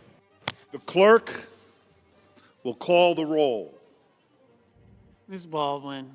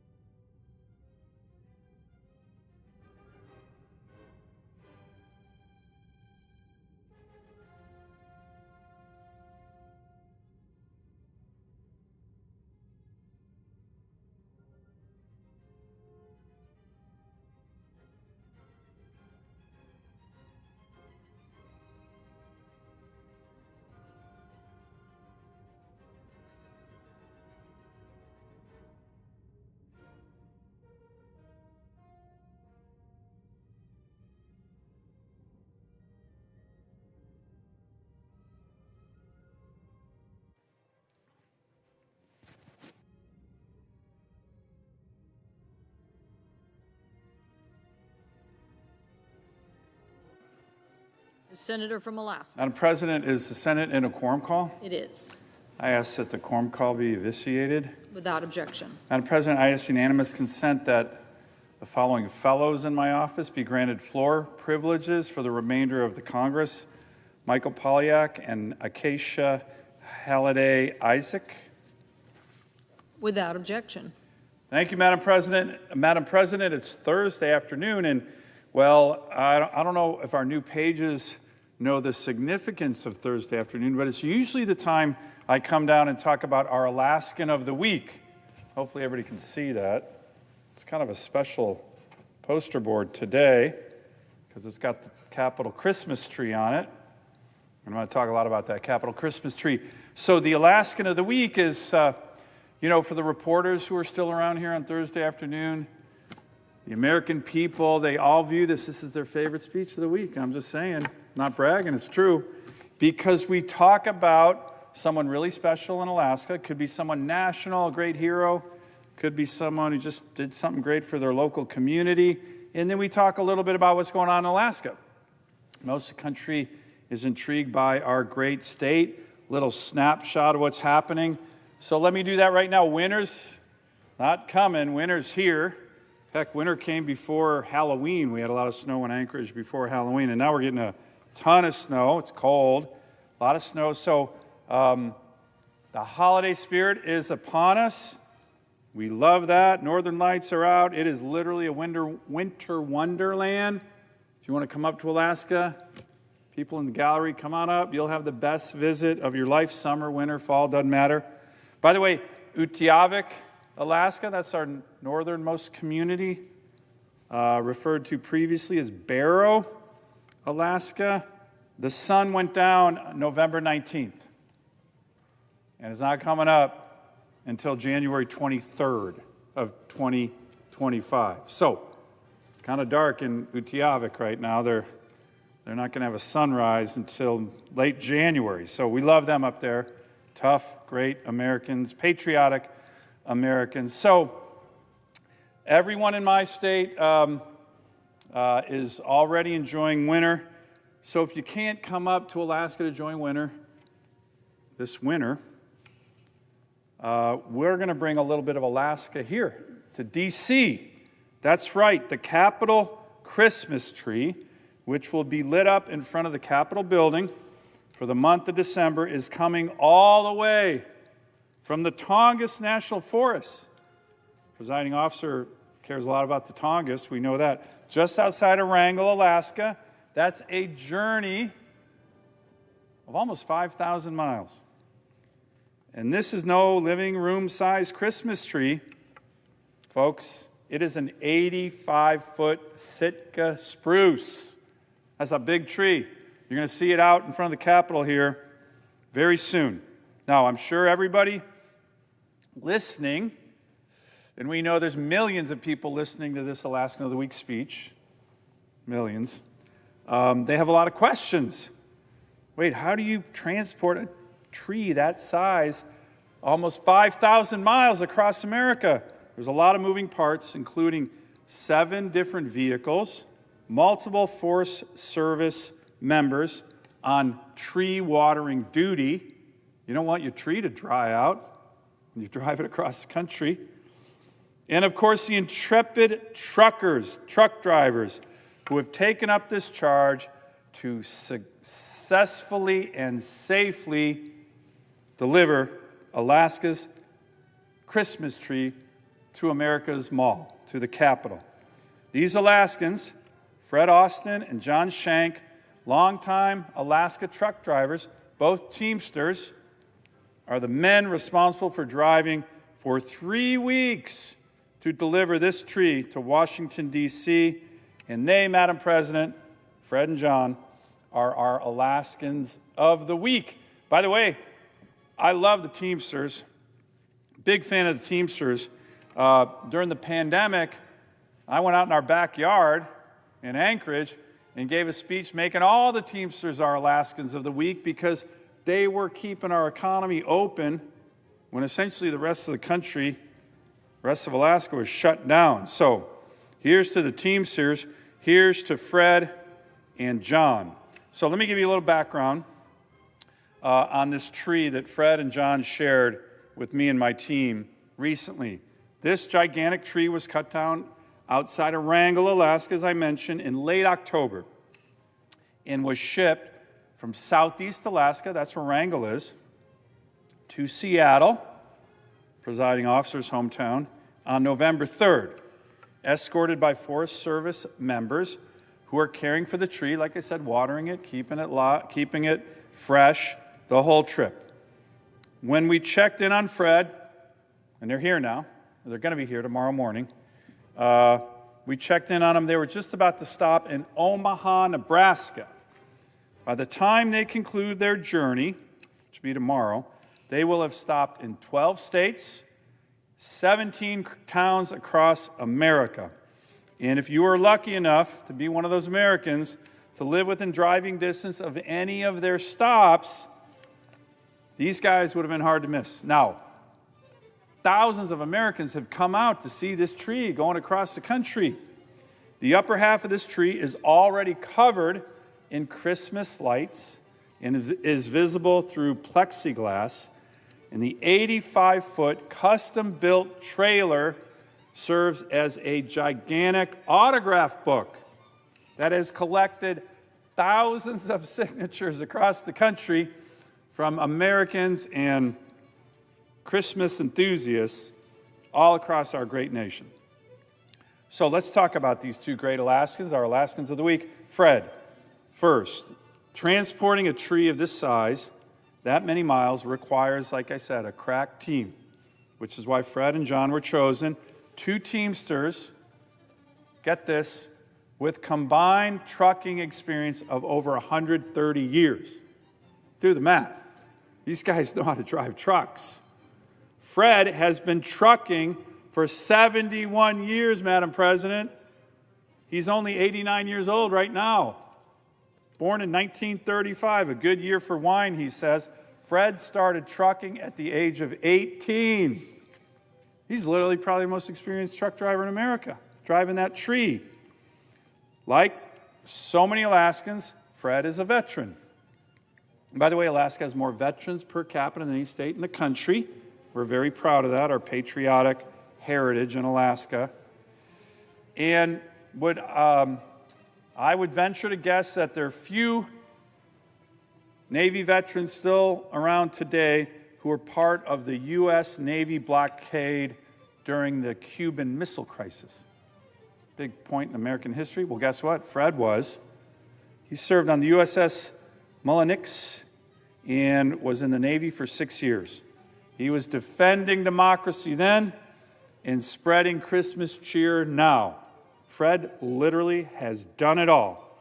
Fred came to Alaska with his family in the mid-1960s and, no kidding, settled in North Pole, Alaska, a very fitting hometown for what would be his task today, delivering America's Christmas tree. Some of you Alaskan of the Week fans might remember the Alaskan of the Week about a year ago, last December, when I spoke about the North Pole, Alaska's Miller family and their Santa Claus house. So again, Americans, you want to come up and see a great part of our great state, come to North Pole, Alaska in the interior. The Santa Claus house is still going strong. If you write a letter addressed to Santa in North Pole, your letter will end up at the Santa Claus house in Fred's hometown. When you get a reply, it's postmarked North Pole, Alaska. No kidding. So why did Fred decide to head north to the great state of Alaska? He said, quote, "It's in our blood to go find the frontier. That's been the history of the world.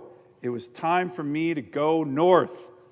And now he's making this almost 5,000-mile trip to bring the last frontier to Washington, D.C.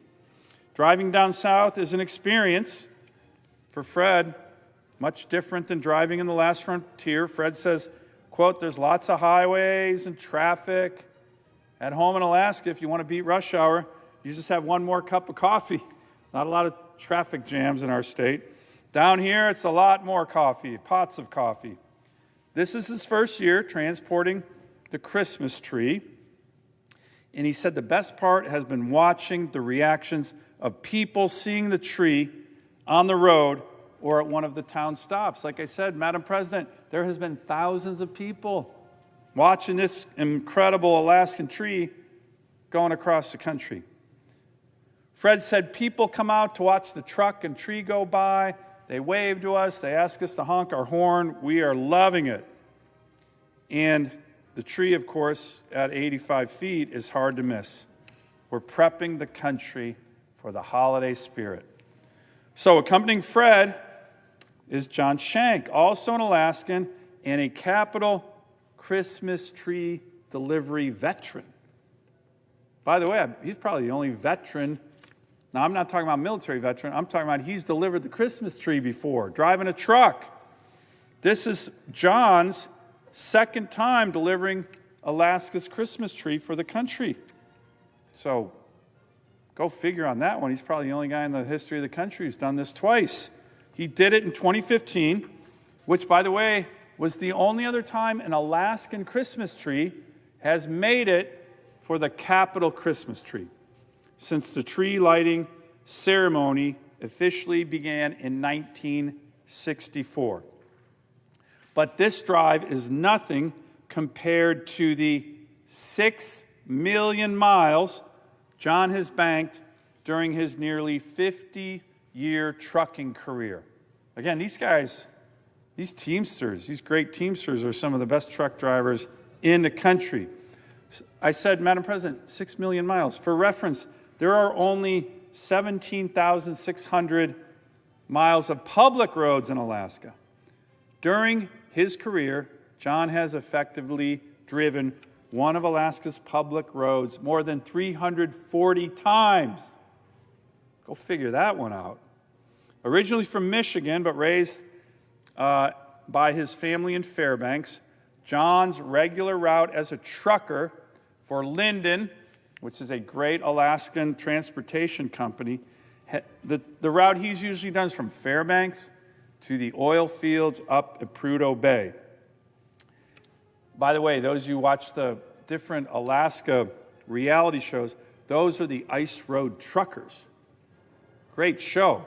Tough duty, by the way, driving a truck from Fairbanks up to the North Slope, hundreds of miles in the winter on ice.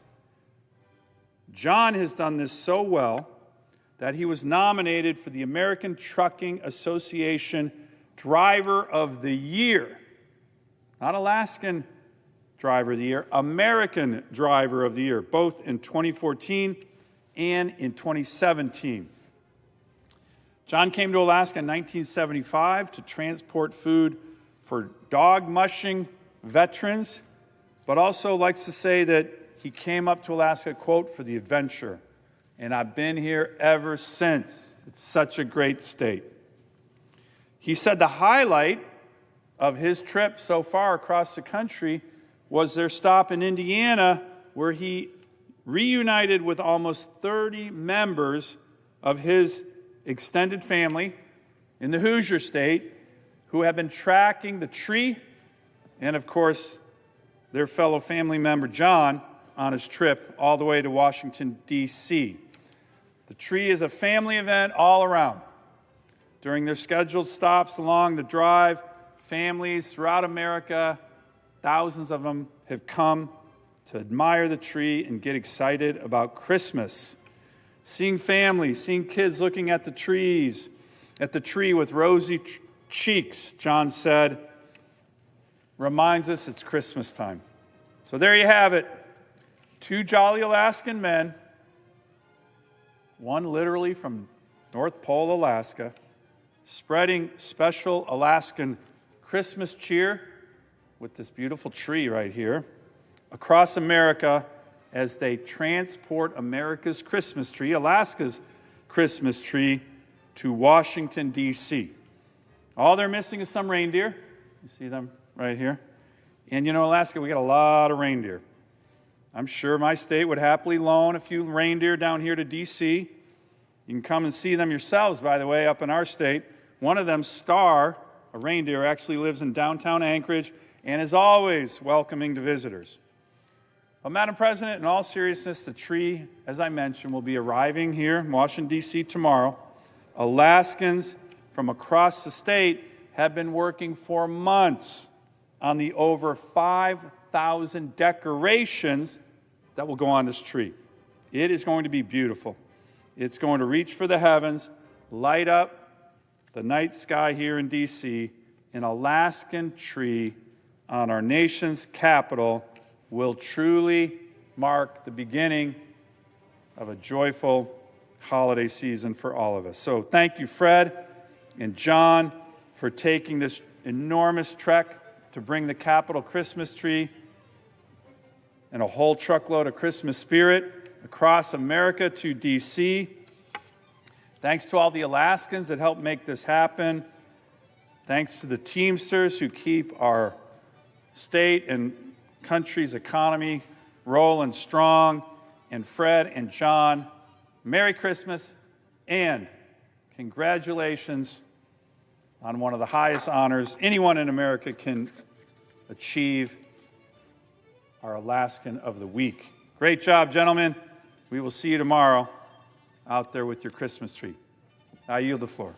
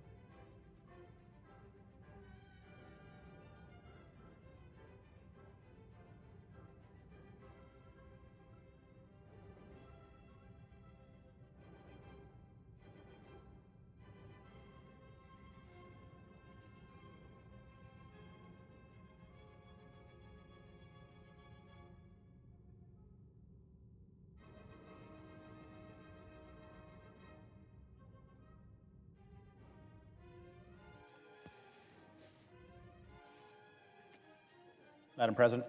The senator from New Jersey. Madam President, I ask unanimous consent that the Senate consider the following nominations in block. Counter number 821 through 826 and 828, 829, 830, 831, with the exception of Brigadier General Walker M. Field and Brigadier General Jason G. Woodworth, 832 and 833, and all nominations on the Secretary's desk in the Air Force, Army, Marine Corps, Navy, and Space Force. That the nominations be confirmed en bloc, the motions to reconsider be considered made and laid upon the table with no intervening action or debate, that no further motions be in order to any of the nominations, that the President be immediately notified of the Senate's action. Is there objection? Without objection. Madam President, I ask unanimous consent that the Senate proceed to legislative session and be in period of morning business with senators permitted to speak therein for up to 10 minutes each. Without objection. I ask unanimous consent that the Senate proceed to immediate consideration of H.R. 7213, which was received from the House and is at the desk. Clerk will report. H.R. 7213, an act to amend the Public Health Service Act, and so forth, and for other purposes. Is there objection to proceeding to the measure? Without objection, Senate will proceed. Madam President, I ask that the Lujan substitute amendment to the desk be considered and agreed to. The bill as amended be considered, read a third time. Without objection. I know of no further debate on the bill. Is there further debate? If not, all those in favor say aye. Aye. All those opposed, no. The ayes appear to have it. The ayes have it. The bill as amended is passed. Madam President, I ask unanimous consent that the motions to reconsider be considered, made, laid, and upon the table, and no intervening action or debate. Without objection. Madam President, I ask unanimous consent that the Senate proceed to immediate consideration of Calendar 529, H.R. 2950. Clerk will report. Calendar number 529, H.R. 2950, an act to authorize the Secretary of the Interior, and so forth, and for other purposes. Is there objection to proceeding to the measure? Without objection. Madam President, I ask unanimous consent that the bill be considered read a third time. Without objection. I know of no further debate on the bill. Is there further debate? If not, all those in favor say aye. Aye. All those opposed, no. The ayes appear to have it. The ayes do have it. The bill is passed. Madam President, I ask unanimous consent that the motion to reconsider be considered made and laid upon the table. Without objection. Madam President, I ask unanimous consent that the Senate proceed to immediate consideration of Calendar 555, H.R. 5799. Clerk will report. Calendar number 555, H.R. 5799, an act to designate the checkpoint of the United States Border Patrol located on United States Highway 90 West. Is there objection to proceeding to the measure? Without objection. Madam President, I ask unanimous consent that the bill be considered, read a third time, and passed, and that the motion to reconsider be considered made and laid upon the table. Without objection. Madam President, I ask unanimous consent the Committee on Commerce, Science, and Transportation be discharged from further consideration. The Senate now proceed to immediate consideration of S.Res. 865. Clerk will report. Senate Resolution 865, expressing the support of the Senate for the designation of October 23, 2024 as Public Radio Music Day, and so forth. Is there objection to proceeding to the measure? Without objection. The committee is discharged, and the Senate proceed to the measure. Madam President, I know of no further debate on the resolution. Is there further debate? All those in favor say aye. Aye. Opposed? No. The ayes appear to have it. The ayes do have it. The resolution is passed. Madam President, I ask unanimous consent the preamble be agreed to and the motions to reconsider be considered made and laid upon the table with no intervening action or debate. Without objection. Madam President, I ask unanimous consent that the Senate proceed to en bloc consideration of the following Senate resolutions: S.Res. 911, S.Res. 912, S.Res. 913, S.Res. 914, S.Res. 915, S.Res. 916. Is there objection to proceeding to the measures en bloc? Without objection, Senate will proceed to the measures en bloc. Madam President, I ask unanimous consent that the resolutions be agreed to, that the preambles be agreed to, and that the motions to reconsider be considered made and laid upon the table, all en bloc. Without objection. Madam President, I ask unanimous consent that the Committee on Homeland Security and Governmental Affairs be discharged from further consideration of H.R. 5302 and the Senate proceed to its immediate consideration. Clerk will report. H.R. 5302, an act to designate the Air and Marine Operations Marine Unit, and so forth. Is there objection to proceeding to the measure? Without objection, the committee is discharged of the resolution. And the Senate will proceed. Madam President, I ask unanimous consent that the bill be considered read a third time and passed, and that the motion to reconsider be considered made and laid upon the table. Without objection. Madam President, I ask unanimous consent that the Committee on Judiciary be discharged from further consideration of S. 4708 and the Senate proceed to its immediate consideration. Clerk will report. S. 4708, a bill to amend Title 18, United States Code, and so forth. Is there objection to proceeding to the measure? Without objection, the committee is discharged of the measure, and the Senate will proceed. I ask unanimous consent that the Cornyn Amendment at the desk be considered and agreed to, the bill as amendment be considered and read a third time and passed, and that the motions to reconsider be considered made and laid upon the table. Without objection. Madam President, I have one request for the committee to meet during today's session of the Senate. It has the approval of the majority and minority leaders. Duly noted. Yield. Madam President, I yield the floor.